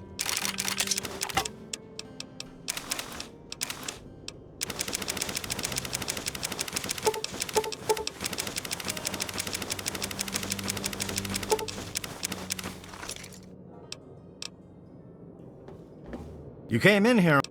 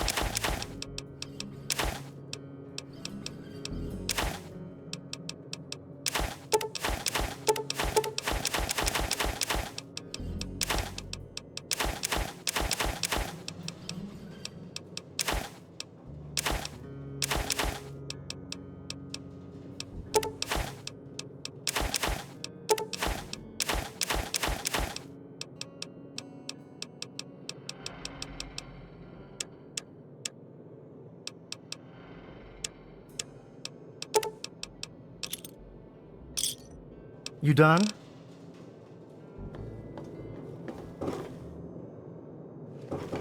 What do you need?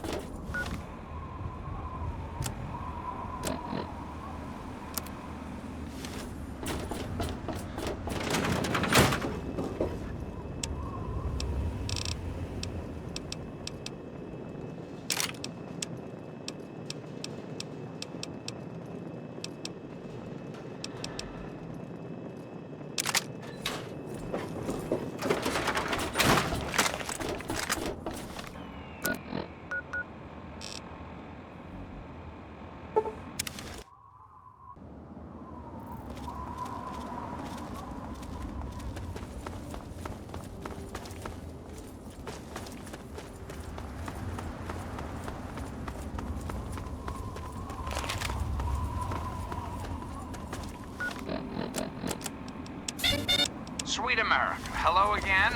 This is President Eden. I'd like to have it. Did you know there are those amongst us who would shatter our hopes for peace, order, and security? These radical malcontents don't care about you. They don't care about America. All they care about is fulfilling their own selfish desires. You can tell Tenpenny he can kiss my ass. We've got plenty of bottle caps. Let me in, goddammit. How many times do we have to go through this? You're not getting in. I can stand here all day yelling at you through this damn speaker if I have to. I've already told you Tenpenny won't allow zombies to live here. Who the hell are you calling a zombie? You're definitely not human, that's for damn sure. For the last time, no zombies allowed. Can't you tell the difference between me and a feral? Fine. I'll show you the goddamn difference. Just you wait. You'll get yours, all of you. Yes? I'm really not in the mood, so leave me alone. What are you looking at? Be cautious. I thought I told you to get the hell out of here. Tenpenny doesn't want your goddamn caps. And I don't want the goddamn headache. For the last time, get your rotten, ugly, goddamn ghoul ass off Mr. Tenpenny's private property.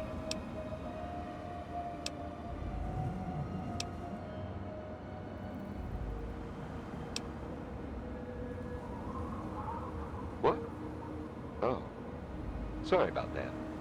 I thought you were one of those damn ghouls looking for a handout. You are currently trespassing on Alistair Tenpenny's private property. You have some reason to be here?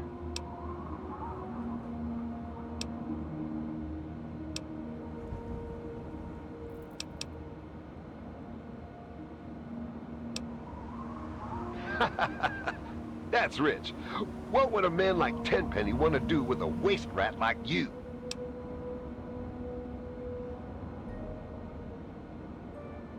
Just a minute. Let's not be hasty. If Tenpenny is interested in what you have to say, I suppose you should get your chance. Though he normally conducts all his business through Mr. Burke. If Tenpenny doesn't want to talk to you, then you best leave him alone. If you bother Mr. Tenpenny or any of his residents, I will be very glad to forcibly show you out. Do we understand each other? Good.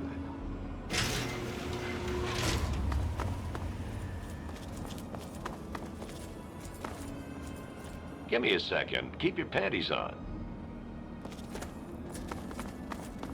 Welcome to Tenpenny Tower. Don't do anything stupid. What? That damn Roy Phillips won't take no for an answer. Keep showing up, looking for a handout. He and his kind aren't wanted. End of story. If I were a betting man, I'd place a stack of caps on him trying something violent soon. And that would make Tenpenny nervous. I don't like it when Tenpenny gets nervous. But I can't spare the manpower to go hunt down Roy Phillips and his band of misfits, or I'd gladly end this thing once and for all.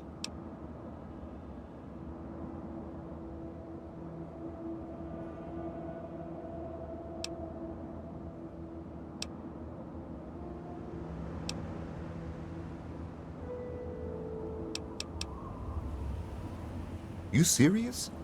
You don't know what a ghoul is? A goddamn disaster waiting to happen, that's what they are.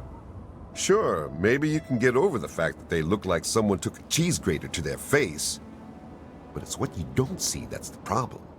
The radiation slowly eats away their brain. Then they go zombie on you. It's better for everyone to kill them before all that, if you ask me.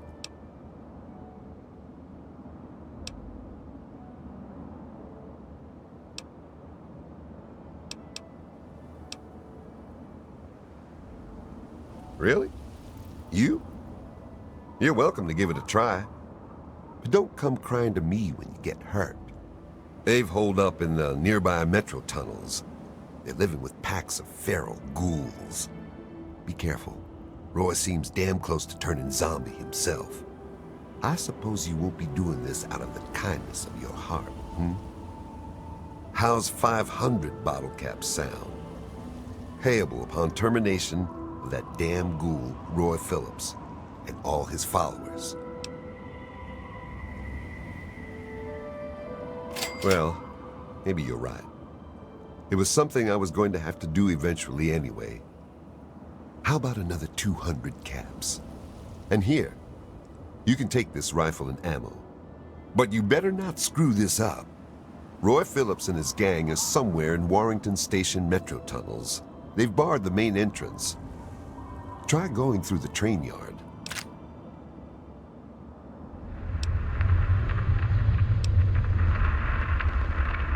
Tenpenny is always on time with the money, and we get fairly comfortable digs with side benefits.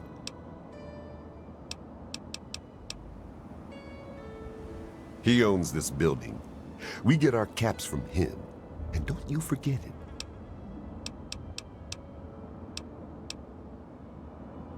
I guess we could do a little trading. Here's what I got.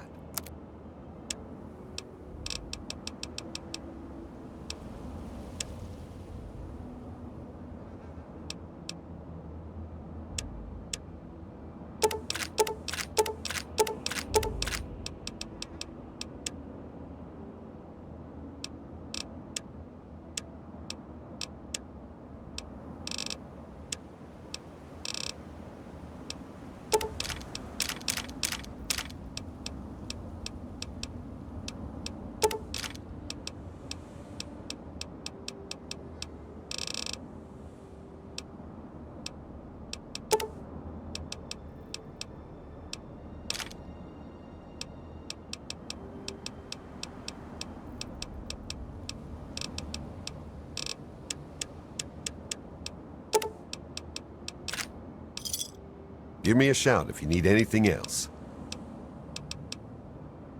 Like I tell my men, don't bother reporting in unless it's to tell me you got the job done. Watch your back, and don't trust that Roy Phillips for a second. Hello, dear. You take care of those ghouls yet? That's a laugh. Roy Phillips can't be reasoned with. Trust me. But go ahead and try and talk some sense into him. It's your funeral. They've holed up in the nearby metro tunnels. They're living with packs of feral ghouls. They've barred the main entrance. Go through the train yard. Good luck, kid. You're gonna need it. It's dark in those tunnels. Shoot first and ask questions later.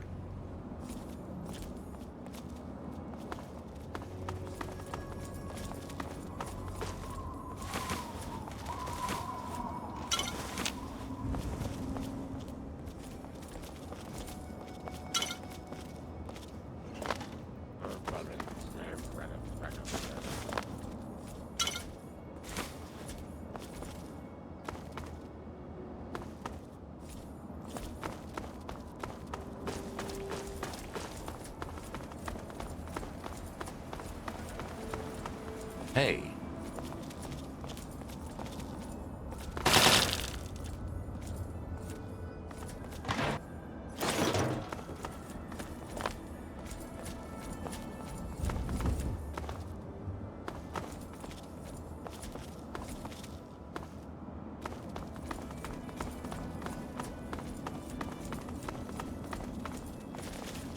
Good to see you.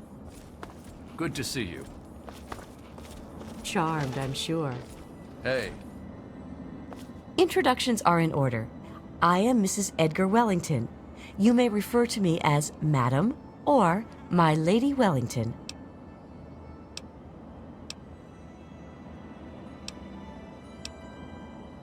You're better mannered than your apparent breeding would indicate. It is nice to make your acquaintance. You didn't happen to catch a glimpse of any ghouls on your way in here, did you?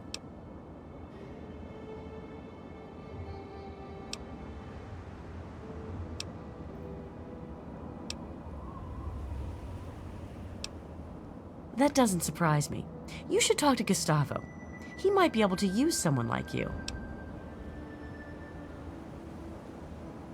Again with the ghouls! It's all anyone will gossip about. I can't help thinking about them doing things to us. Let's talk about something else.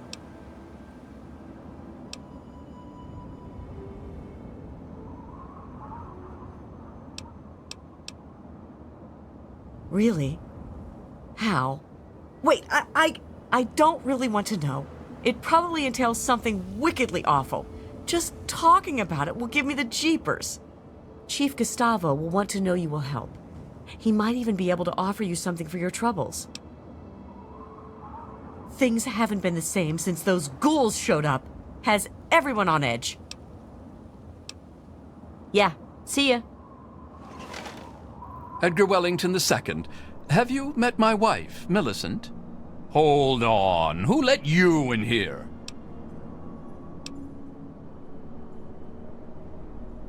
There's no need to get snippy with me, girl. We're all a little perturbed because of those ghouls. Don't suppose you know anything about ghouls, do you?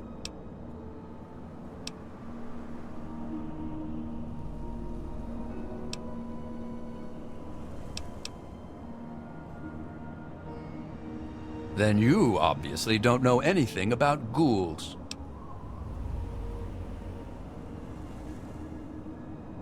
There's a pack of zombies living nearby in some old tunnel. They asked to move in, naturally. They were told to go to hell. Gustavo's hired some additional goons. Seems to be working. Still makes one a bit fidgety having those loathsome creatures around. I wouldn't even want them as slaves.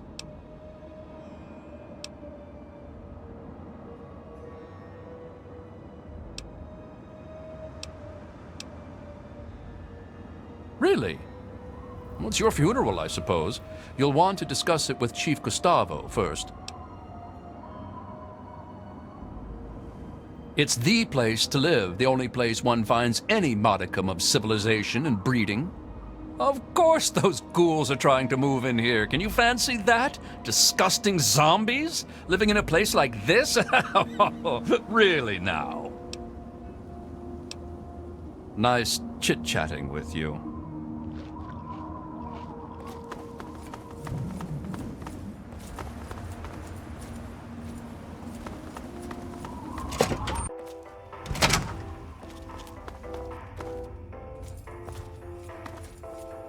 I think I'll go scrounge up a little something to eat.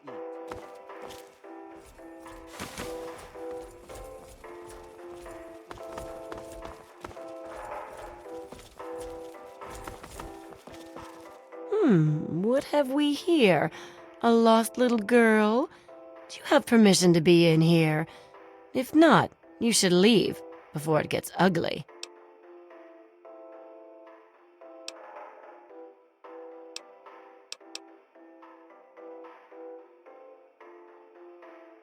You've got a lot of nerve talking to me like that. But I can respect a woman who doesn't put up with crap. Think you're tough enough to take on a couple of ghouls?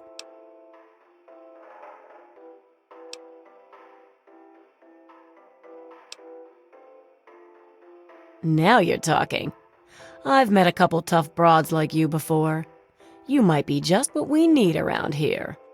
Chief Gustavo and his pack of goons aren't doing their job. Those ghouls keep coming back. Somebody's bound to get hurt sooner or later.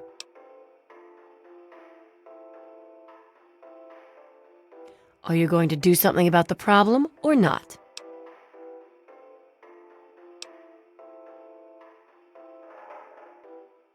I was hoping we could get along.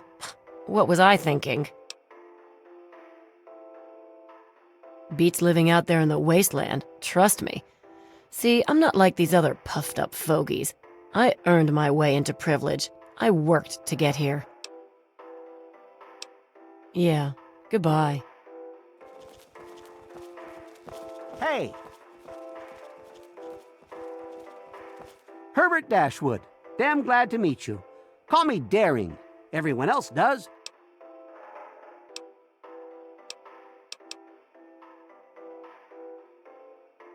Maybe you've heard the GNR radio play? The Adventures of Herbert Daring Dashwood? That's about me, you know. Based on my, earlier days. I even had a ghoul manservant. Let me ask you, you ever met a ghoul before?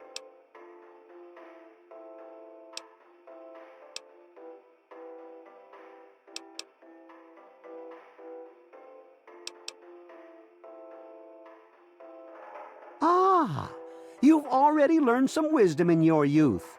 Congratulations. Haven't you ever heard the radio play? The Adventures of Herbert Daring Dashwood? That guy at the radio station put it together a few years ago. He did it in the style of those shows they had before the war. Came out pretty well. And it's all true. Rockopolis, Miss Chase, all of it. Of course, they do portray me as a bit of a chump. Argyle may have saved my hide more than once, but I had my moments. Ah, those were the days. Argyle was my manservant. Ah, but that's really just a fancy word for the guy who saves my sorry skin on a regular occasion. He was a ghoul, you see. Been around since before the war. We met when I stole his girlfriend back in '41. We'd been best friends ever since. We got separated a long time ago and never reunited. If you find Argyle out there somewhere, you be sure and tell me, okay?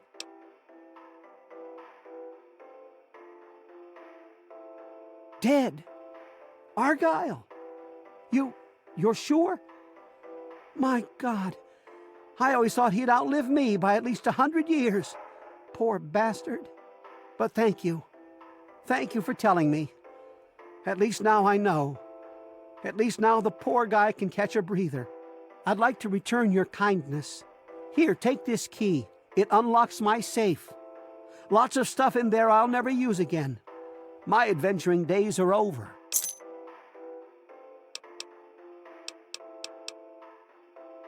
Some ghouls moved into the nearby metro tunnel. There's a bunch of the so-called feral ghouls in there, but a handful seem the sociable type. I've tried explaining to my fellow tenants that not all ghouls are monsters, but they don't seem to care. The intelligent ones should stay away from our trigger-happy protectors. If there are enough feral ones, though, they could overwhelm security.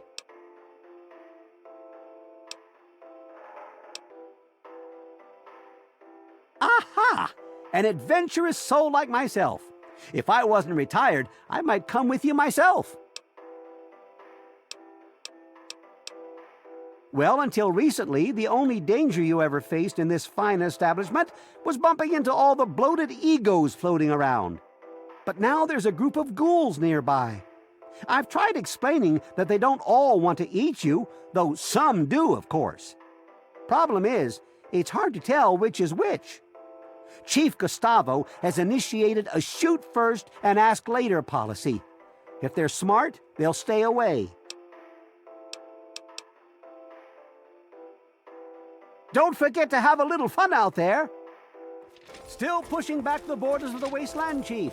A never-ending task, that. But some days I do miss a good adventure. You're lucky, sir. And I envy your retirement, Dashwood. Though it's true, there's something satisfying about bagging a red scorpion at 100 yards with a single shot. I once killed a Yao Guai with my bare hands. Almost lost an arm. But I got the bastard in the end. Quite well, thank you. Those were the days. Hey there!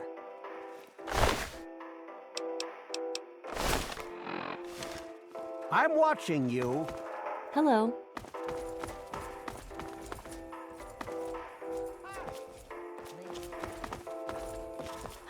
You're new around here. I'm Margaret Primrose. I run the Café Beau Monde. Stop by sometime. Chief Gustavo assures us that he's increased the number of the security team and will kill any zombies on sight.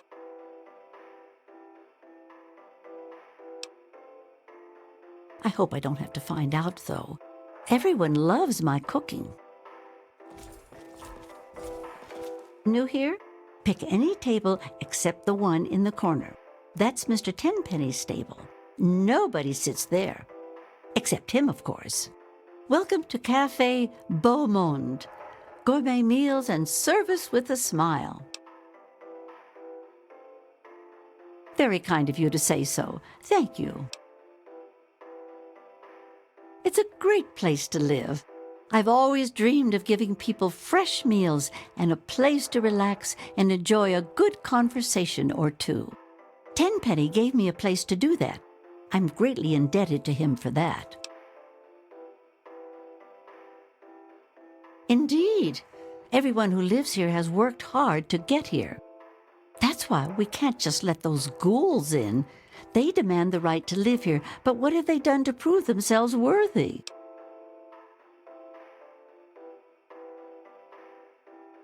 That's rather extreme, though near enough to the truth. Talk to Gustavo. He might be able to use you in the fight against the ghouls. Every day it's the same thing. The man has no imagination with his meals. But it's his building, so every day I make that damned iguano bit sandwich, no salt, with a peeled pear on the side. Send it up to the penthouse. What are you in the mood for?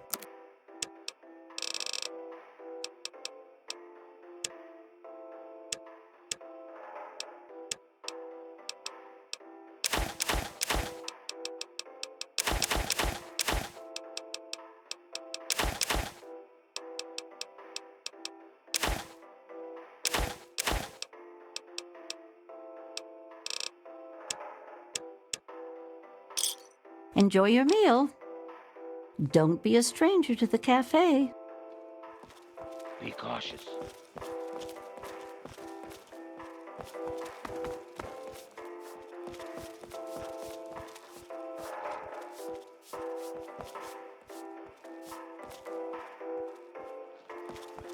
Watch your manners.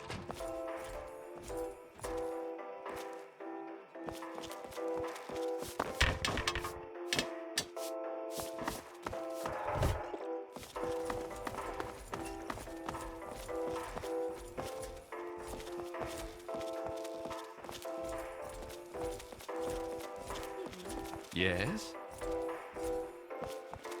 Yes, that's locked. And yes, I can see you eyeing it. Welcome to Boutique La Chic. I'm Lydia Montenegro, proprietor. Here you'll find only the best, with a price tag you can boast about to your friends. Your taste in shopping venue is impeccable. How may I assist you? If they got in here, they'd get their filth over everything. You can smell them a mile away. I hope they come back and get killed by security. Really? Perhaps you can. We'd all be terribly grateful. Chief Gustavo will want to know you're willing to help. Tenpenny is a classy place. Just look at me. Look at my shop. Can't find top shelf class like that anywhere else.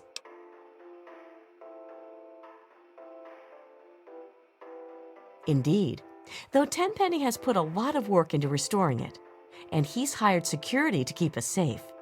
But they seem to be having some trouble with a pack of ghouls living in the tunnels nearby. Don't suppose you've encountered many ghouls on your travels?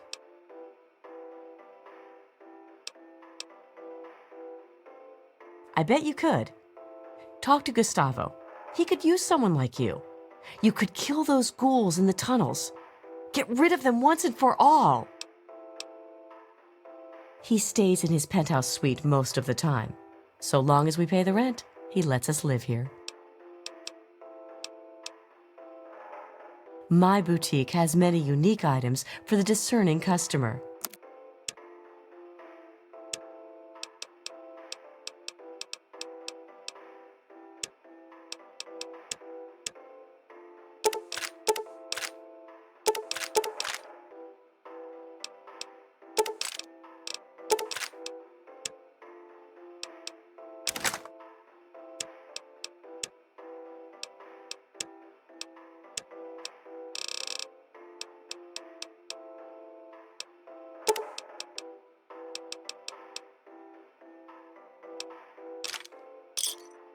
It's been a pleasure doing business. Hello. And how are you this fine day? Splendid. Simply splendid. Thanks so much for asking. Hey.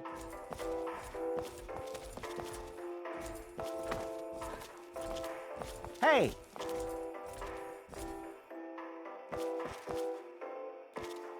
This is the Tenpenny Wellness Clinic, and I am Dr. Banfield. I keep the residents healthy. Yes, the healing art is a rewarding occupation. Is there something I can help you with? My current theory is that the destructive disease of the ghoul condition will always eventually render him little more than a mindless killer. The proverbial wasteland zombie with a predilection for raw human flesh. They can't be cured, and there's nothing to alleviate the symptoms. All in all, it seems rather sad, really. I wish you luck. You want to talk to Chief Gustavo first. He may be able to lend you a soldier or two. People are healthy here. They eat well and have a strong roof over their head.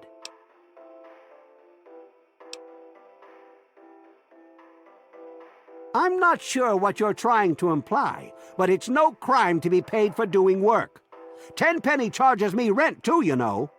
In a perfect world, health care would be free. But since you've traveled through the wastes out there, you know it's not a perfect world, is it? Take those ghouls out there. Tenpenny won't let them live here. Sure, it's a little sad, but that decision is keeping people in here safe and sound.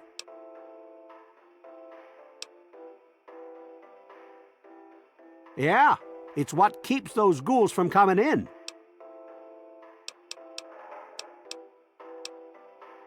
He's the landlord, although you hardly ever see him. I had to treat him once for bed sores, if you know what I mean. Wait, don't tell him I said that.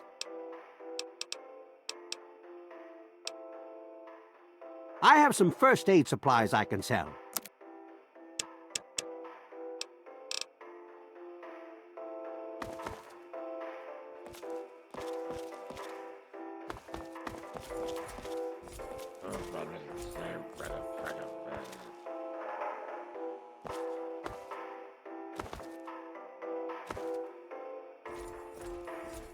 Oh, come on, cut it out.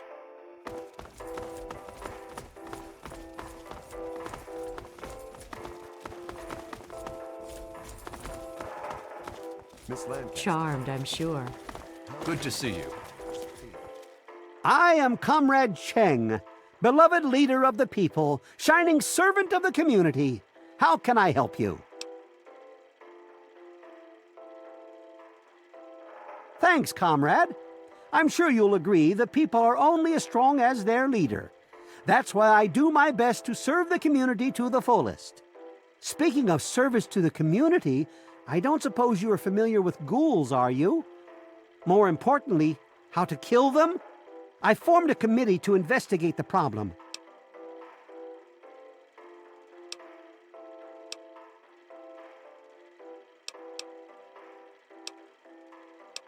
That's wonderful, comrade. Truly wonderful. Before you go ghoul hunting, talk to Gustavo. He might be able to help you. I'm sure it will end in bloodshed. It's serious business, comrade.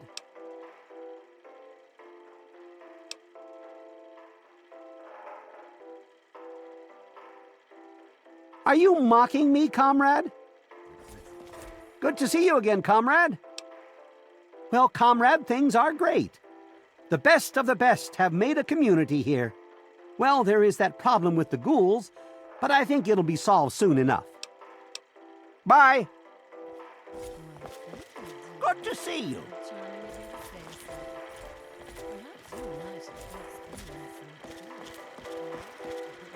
Good to see you.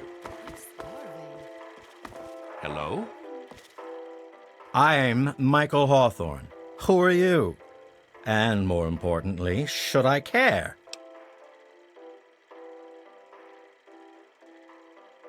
Oh, fine. We'll have to share a drink sometime. I'm always in the Federalist Lounge. There's certainly plenty to drink about. Take those ghouls, for example.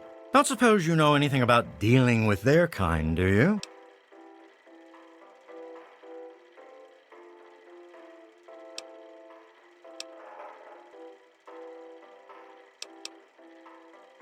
Really? Fantastic. You can give that Gustavo a lesson or two. We haven't discussed this already? Apparently, there's a pack of zombies living in the tunnels. Gustavo says he has it under control. On the bright side, it's given me another reason to hit the drink. Yeah? Talk to Gustavo. He may wish to employ your assistance. Well, it's a great place to live, if you don't mind ghouls breathing down your neck. Oh, you're leaving now? Okay. Bye-bye.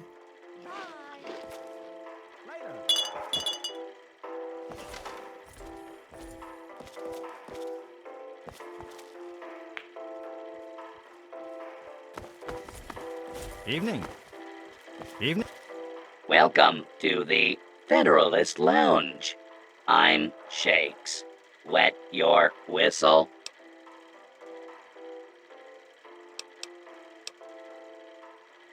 I see, sir. Very well. May I pour you a drink? He is the right Lord and Master of Tenpenny Tower. Or at least that's what my files say. I have an excellent selection of thirst quenchers.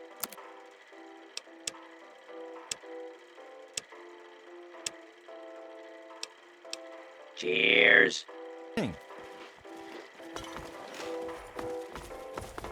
Hey there.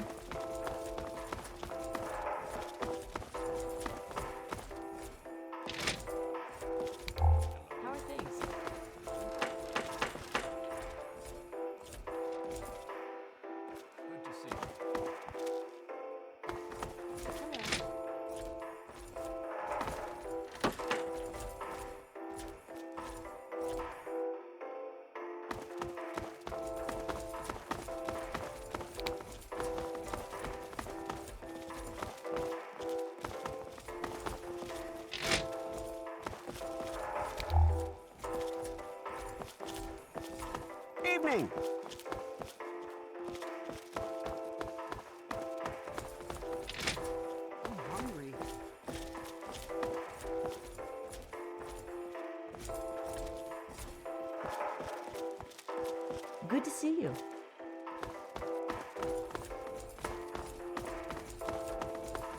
You watch yourself. You cause any more trouble and you'll be dead.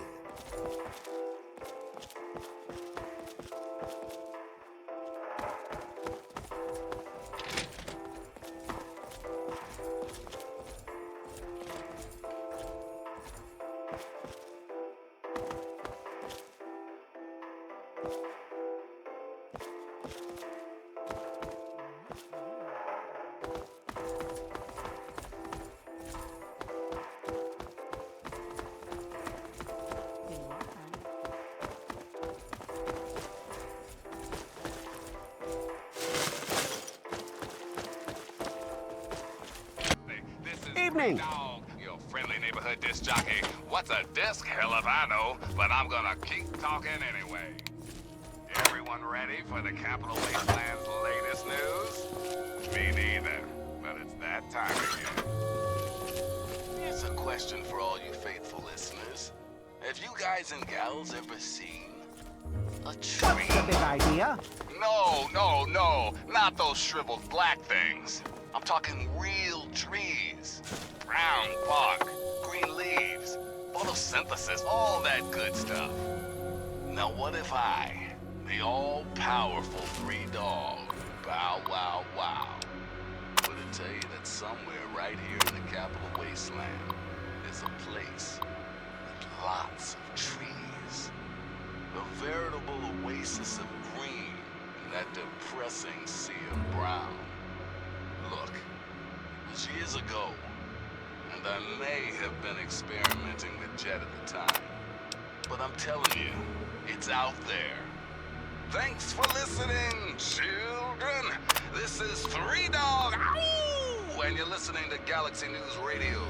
We're Radio Free Wasteland, and we're here for you. Up next, we've got a public service announcement. Listen up, children. This stuff's important. Don't feed the Yaogwai. That is all. Now, some music.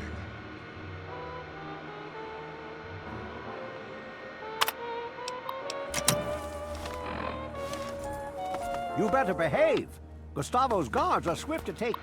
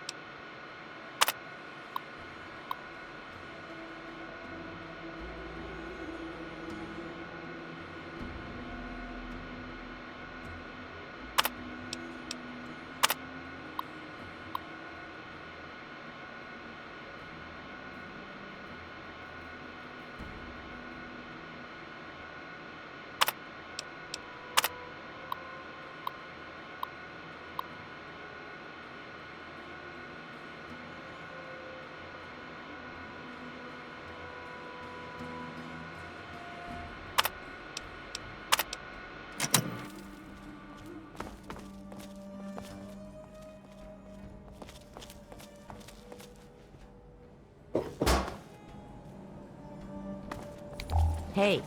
Welcome to Tenpenny Tower.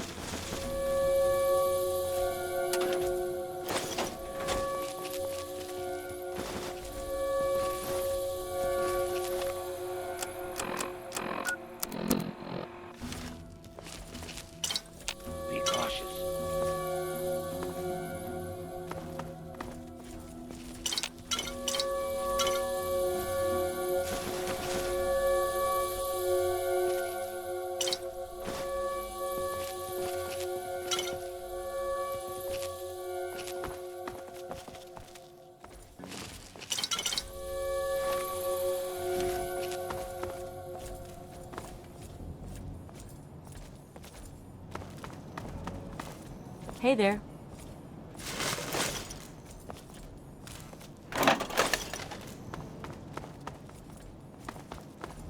Good to see you.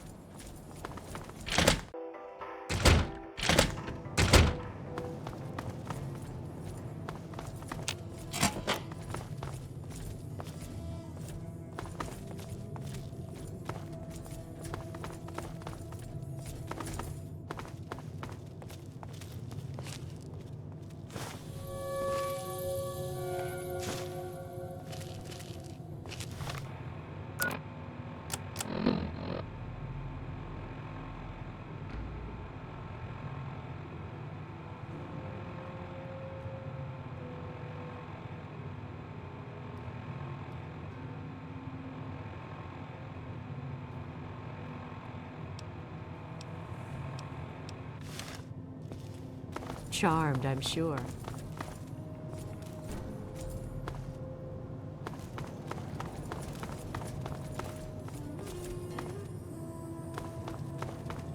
Charmed, I'm sure.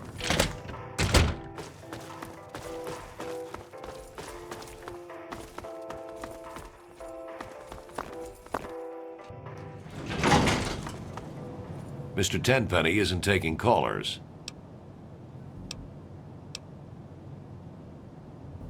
Hold on there a minute. Oh, all right, I'll let you in, but if Tenpenny hollers because he isn't expecting you, you're dead.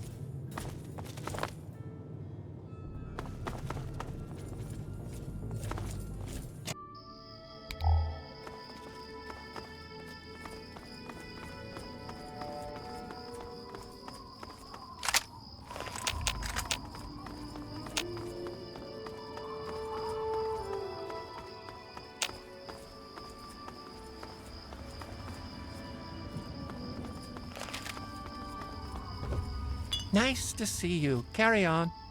How did you get past the guard? What do you want? I complained offhand one day about how I thought that heap of metal on the horizon was a bit of an eyesore. Mr. Burke offered to take care of it. Burke is such an agreeable man, isn't he? I don't know how I got along without him. I practically don't have to think about things anymore. He takes care of everything. I seldom even have to ask. He's a real go-getter, that one. We need more men like him if we're going to rebuild the world.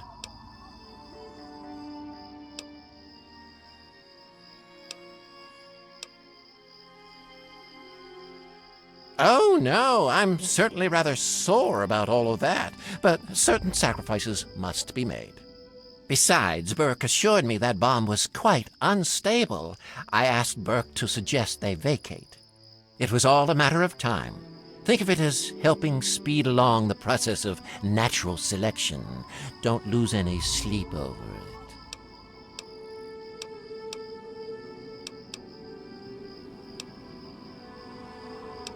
Oh, it's impolite for a gentleman to talk about himself, but I'd hope this magnificent tower would speak volumes.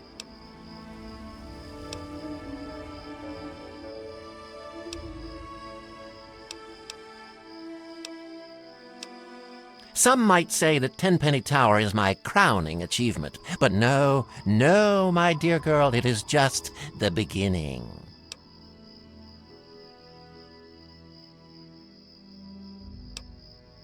The ghoul? He's dead. Died 20 years ago. Good riddance, too. I hate those shufflers.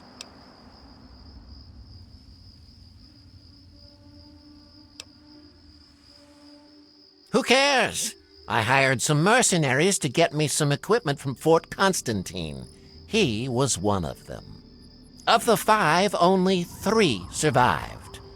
You'll have to ask one of them if you want the gory details.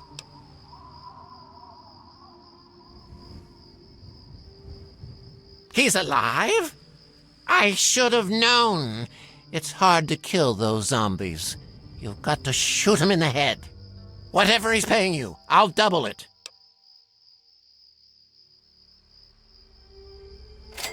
You mercenaries are so reliably predictable. 100 now, 200 when the job is done. I haven't heard anything about Mr. Crowley recently, so what could you possibly want? What key? Oh, that key. You're a moron. I don't have any of his precious keys. Idiot!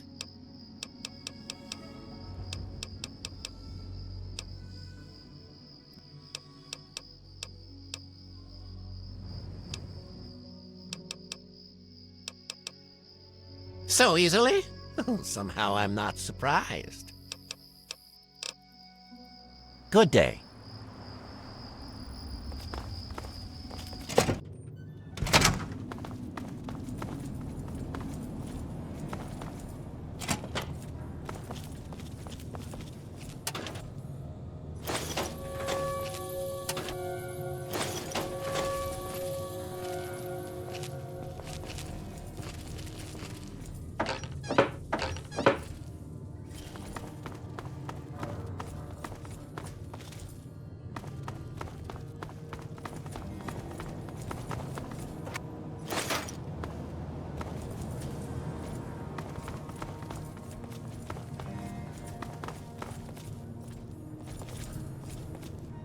Good to see you.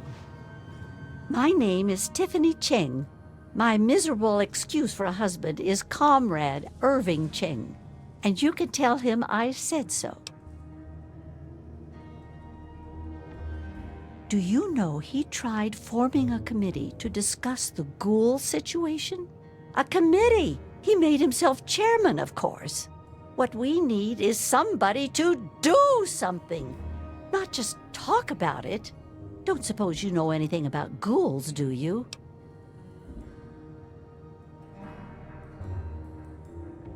That's terrific. A real man of action. That's just what we need.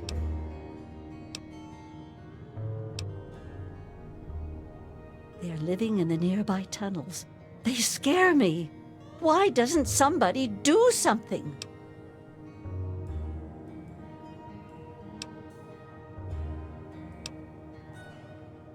Really? Chief Gustavo is going to want to hear about that. You should talk to him right away.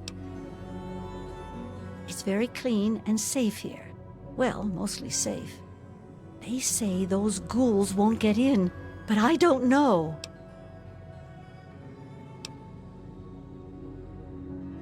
Take care.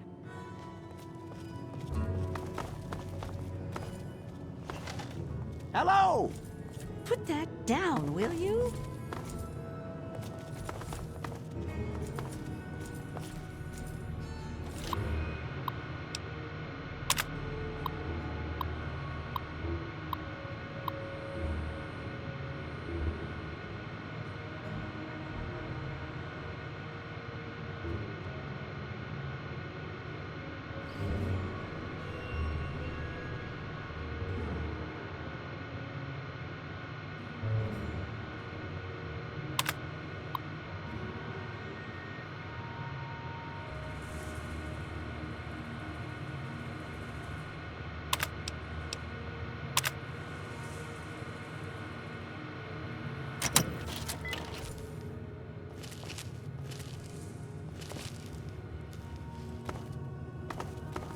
Be careful.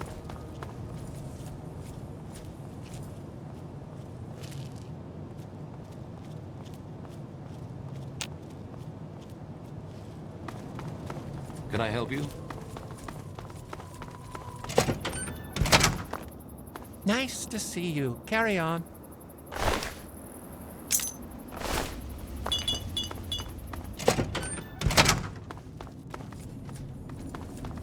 Can I help you?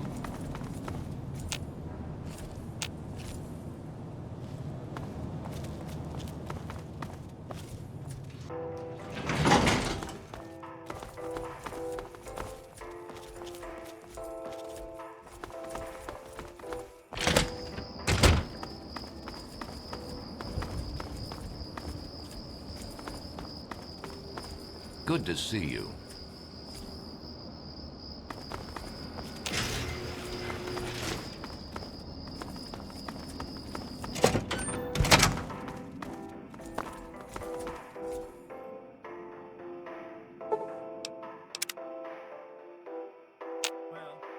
I better go pass out for a while.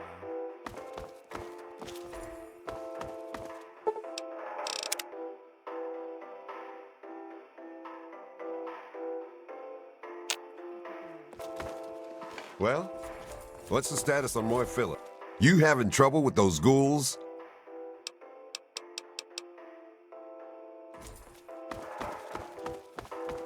Good to see you.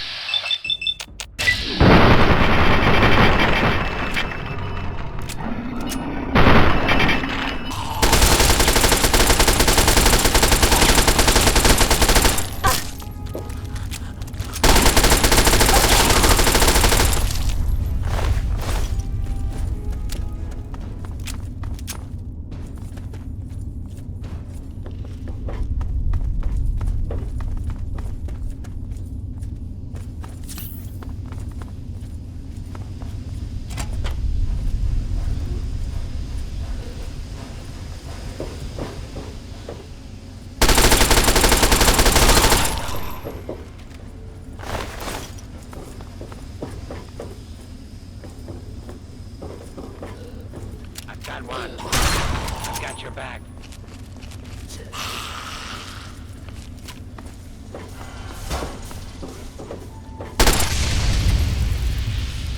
Keep firing.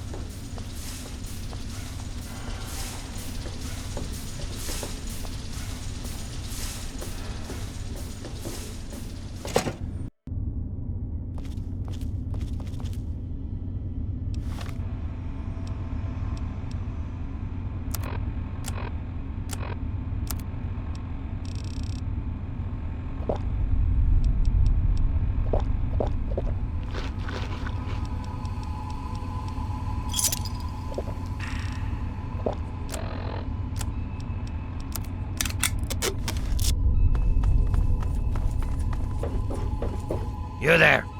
Put your weapons away. Come over here. No funny business, unless you want to get shot.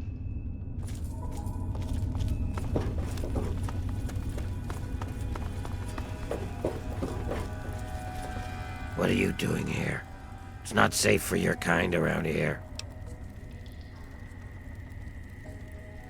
Oh yeah? Is he expecting you?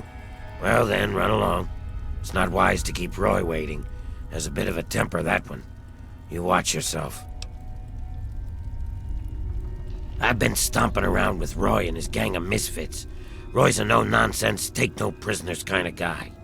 He heard about this Tenpenny asshole, and now he's trying to get us in that tower. He's hatching some kind of plan to kill all those bigot bastards. Believe it or not, I used to vacation there. I wasn't always like this. I was a goddamn scientist. We were doing great things. Amazing things. Sure, sacrifices were required. Some people got hurt, but we were making real progress. But then those goddamn bombs dropped. Karma's a real bitch. You'd be wise to remember that. Figures. He's Tenpenny's adorable lapdog, isn't he? So what's your angle in all this?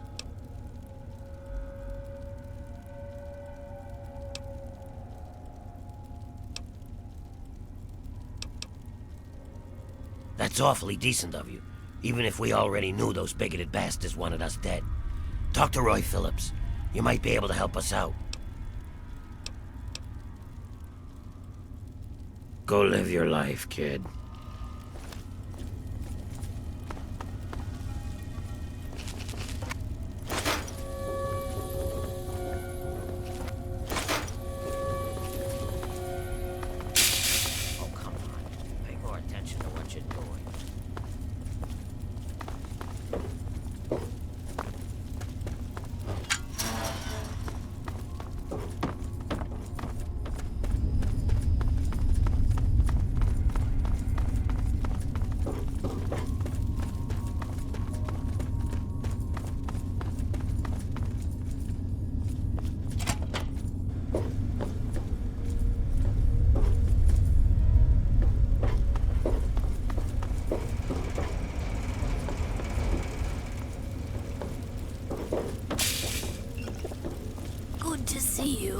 What do you want?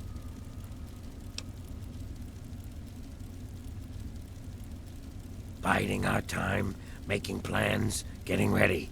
Tenpenny and his pack of elitist wannabes can't keep us out of that tower forever. We've got rights, and we'll take them if they aren't given to us.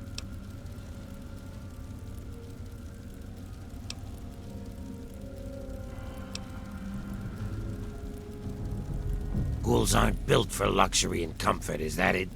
You think ghouls belong scurrying around in that dark, dank underbelly of the wasteland? You got a lot of nerve.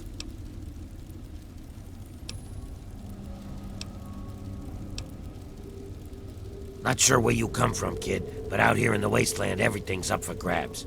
and you only get to keep what you can hold on to. Tenpenny didn't build that tower. He found it, and took it from whoever used to own it. Now we're gonna take it from him. We tried playing nice, but they shot at us. Fuck them. It's time for them and their bigot ways to die.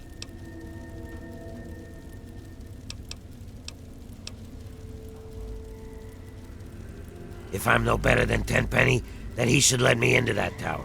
But he won't, so I'm busting in.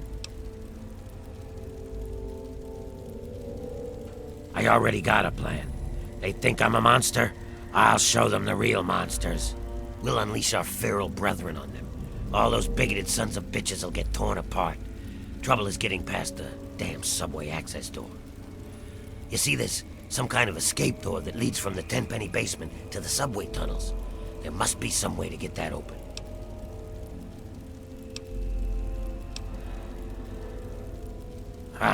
Those snooty bitches probably can't stand living with each other, let alone with us. But by all means, try talking to Tenpenny if you like. But it won't work. Then we'll do it my way. You get that escape door in the Tenpenny basement open, and I'll unleash those ferals on them.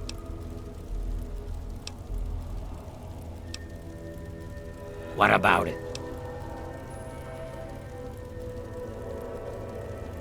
You think so, do you?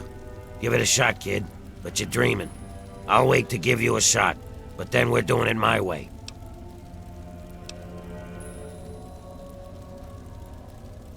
You better choose your next words really carefully, 'cause you're starting to piss me off.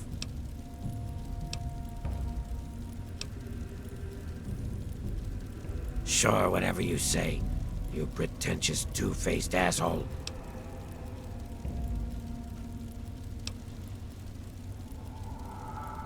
Maybe I misjudged. Pardons. So yeah, people treat us like shit. But it just makes us stronger. Otherwise, we ain't no different than anyone else that had the misfortune to live past infancy.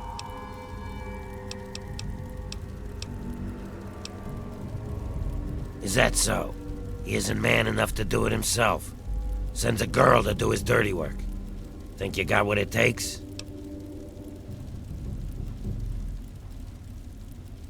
I see. That's smart of you. I'd lay you flat if you tried anything stupid. So don't. Tenpenny and his pack of elitist wannabes are in for a real treat soon enough. They can't keep us out of that tower forever.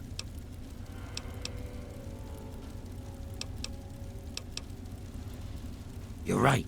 It's none of your business. You best get out of here, kid, before something ugly happens. Well, kid, what have you accomplished?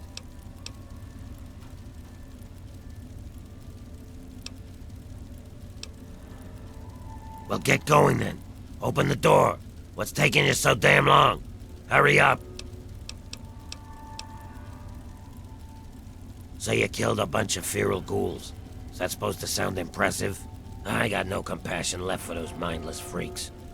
But they were a nice deterrent keeping out smooth-skinned bastards like yourself.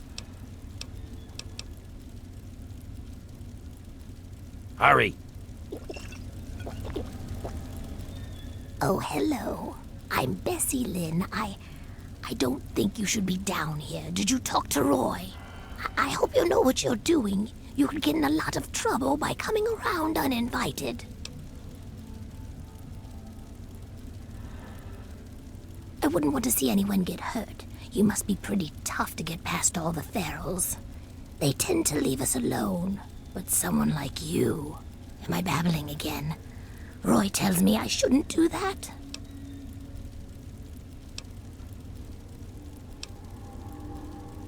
Roy is coming up with a plan to get us into that tower.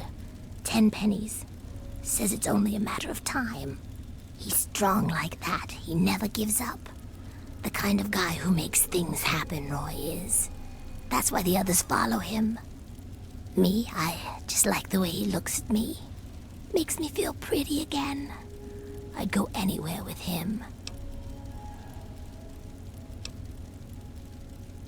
Oh, well, it's not so bad, I guess, once you get used to it. But it's not like before. I used to be pretty, you know. Everyone used to come around all the time. People stop wanting to be around you, though, when it starts to happen. When you start to change, I mean. Please don't hurt me. Oh. Sorry, I just assumed. Well, most people would prefer if we ghouls didn't exist. If you want to help us, talk to Roy Phillips.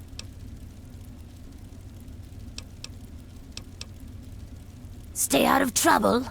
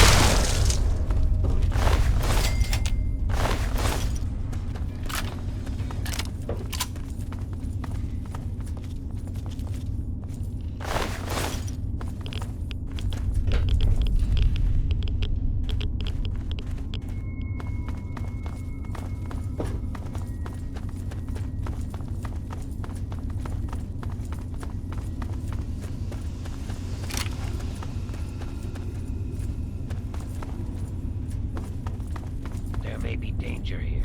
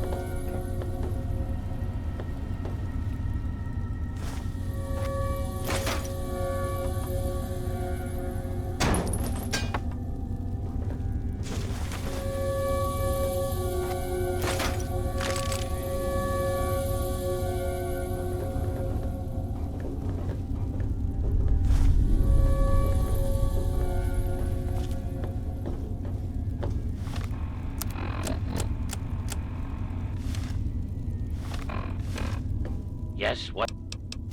Very well.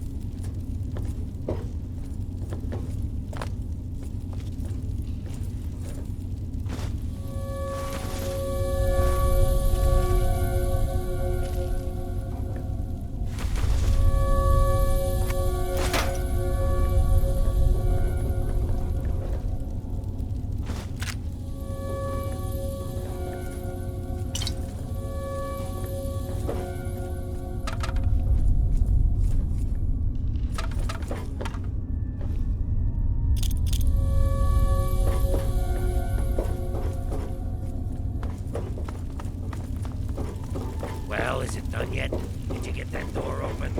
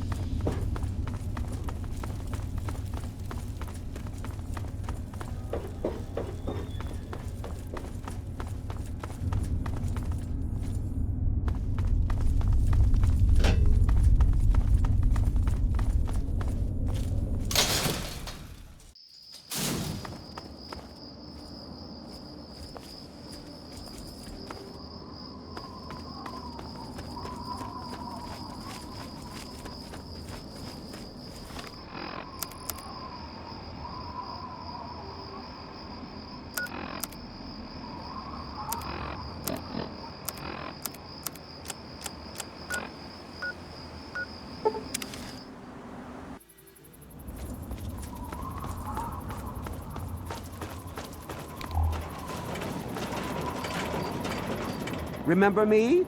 Tinker Joe at your service. Robots for sale, robots serviced while you wait. Interested? Of course you would, of course. Well, it just happens that I've got a beaut of a deal on this customized Gutsy. And it's not just Mr. Gutsy. He's a full-fledged sergeant.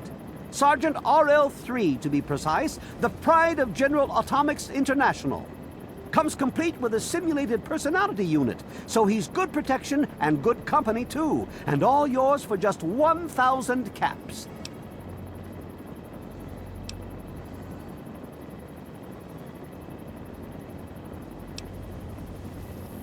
General Atomics International programmed him to be a perfect soldier, and his simulated personality is designed to follow strict codes of conduct. It's just that some of these codes were a little less defined than others, so he won't travel with anyone he considers too extreme. And sadly, his version of too extreme seems to cover both sides of the coin, slavers and saints alike. Sorry, pal.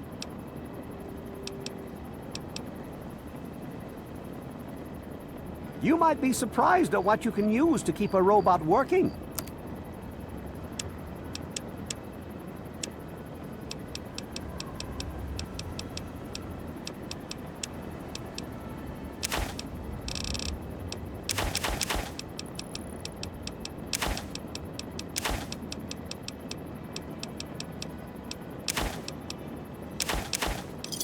Thanks.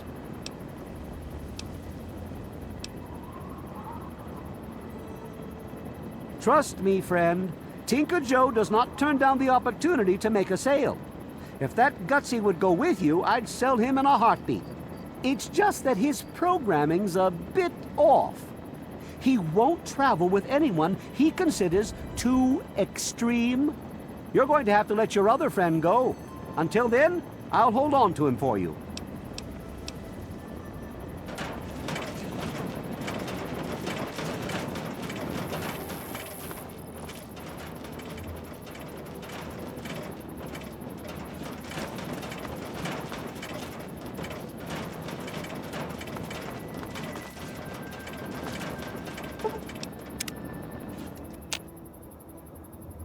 Yes, what is it? Very well.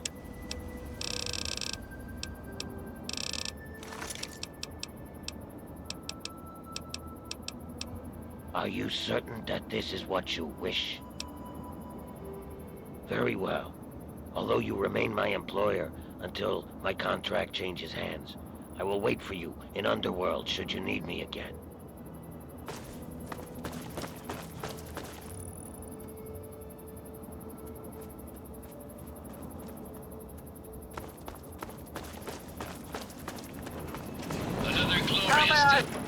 Yes? Of course you would.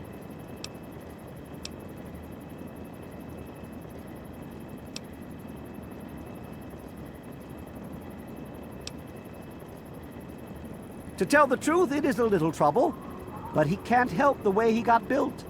General Atomics programmed the Mr. Gutsy to be a good soldier, but their definitions were a bit vague, so a lot of units had issues. So we got a gung-ho robotic soldier that's picky about the company he keeps. But he seems to like you, so it'll be fine.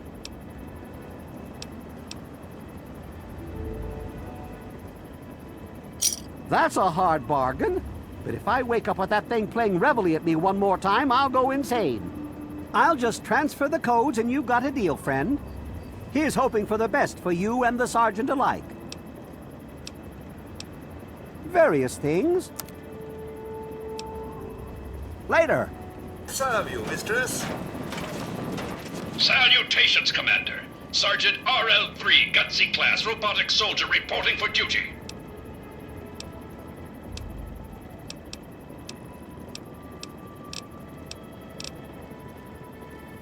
Lead on! You return. I regret that I cannot join you at this time. You seem to already have someone in your employ. Come back if you need something. Yes, Commander? I think I may have misheard that order.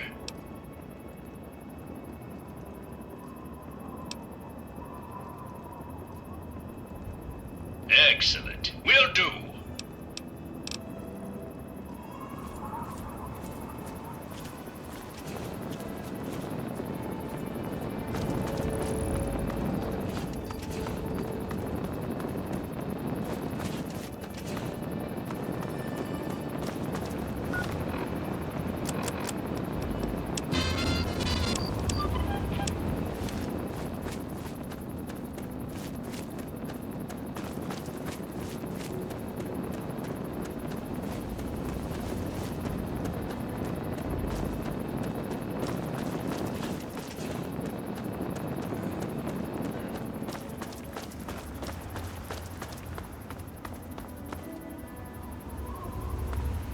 Give me a second. Keep your panties on.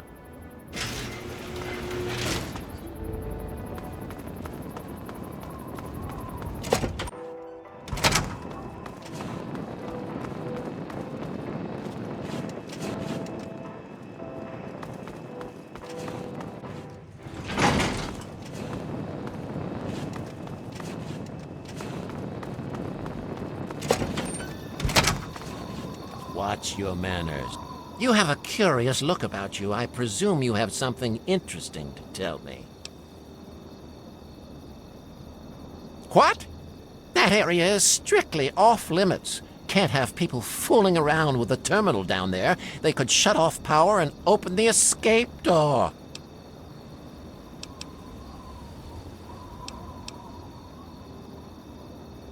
Why, I do believe you've lost your mind. Ghouls living here? You're serious?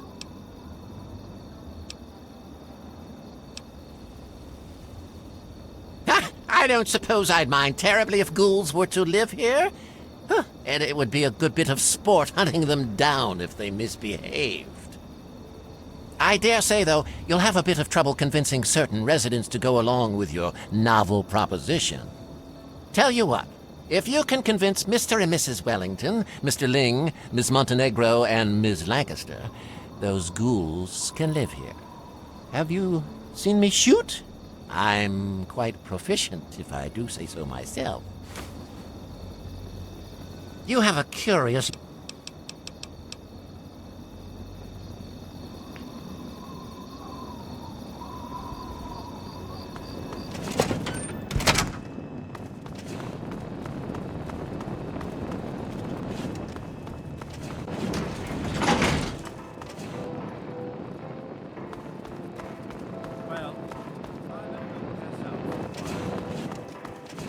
Good to see you.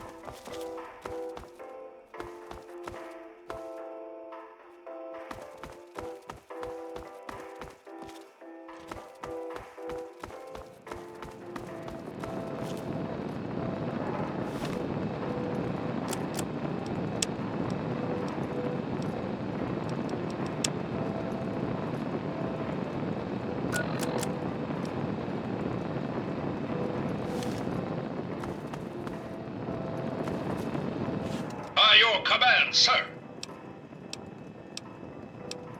Give me my marching orders, sir. Stealth flanking mode active.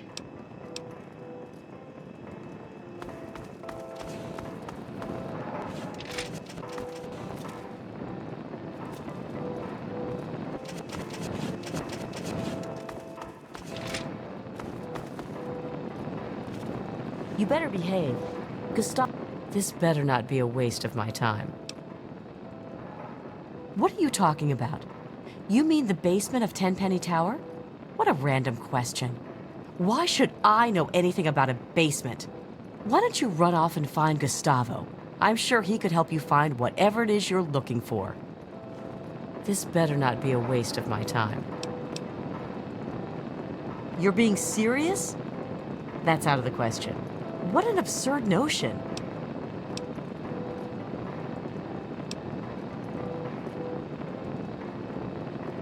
I think you must have been out in the sun too long. Perhaps I could sell you a nice hat to keep your brain from frying?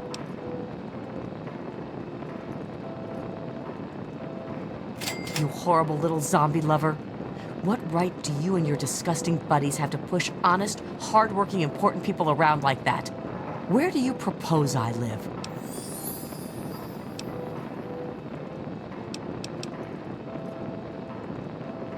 Don't worry.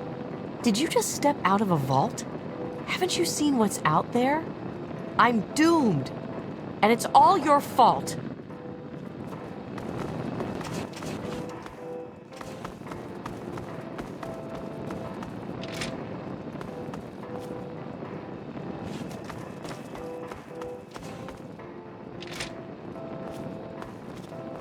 Yes?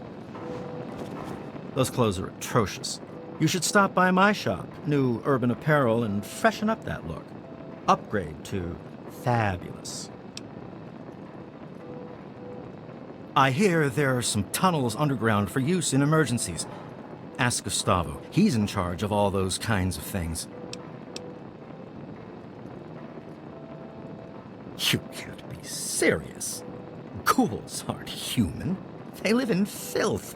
They eat their own babies. You're out of your right freaking mind.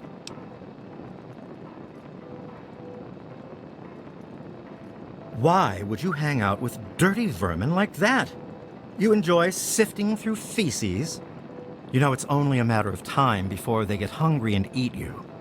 You're crazy. Ghouls will never live in Tenpenny Tower.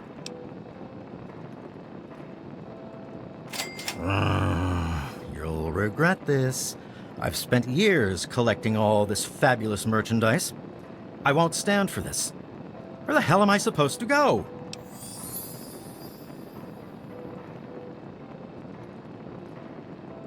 The only suitable place is Tenpenny Tower. Everywhere else stinks and caters to low-life scum like you. I'll die out there. I just know it.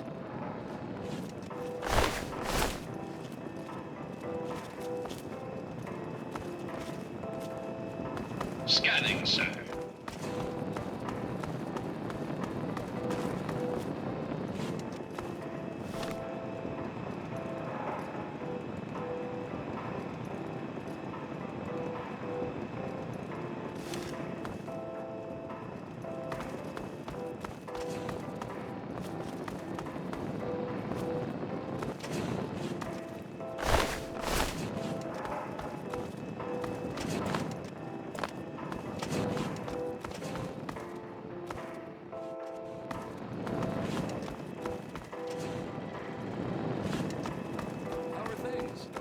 Splendid. Simply splendid. Thanks so much for asking. Hey! Hey! Watch your manners. Good to see you.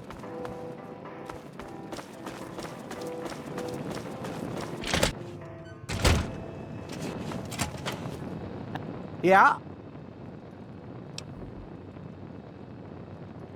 Aha! So you've been exploring the tower. Well done.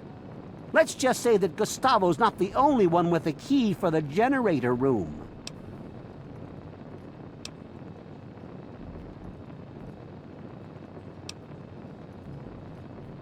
Well, it does get a trifle bit boring around here, and to spice things up, I like to do a little exploring. Oh, I always put everything back. Well, almost everything. I occasionally keep a memento, like Gustavo's key to the generator room. Have you noticed how he turns a delightful shade of purple when he's angry?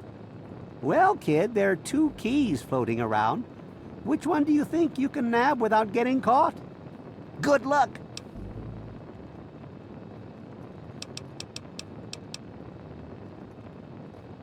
Well, I wouldn't mind, but they'd better be civilized. The tenants here are real uppity, and most wouldn't take kindly to ghouls living here.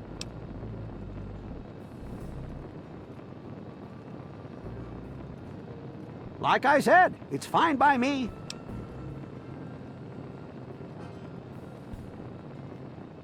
Of course. I wonder if they've ever been to Underworld. Now there's an interesting vacation destination. Bah! I thought you were more interesting than that. Fine. But you better not get caught with that. Go make a name for yourself.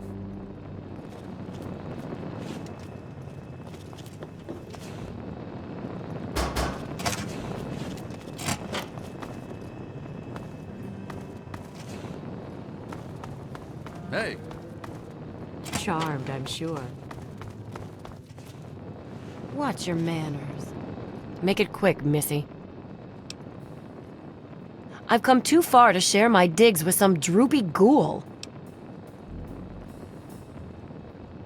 Well, if you don't mind their stink, then you should go squat with them in their dirty tunnels and leave us civilized people alone.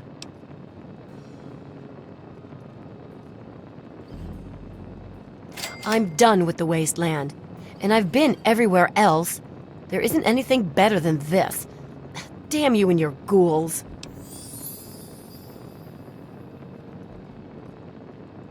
I'm not going anywhere. I'll talk to Tenpenny. I bet I can live in Burke's place. He's never around anyway. And when he does come back, I'll make sure he's fine with the new arrangement. I'll just send up for my food. I'll never even have to look at you or your ghoul buddies.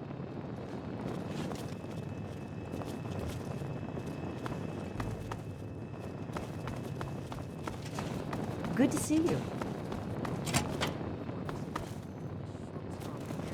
Good to see you. I know you. You're that girl. You know, the one that... whatever.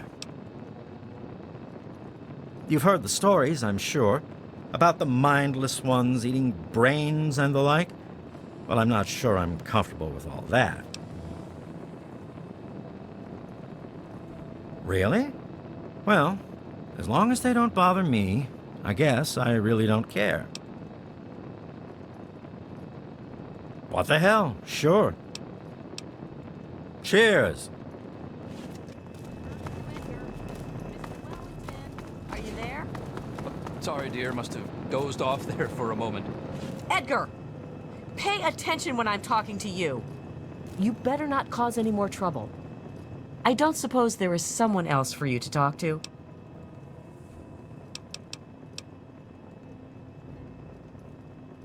Oh my God. This can't be real, but it's in his handwriting. Oh my God. He's dead. I'll kill him. And her. They're both dead. This isn't happening. This isn't real. You broke your sacred promise. Well, what are you talking about, dear? Is everything all right? Let me remind you. Till death do us part. Yes? Ah!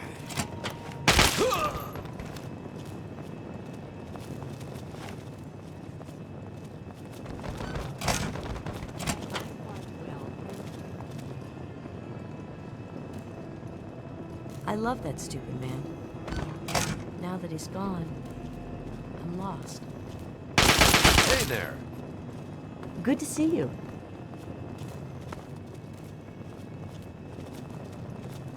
Hello. Hey.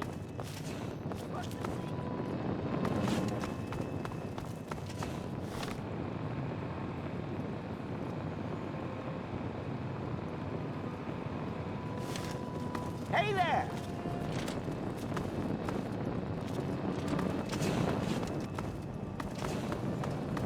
Welcome to Tenpenny Tower.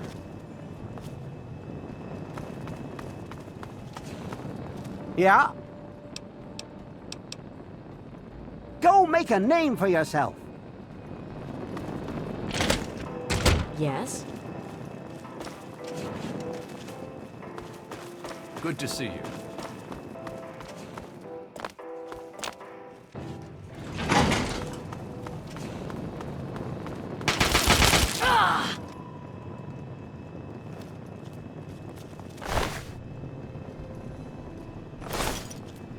I love that stupid man.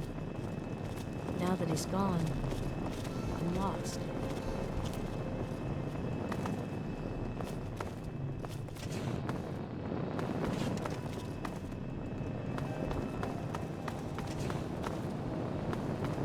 Should I help you? Now, you have a curious look about.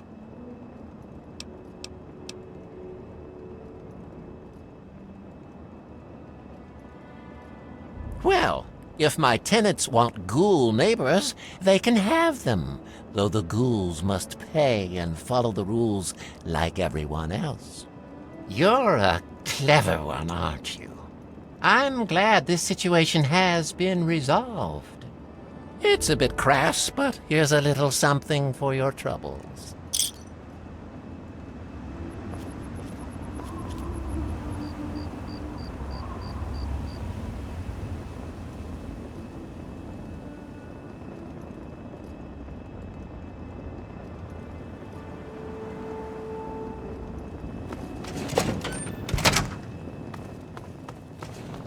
Can I help you?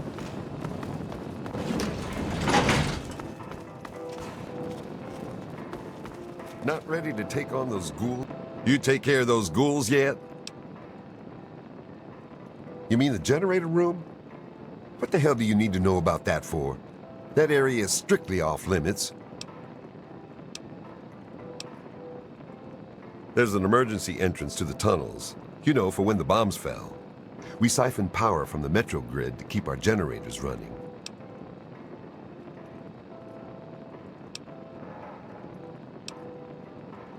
I've got the only key, and I ain't lending it to you. I lost it once and had to make a new one. Tenpenny practically bit my head off, so forget it. You stay away from the generator room.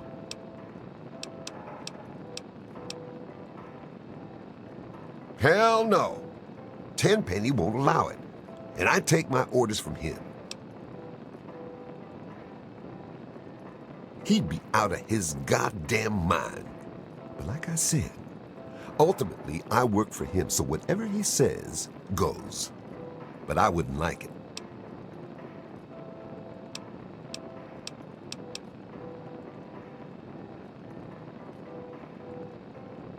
Look, kid, I don't care what you think about them. Unless Tenpenny says otherwise. They aren't allowed in here. End of story. Quit wasting my time.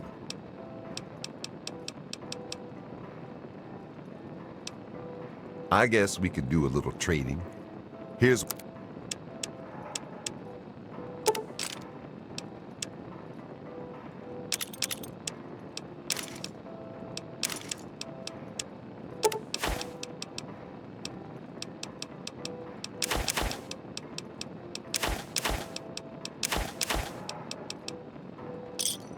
A pleasure doing business with you.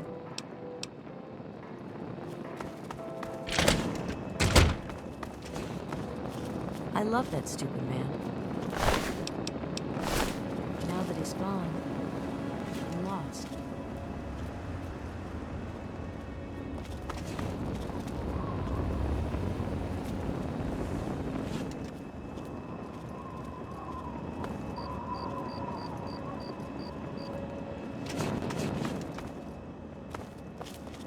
Hello.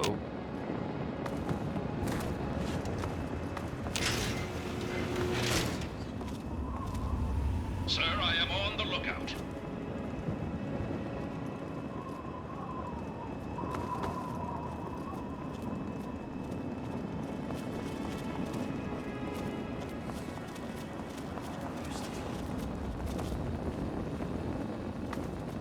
I love that stupid man. Now that he's gone, I'm lost.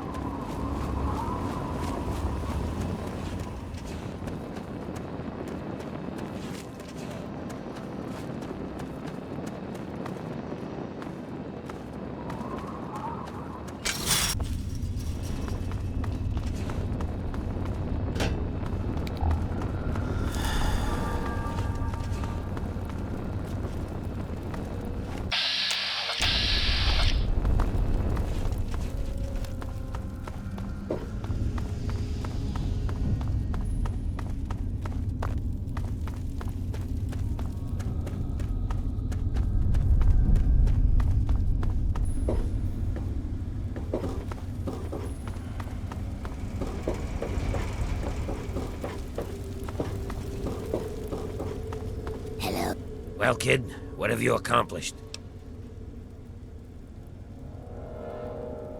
I'll be damned. Really?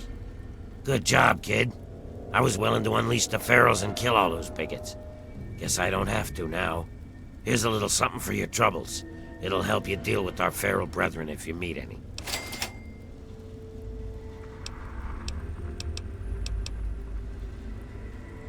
Get going. Oh, hello there. Can't thank you enough. Be good. Hey, kid. I was wrong about you. Good job.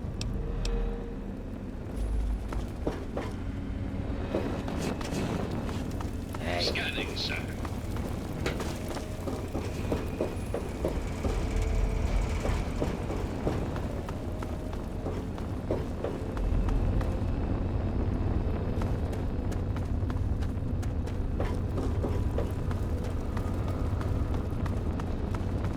Sir, searching for targets.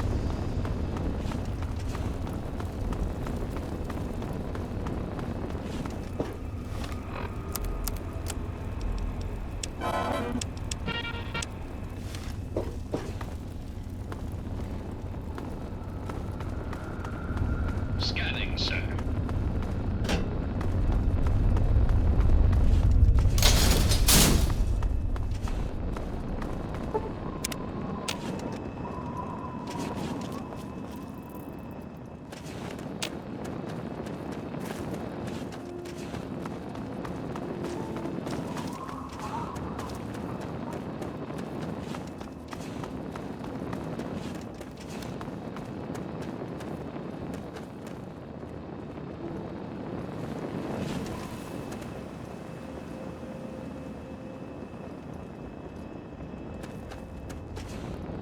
I love that stupid man.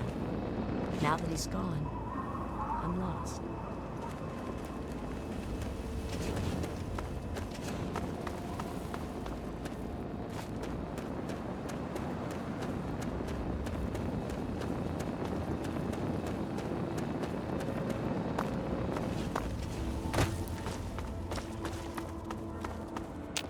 Just a moment.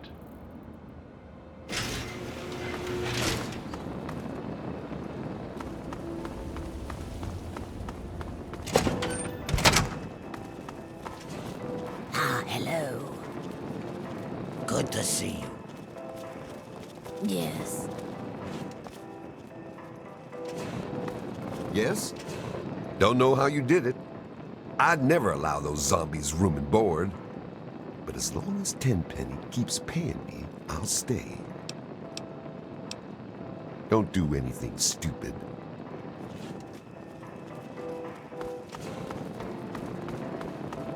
Hey there. Hi again. It's wonderful. Roy was right. This is the way to live. This is all I have. I hope it's okay.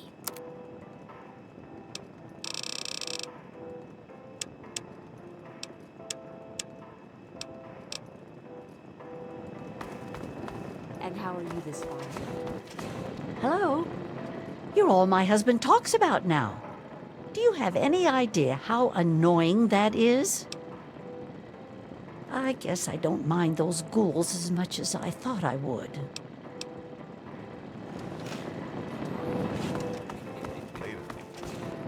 Ah, hello.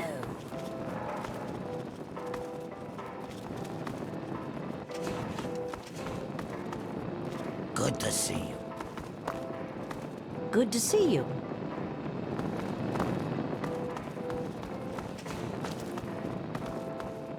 Hey, kid, how's it going? It's weird, actually. I used to vacation here before the bombs dropped. Used to be a resort for the wealthy and powerful. I never thought I'd be the one fighting to get in here. Guess way back it used to be a plantation. Ironic, isn't it? Well, this stuff is mostly crap. But whatever. Oh, and I found some weapons and armor, so I'll be trading in that. It's more useful anyway.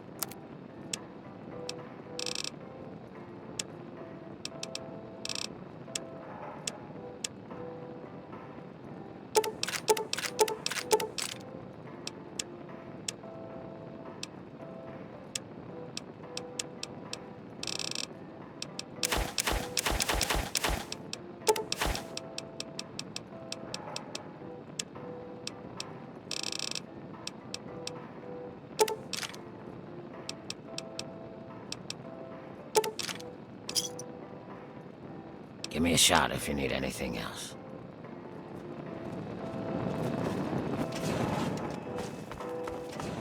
Welcome to Tenpenny Tower. Hello. Hello, friend. Ghoul physiology is fascinating. People are happy and healthy for the most part, and those ghouls make great case studies. Did I mention I'm working on an important dissertation? Don't get hurt out there.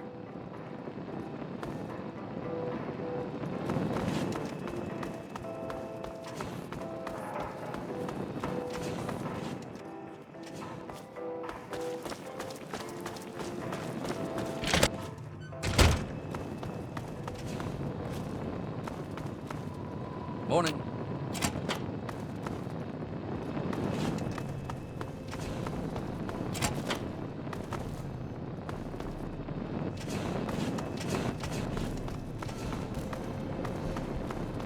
Welcome to Tenpenny Tower. Put that down, will you?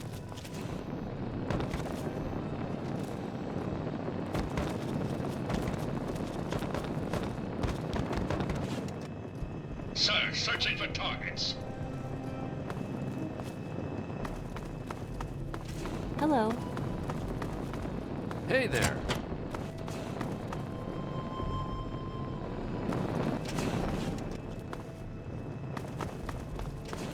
Glad to see you were able to convince these people to open their minds a little. Those ghouls will liven things up around here for a long time. I'm surprised by my fellow tenants. I used to think they were all closed-minded idiots. Turns out they aren't so bad after all. Go get them!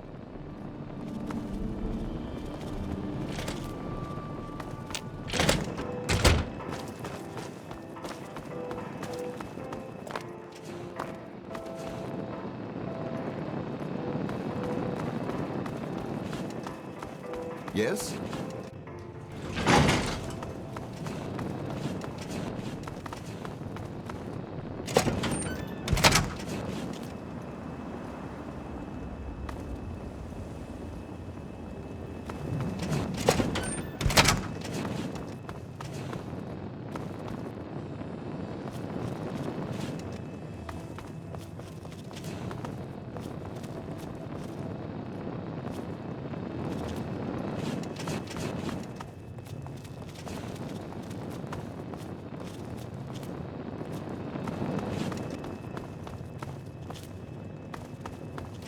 Well, if it isn't our hero. Haha! Hey there, bud. Thanks again for helping us get in here.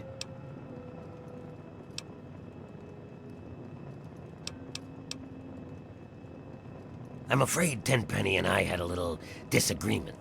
Not to worry, though. He soon had a little accident. Problem solved.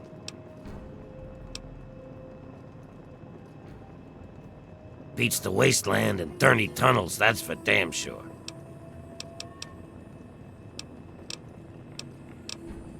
Yeah, best get on your way.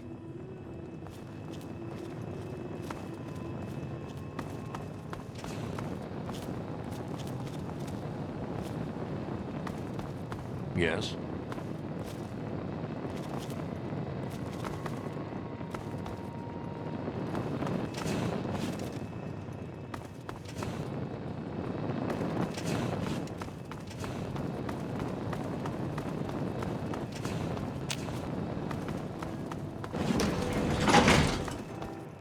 What?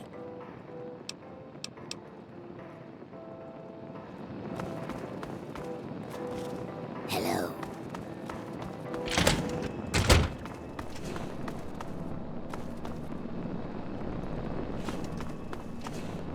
Hey.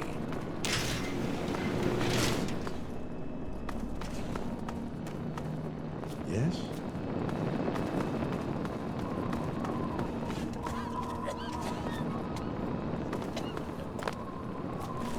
Please, I'm dying.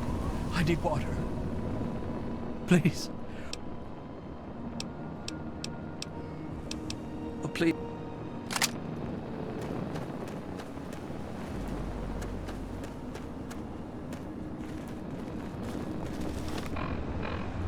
Because one dog ain't enough, and two is too low, it's me, 3 Dog. How you kids handling post-apocalyptia today? And here's me with the news. 2 weeks. It's been 2 weeks since our boys in Power Armor kicked those Enclave bastards out of Project Purity and started that baby chugging. Now, y'all remember James, right? Father of 101? Well, 3 Dog has learned that back in the day, James' wife had a dream. See? She was a scientist, too. Worked on that project. You know what she wanted? The waters of life. Free, clean. For any and all. God, ain't that beautiful? But even better, it's finally happened. The water is clean and hell yeah, it's free. Ow! Just a little patience, children. As I speak, the Brotherhood is working with Rivet City Security to get that fresh water to the wasteland. The caravans are coming. So get your glasses ready, children. This round's on me. Thanks for listening, children. This is 3 Dog. Ow! And you're listening to Galaxy News Radio. We're Radio Free Wasteland, and we're here.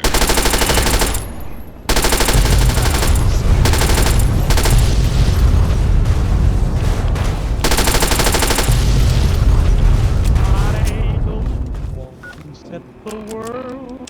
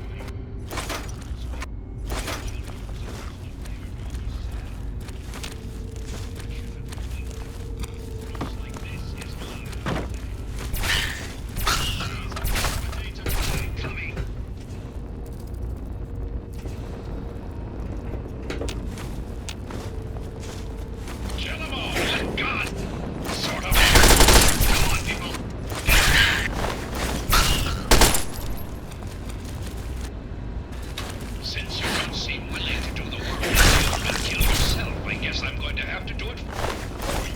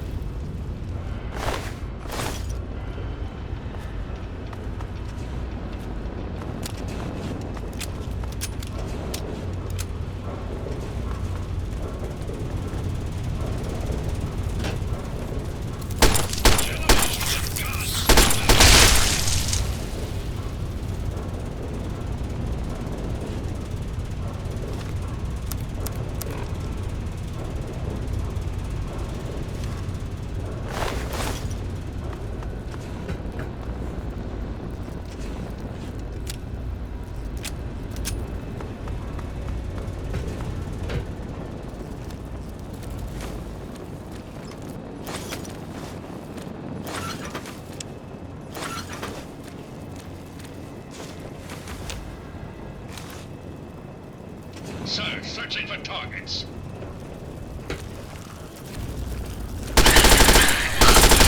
Sort 'em out.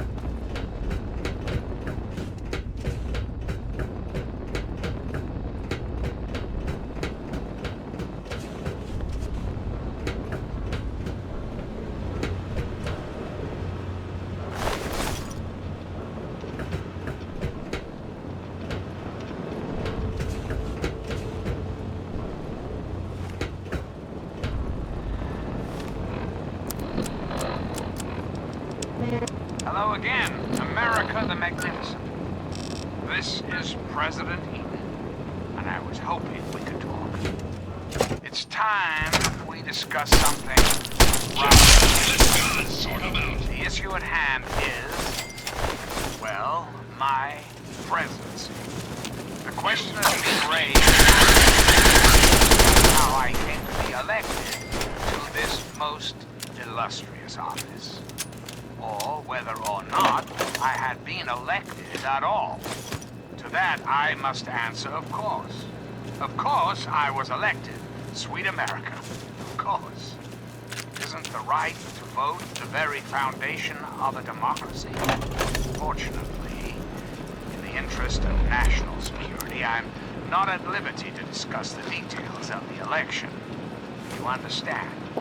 But rest assured, I am your president, because the appropriate people of this great nation decided I should be. RL3 is ready.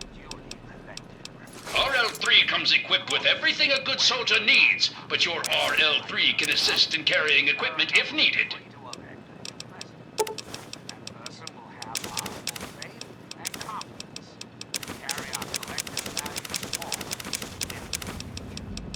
Democracy, dear America. Democracy now and forever. For now, my America, we must go. Restoring the greatest country in the world to its former glory. Well, that takes time. Even for the Longplay. Until we meet again, this is President Eden signing off.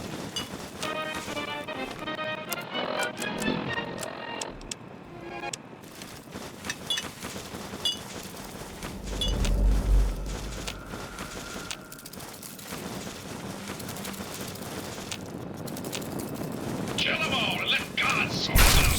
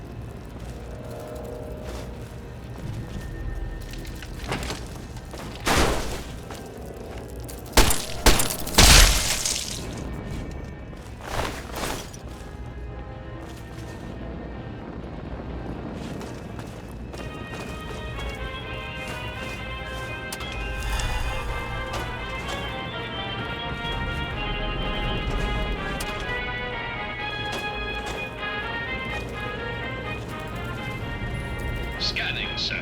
Every day is a good day to die. Inspiration quotes.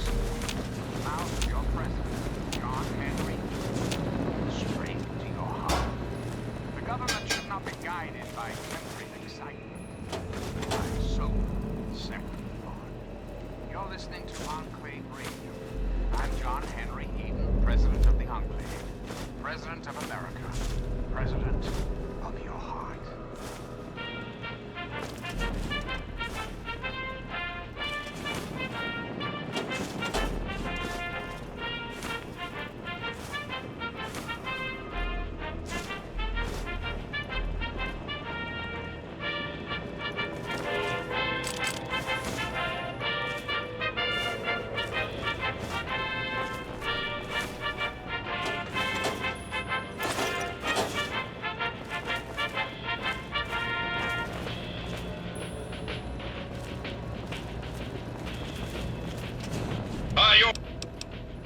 RL3 comes equipped with everything a good soldier needs, but your RL3 can assist in carrying equipment if needed.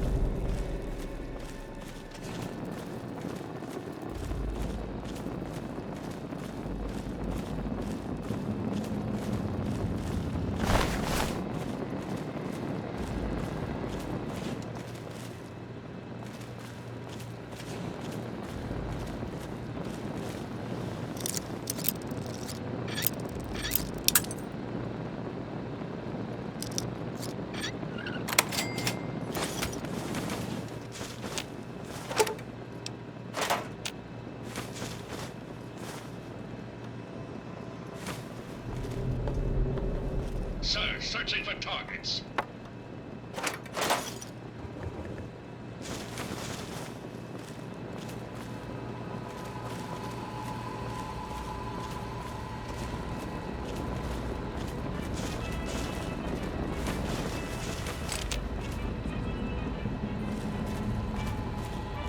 Sir, I am on the lookout.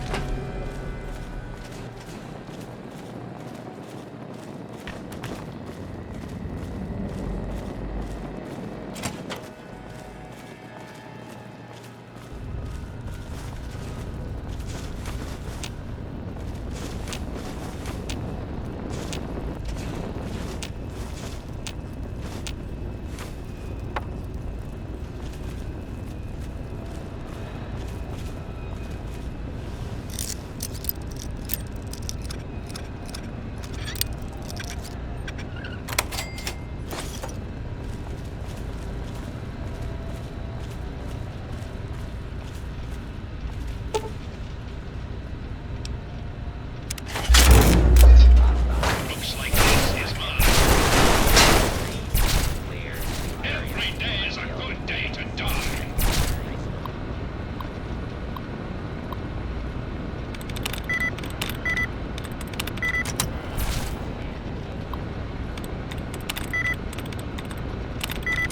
I have a personal message.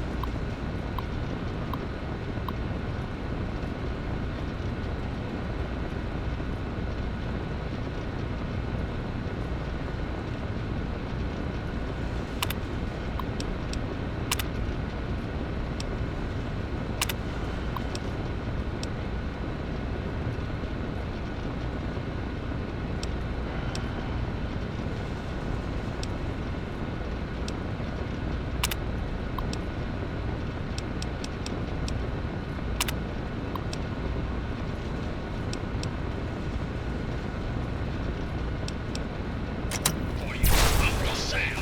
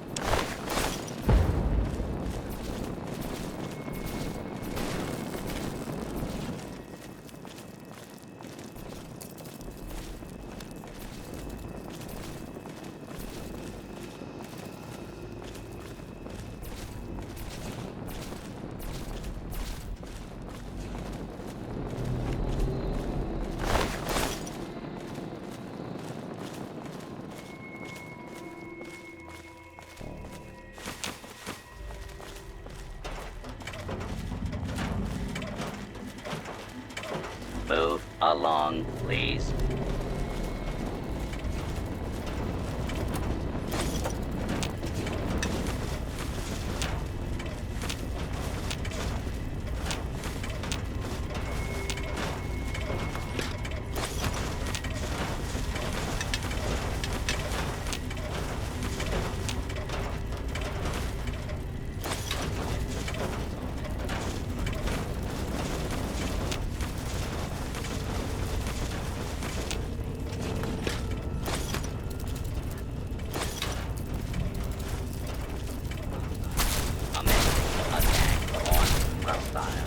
Target.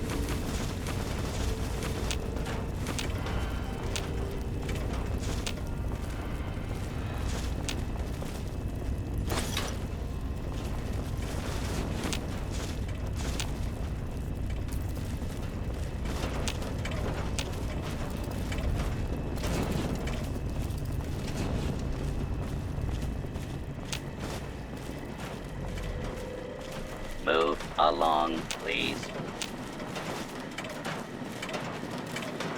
Scanning. Commencing blood. Style. Target.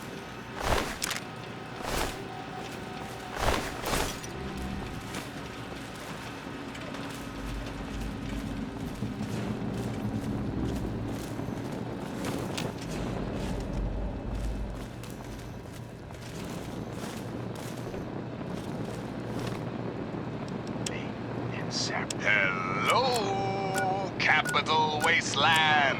This is Three Dog. Ow! Coming to you loud and proud from Galaxy News Radio.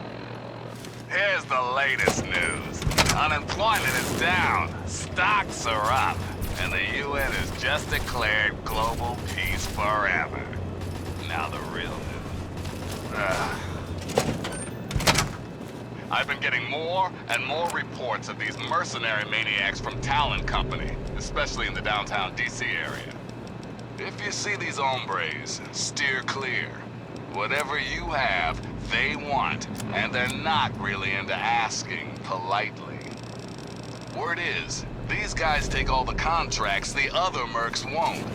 In short, there's nothing they won't do. So be careful out there. Thanks for listening, children. This is Three Dog. Ow! And you're listening to Galaxy News Radio. We're Radio Free Wasteland, and we're here for you. And now, some music. Hey, everybody! The Enclave will restore every American school, reinstate every youth program, and offer counseling and financial assistance to any family in need. We will match up the destitute, orphan children of the Capital Wasteland with qualified, eligible adults. We will rebuild the American family as it was meant to be. Values of our past shall be the foundation of our future. And now, dearest America, we must say farewell. For there is much work to be done. Enclave never rests. Never. Till we meet again, this is John Henry Eden signing off.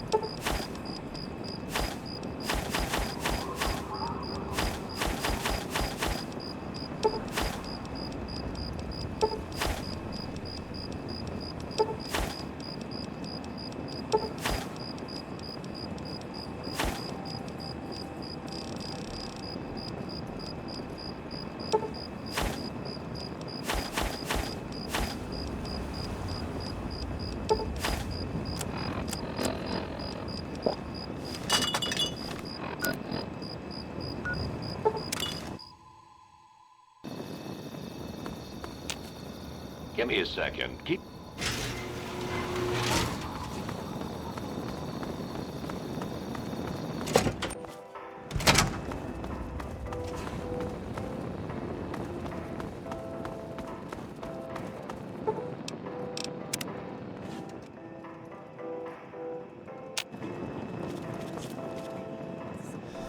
Yes, Commander?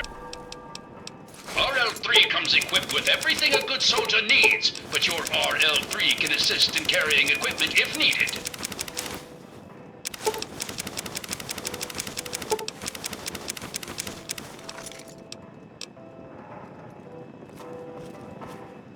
Hey!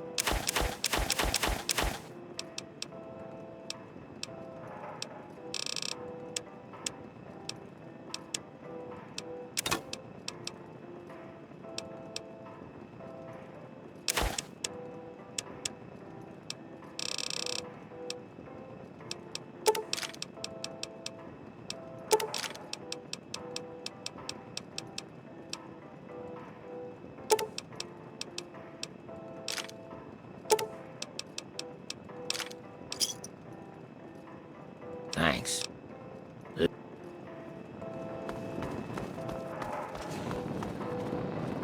Hey, comrade! Those ghouls seem like a real community, huh? Adversity must have made them strong. Things are going well, I'd say. We've all learned a thing or two about what makes a real community, don't you think, comrade? Bye.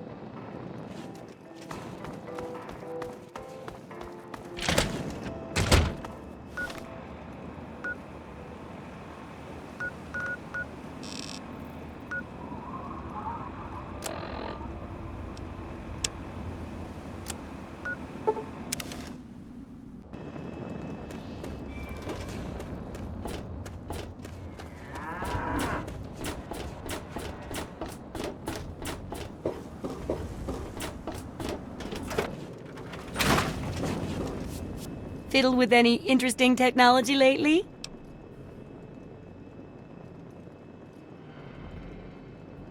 Harnessing the technology of the past and modifying it for your own purposes? That's just the thing. Tell me all about how it worked out.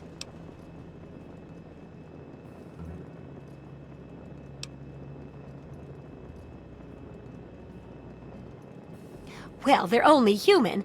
Or, made by humans. Well, probably manufactured by other robots, but you know where I'm going with this. Seems like a good thing to watch for when dealing with tech of any age. And it helps to pack a few pulse grenades, just in case. Here, have a few. Oh, and take my book on science. For some reason, I just can't get into the computer parts, but I've got the rest pretty much memorized.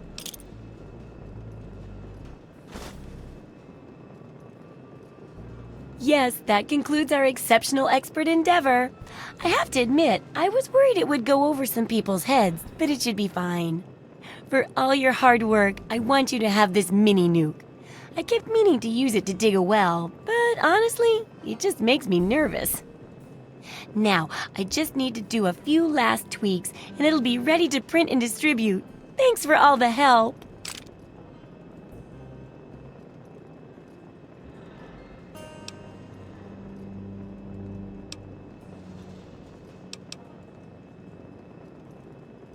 So cynical. No.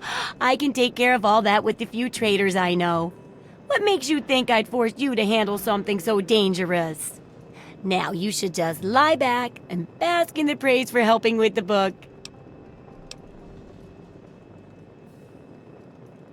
Oh my, it's brilliant. Even I'm astounded by my genius. Oh, no, it's more than that. By our genius. I'll share these with the traders, and soon everyone will know about the Wasteland Survival Guide. But now, the very first copy of our book goes to you. It wouldn't nearly be as good without your input. You're the real Wasteland Survival Guru.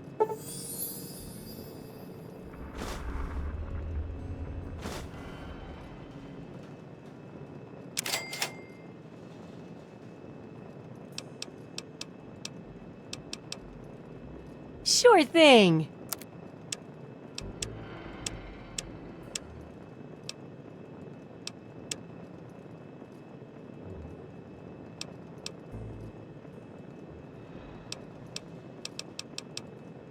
See ya. Huh. Did you know the human body can survive without the stomach or spleen? Oh, what's up?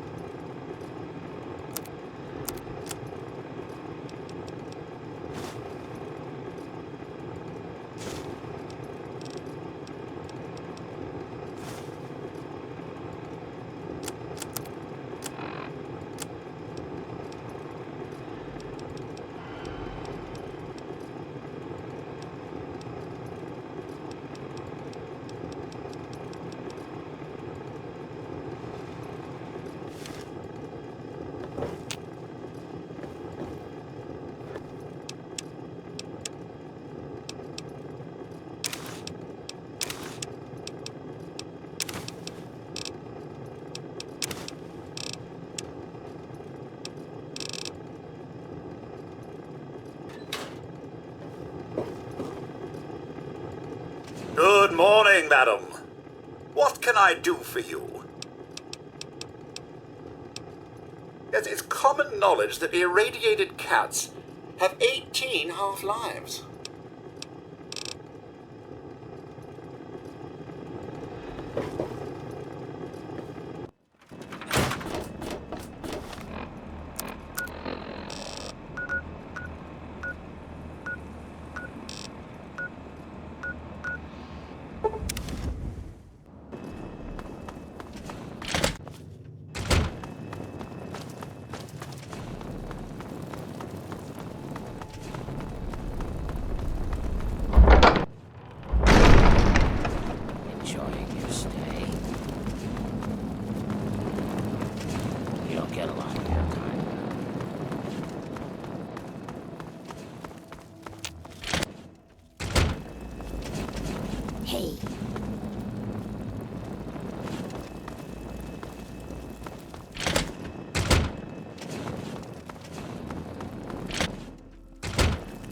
Hello?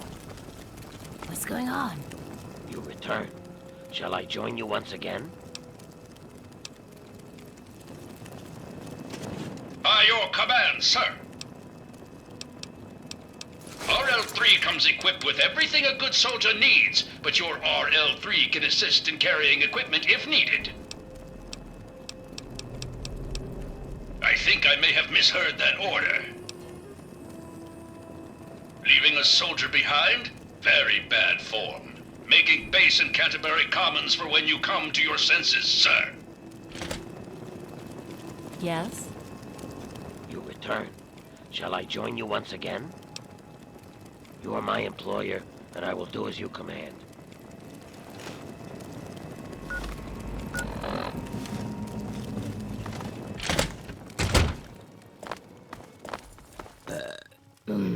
Excuse me. Think you're so Another glorious day in this man's army.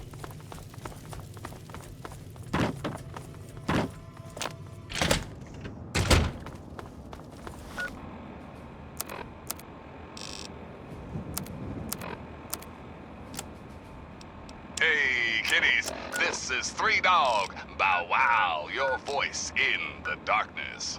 Or at least the radiation. What rhymes with shoes and often gives you the blues? That's right, it's time for the cashews. Okay, that doesn't really rhyme. How about news? This, faithful listeners, is the story of a little boy. Brian Wilkes. You see, Brian's from Grayditch, a small settlement that was recently overrun with overzealous giant ants. Brian, sadly, was the sole survivor. Vault 101 comes in, and where You see, not only did Miss Vault 101 stop the ant problem, she also found little Brian Wilkes a new home. You see, Brian and his new parents.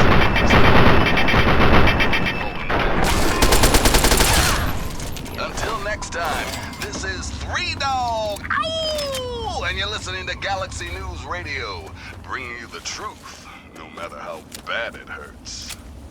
And now, some music. Hello again, America the Magnificent.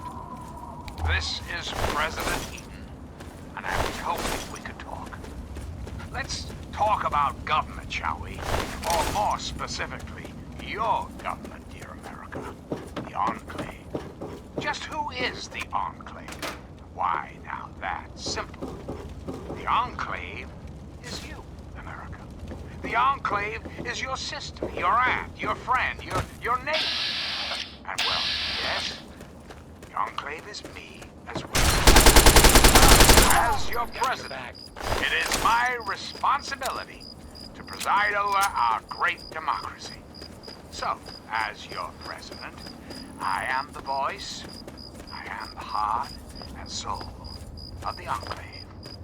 That is to say, I am the voice, heart, and soul of America. But only together, can we hope to reach our full potential.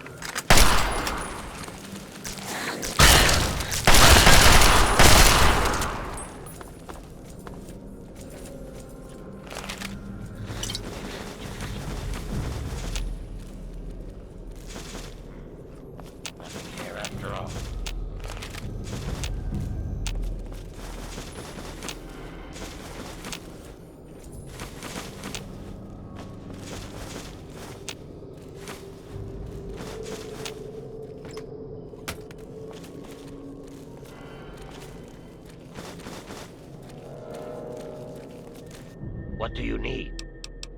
Very well.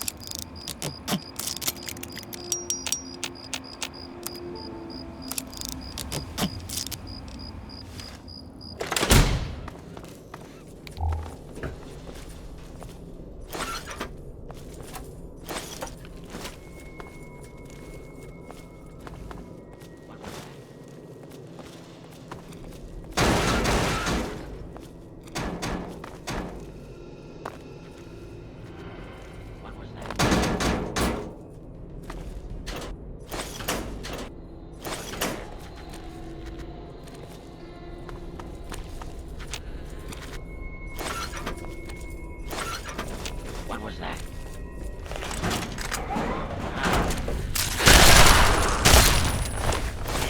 Yeah, you want some of this?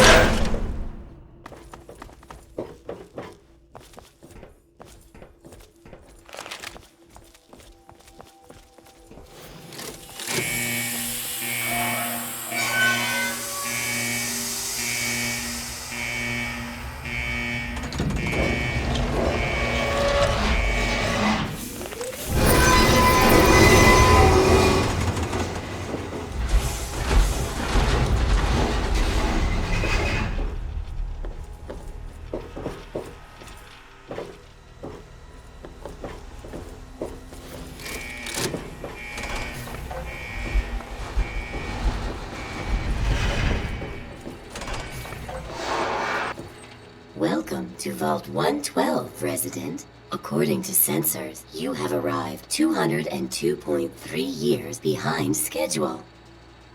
Please redress in your Vault Tech issued Vault suit before proceeding. If you have misplaced your suit, I am authorized to distribute a new one. Once dressed, please proceed down the stairs to the main floor so that you may enter your assigned Tranquility Lounger. Please find the nearest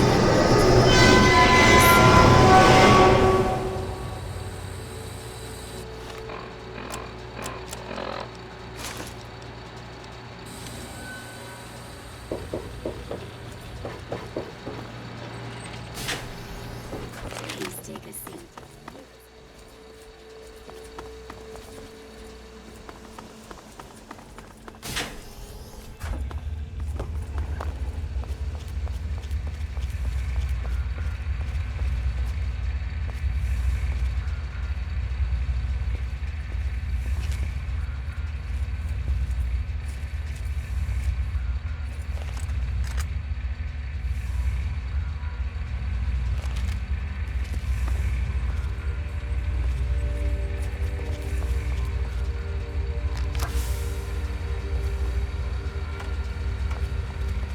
I don't like the look of this place. Very well.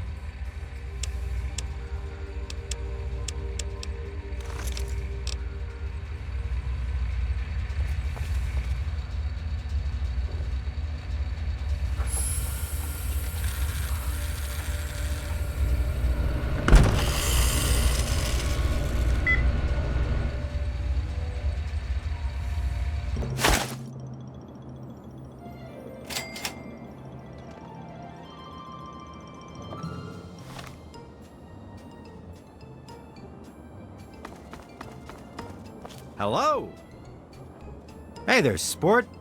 Beautiful day, isn't it? Say, you should go talk to Betty. She's waiting for you over on the playground. Have fun, sport. Hello, sweetie. How are you? Computer what now? Why don't you go find Timmy and have a nice game of catch? No, I haven't. But when I do, I'll tell him you're looking for him. Well, of course it is. What a silly thing to say. What else would it be? Well, there's certainly never a dull moment. I think it's like any other street, really. Always something to see and always something to talk about. Bye-bye. Hello. Hello.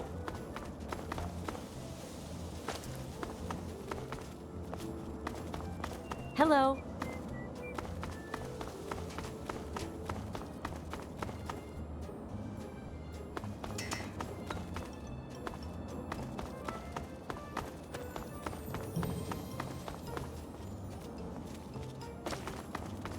Hello. Hello. Good day.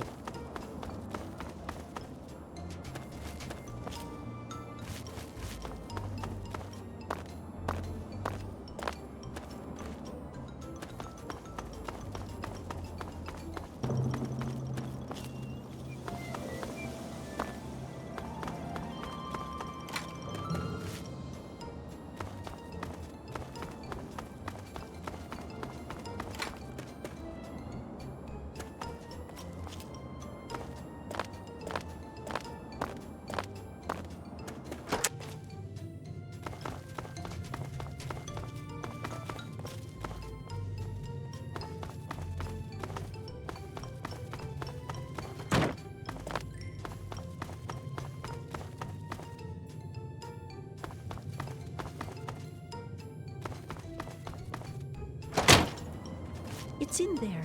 Has to be in there. You don't belong here. You're not supposed to be here. It's not real, none of it.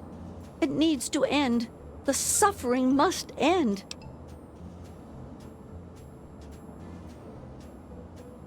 We're not really here. We're not really talking. It's all made up, make-believe. We're sleeping, dreaming. The dream became a nightmare. It has to end. It just has to. But we're not in charge. He is. And he doesn't want us to wake up. He calls himself Betty now, but he's still the same. He can put on a new face all he likes, but underneath he's still evil. Braun. Bastard thinks because he helped create this place, he's God here. But I know he still uses the fail-safe terminal. I know it. Don't know. Can't sleep sometimes. Hear voices. My own skin doesn't feel right. None of this is right. You've got to believe me. You've got to find that failsafe. It's in the abandoned house. He doesn't want us going in there because he's afraid we might find it. It's the only terminal to the outside. The only way to shut the whole thing down. You've got to find it.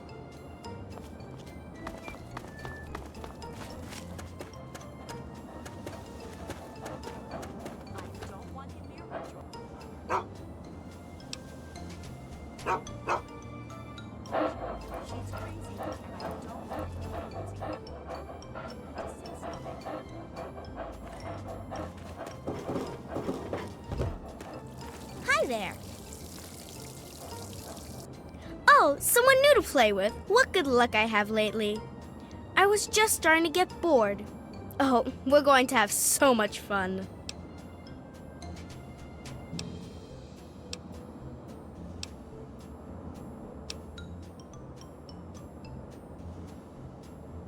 Gee, I don't know. What's he like?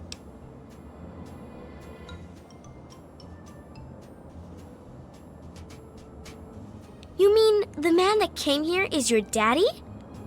And you're only here because you're looking for him? Oh, this is just too much fun.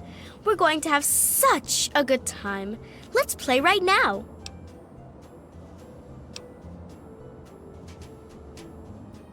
You don't get to say no. If I want to play a game, you're going to play. And I want to. I said I want to play a game. It's easy. You make Timmy Newsbone cry, and I'll help you. If you don't, then I guess you'll never find out where your daddy is.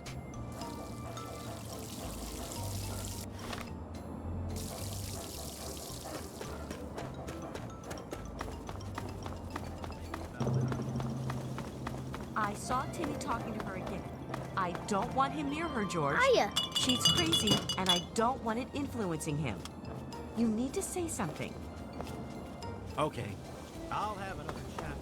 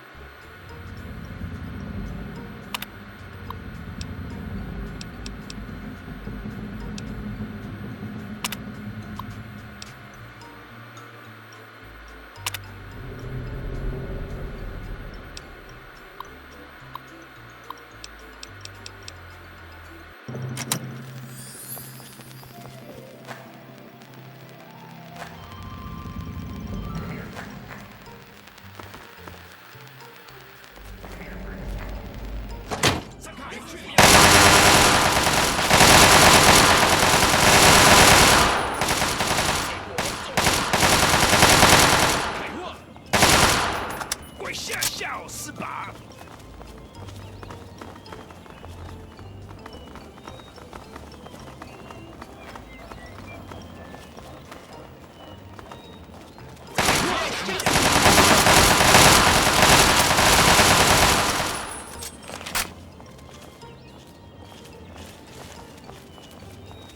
冲刺展开，我们冲刺展开，我们正在设立这些地稿，注意糟糕。冲刺展开，我们正在设立这些地稿，注意糟糕。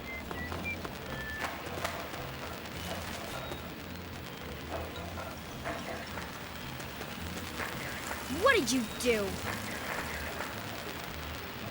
Do you realize what you've done? You've triggered the failsafe, ruined everything. The subjects will die and I'll be stuck here in this hell alone. You ruined everything! Everything!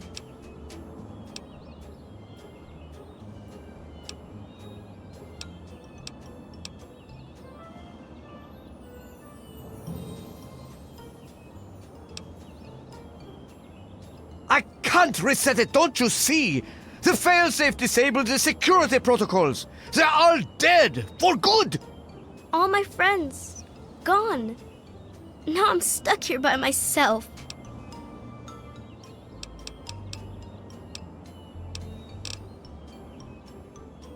He's been right here the whole time. And you were too dense to figure it out. The dog, you see. Man's best friend. But now you've taken all my friends from me. Yes, I'm sure he's fine. No doubt when you leave the simulation, he'll be waiting for you. But there's no one waiting for me.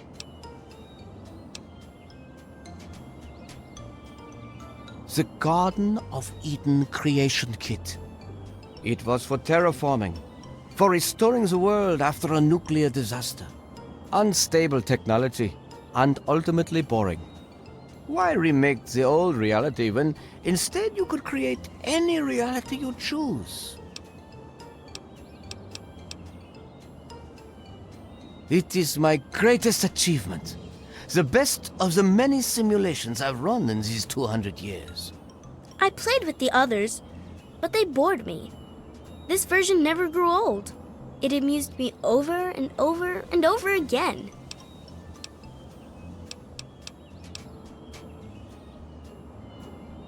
My name is Stanislaus Braun. I'm a Vault-Tec scientist.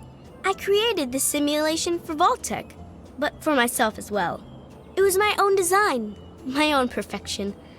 A better reality than any other. Far greater than my work on the Gek.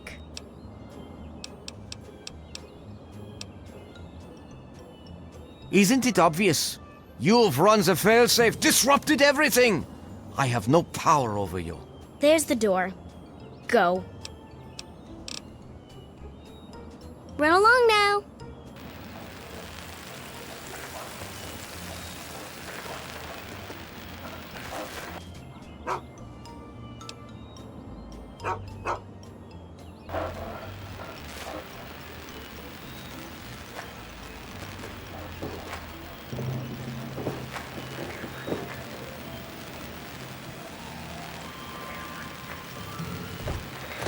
What did you do?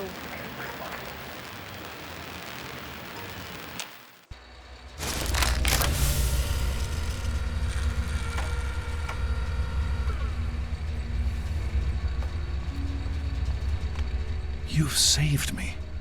I was afraid I'd be trapped in there forever. Oh, it's so good to see you, but what are you doing here?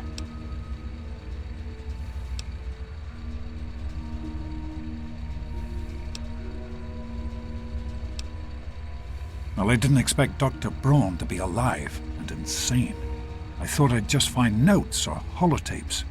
I needed information about Braun and his work on the Gek. I did indeed. Braun's work, the Gek, was designed to readapt environments for living after a nuclear war. It's not entirely stable, but I'm sure that components of that technology are just what we need, what we've been missing all this time. I need to return to Rivet City. Once Madison knows about the Gek, I can get her to see that it really will work. I can't do this on my own. Madison, Dr. Lee has a team of scientists working at Rivet City. They'll have to help. The facility hasn't been used in years. There'll be enough work for a good number of people, and it will take us a while. The sooner I get to Rivet City, the sooner Madison and I can get to work. Yes, what about you? Why in fact are you outside the vault at all? I don't even want to know how you got out. As much as I appreciate your help, you were supposed to stay there, to make a life for yourself there, not out here.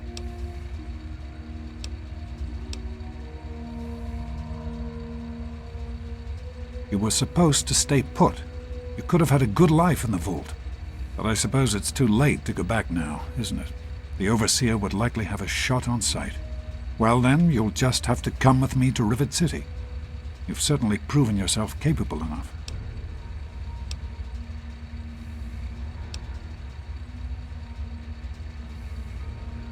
That's my girl. Let's hurry. Now that I know what we need, I want to get back to work as soon as possible.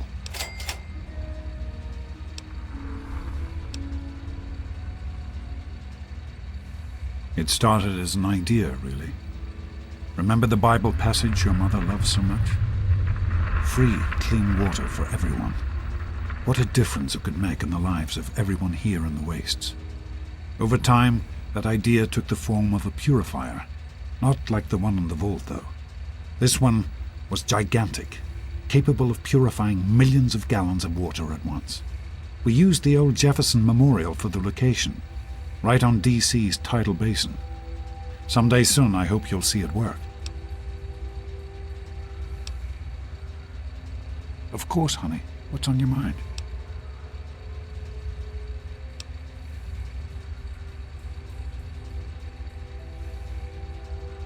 I wanted you to be safe. I didn't want this for you. A life out here in this godforsaken war zone. I couldn't tell you what I was doing because I didn't want you following me. A plan which clearly was not as successful as I imagined it would be.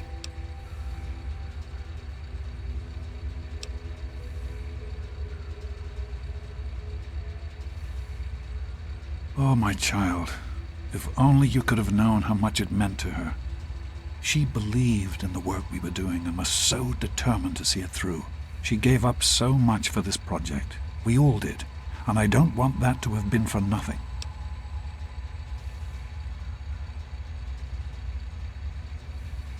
So am I, my love. While this isn't what I had in mind, it's good to have you with me. In the year before you were born, things became difficult. There had always been something of a mutant problem in the city, but it became worse. They attacked more frequently and more aggressively. Support for the project eroded as time went on. When we couldn't produce any significant results, progress came to a halt. And then you were born. Your mother and I had talked about what to do when that time came, but then we lost her, and I had to make a decision. I chose to leave. From what I understand, things happened quickly after that. It became too dangerous for the others to stay, and so the project was abandoned. Dr. Lee and her team left for what became Rivet City, and Project Purity has sat waiting ever since.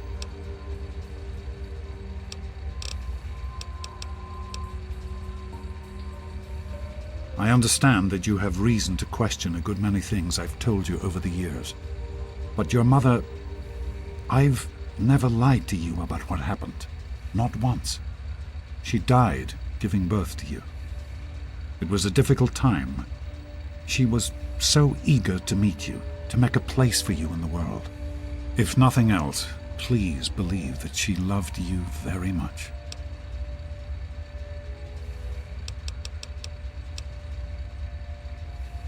The vault you grew up in had its own water purification system.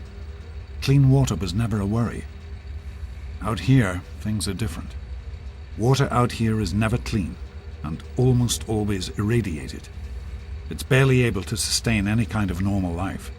If we can change that, humanity has a real chance at rebuilding, starting over.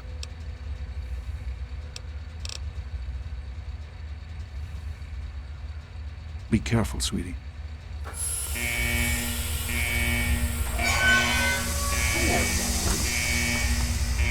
You return. Shall I join you once again? As you command.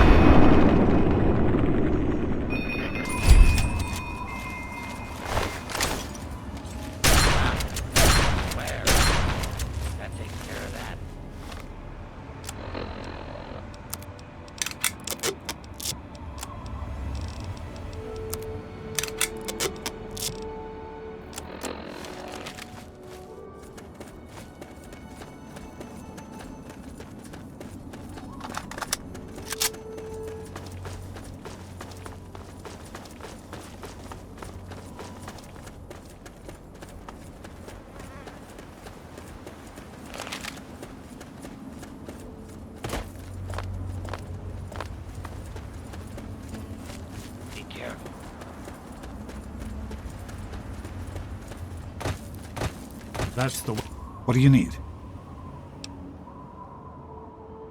I'm sorry to hear that. I hope you'll consider meeting me in Rivet City. Be careful, sweetie. Keep firing.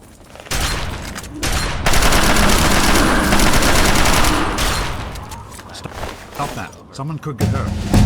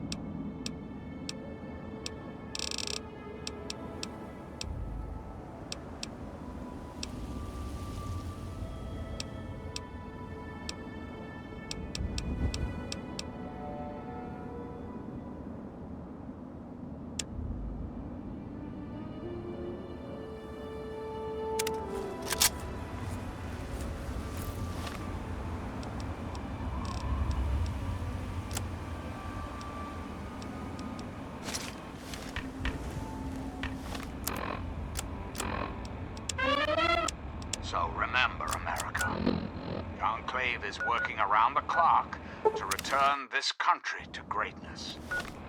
All you need is a little patience, a little faith. Till we meet again, this is John Henry Eden signing off.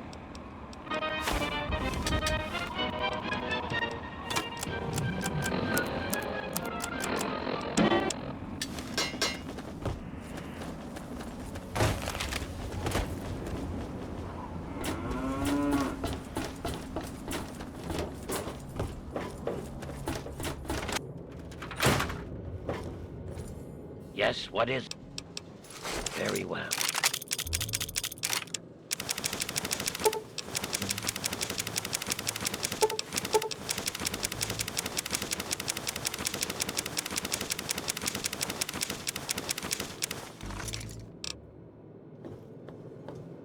Hey, don't mind the smoke.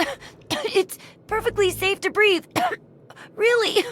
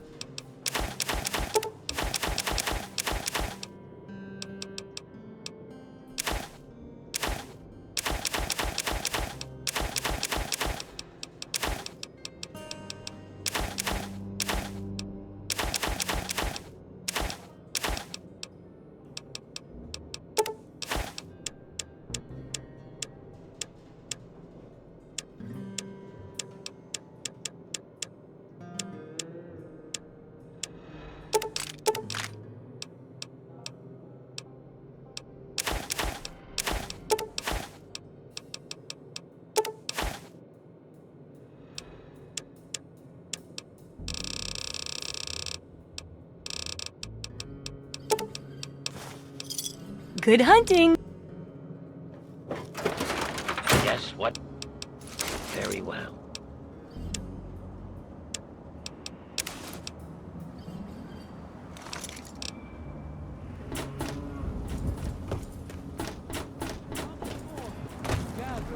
So. So.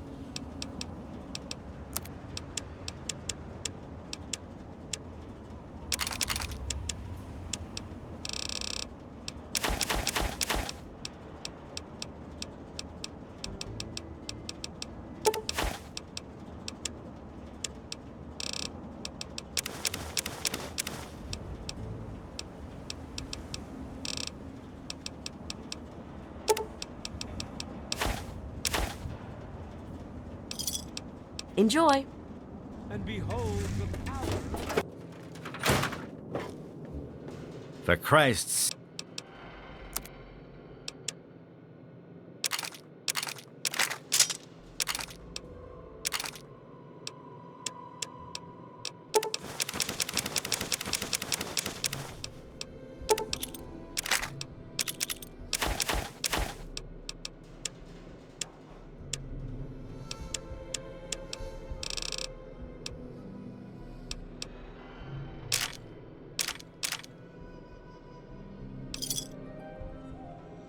You done?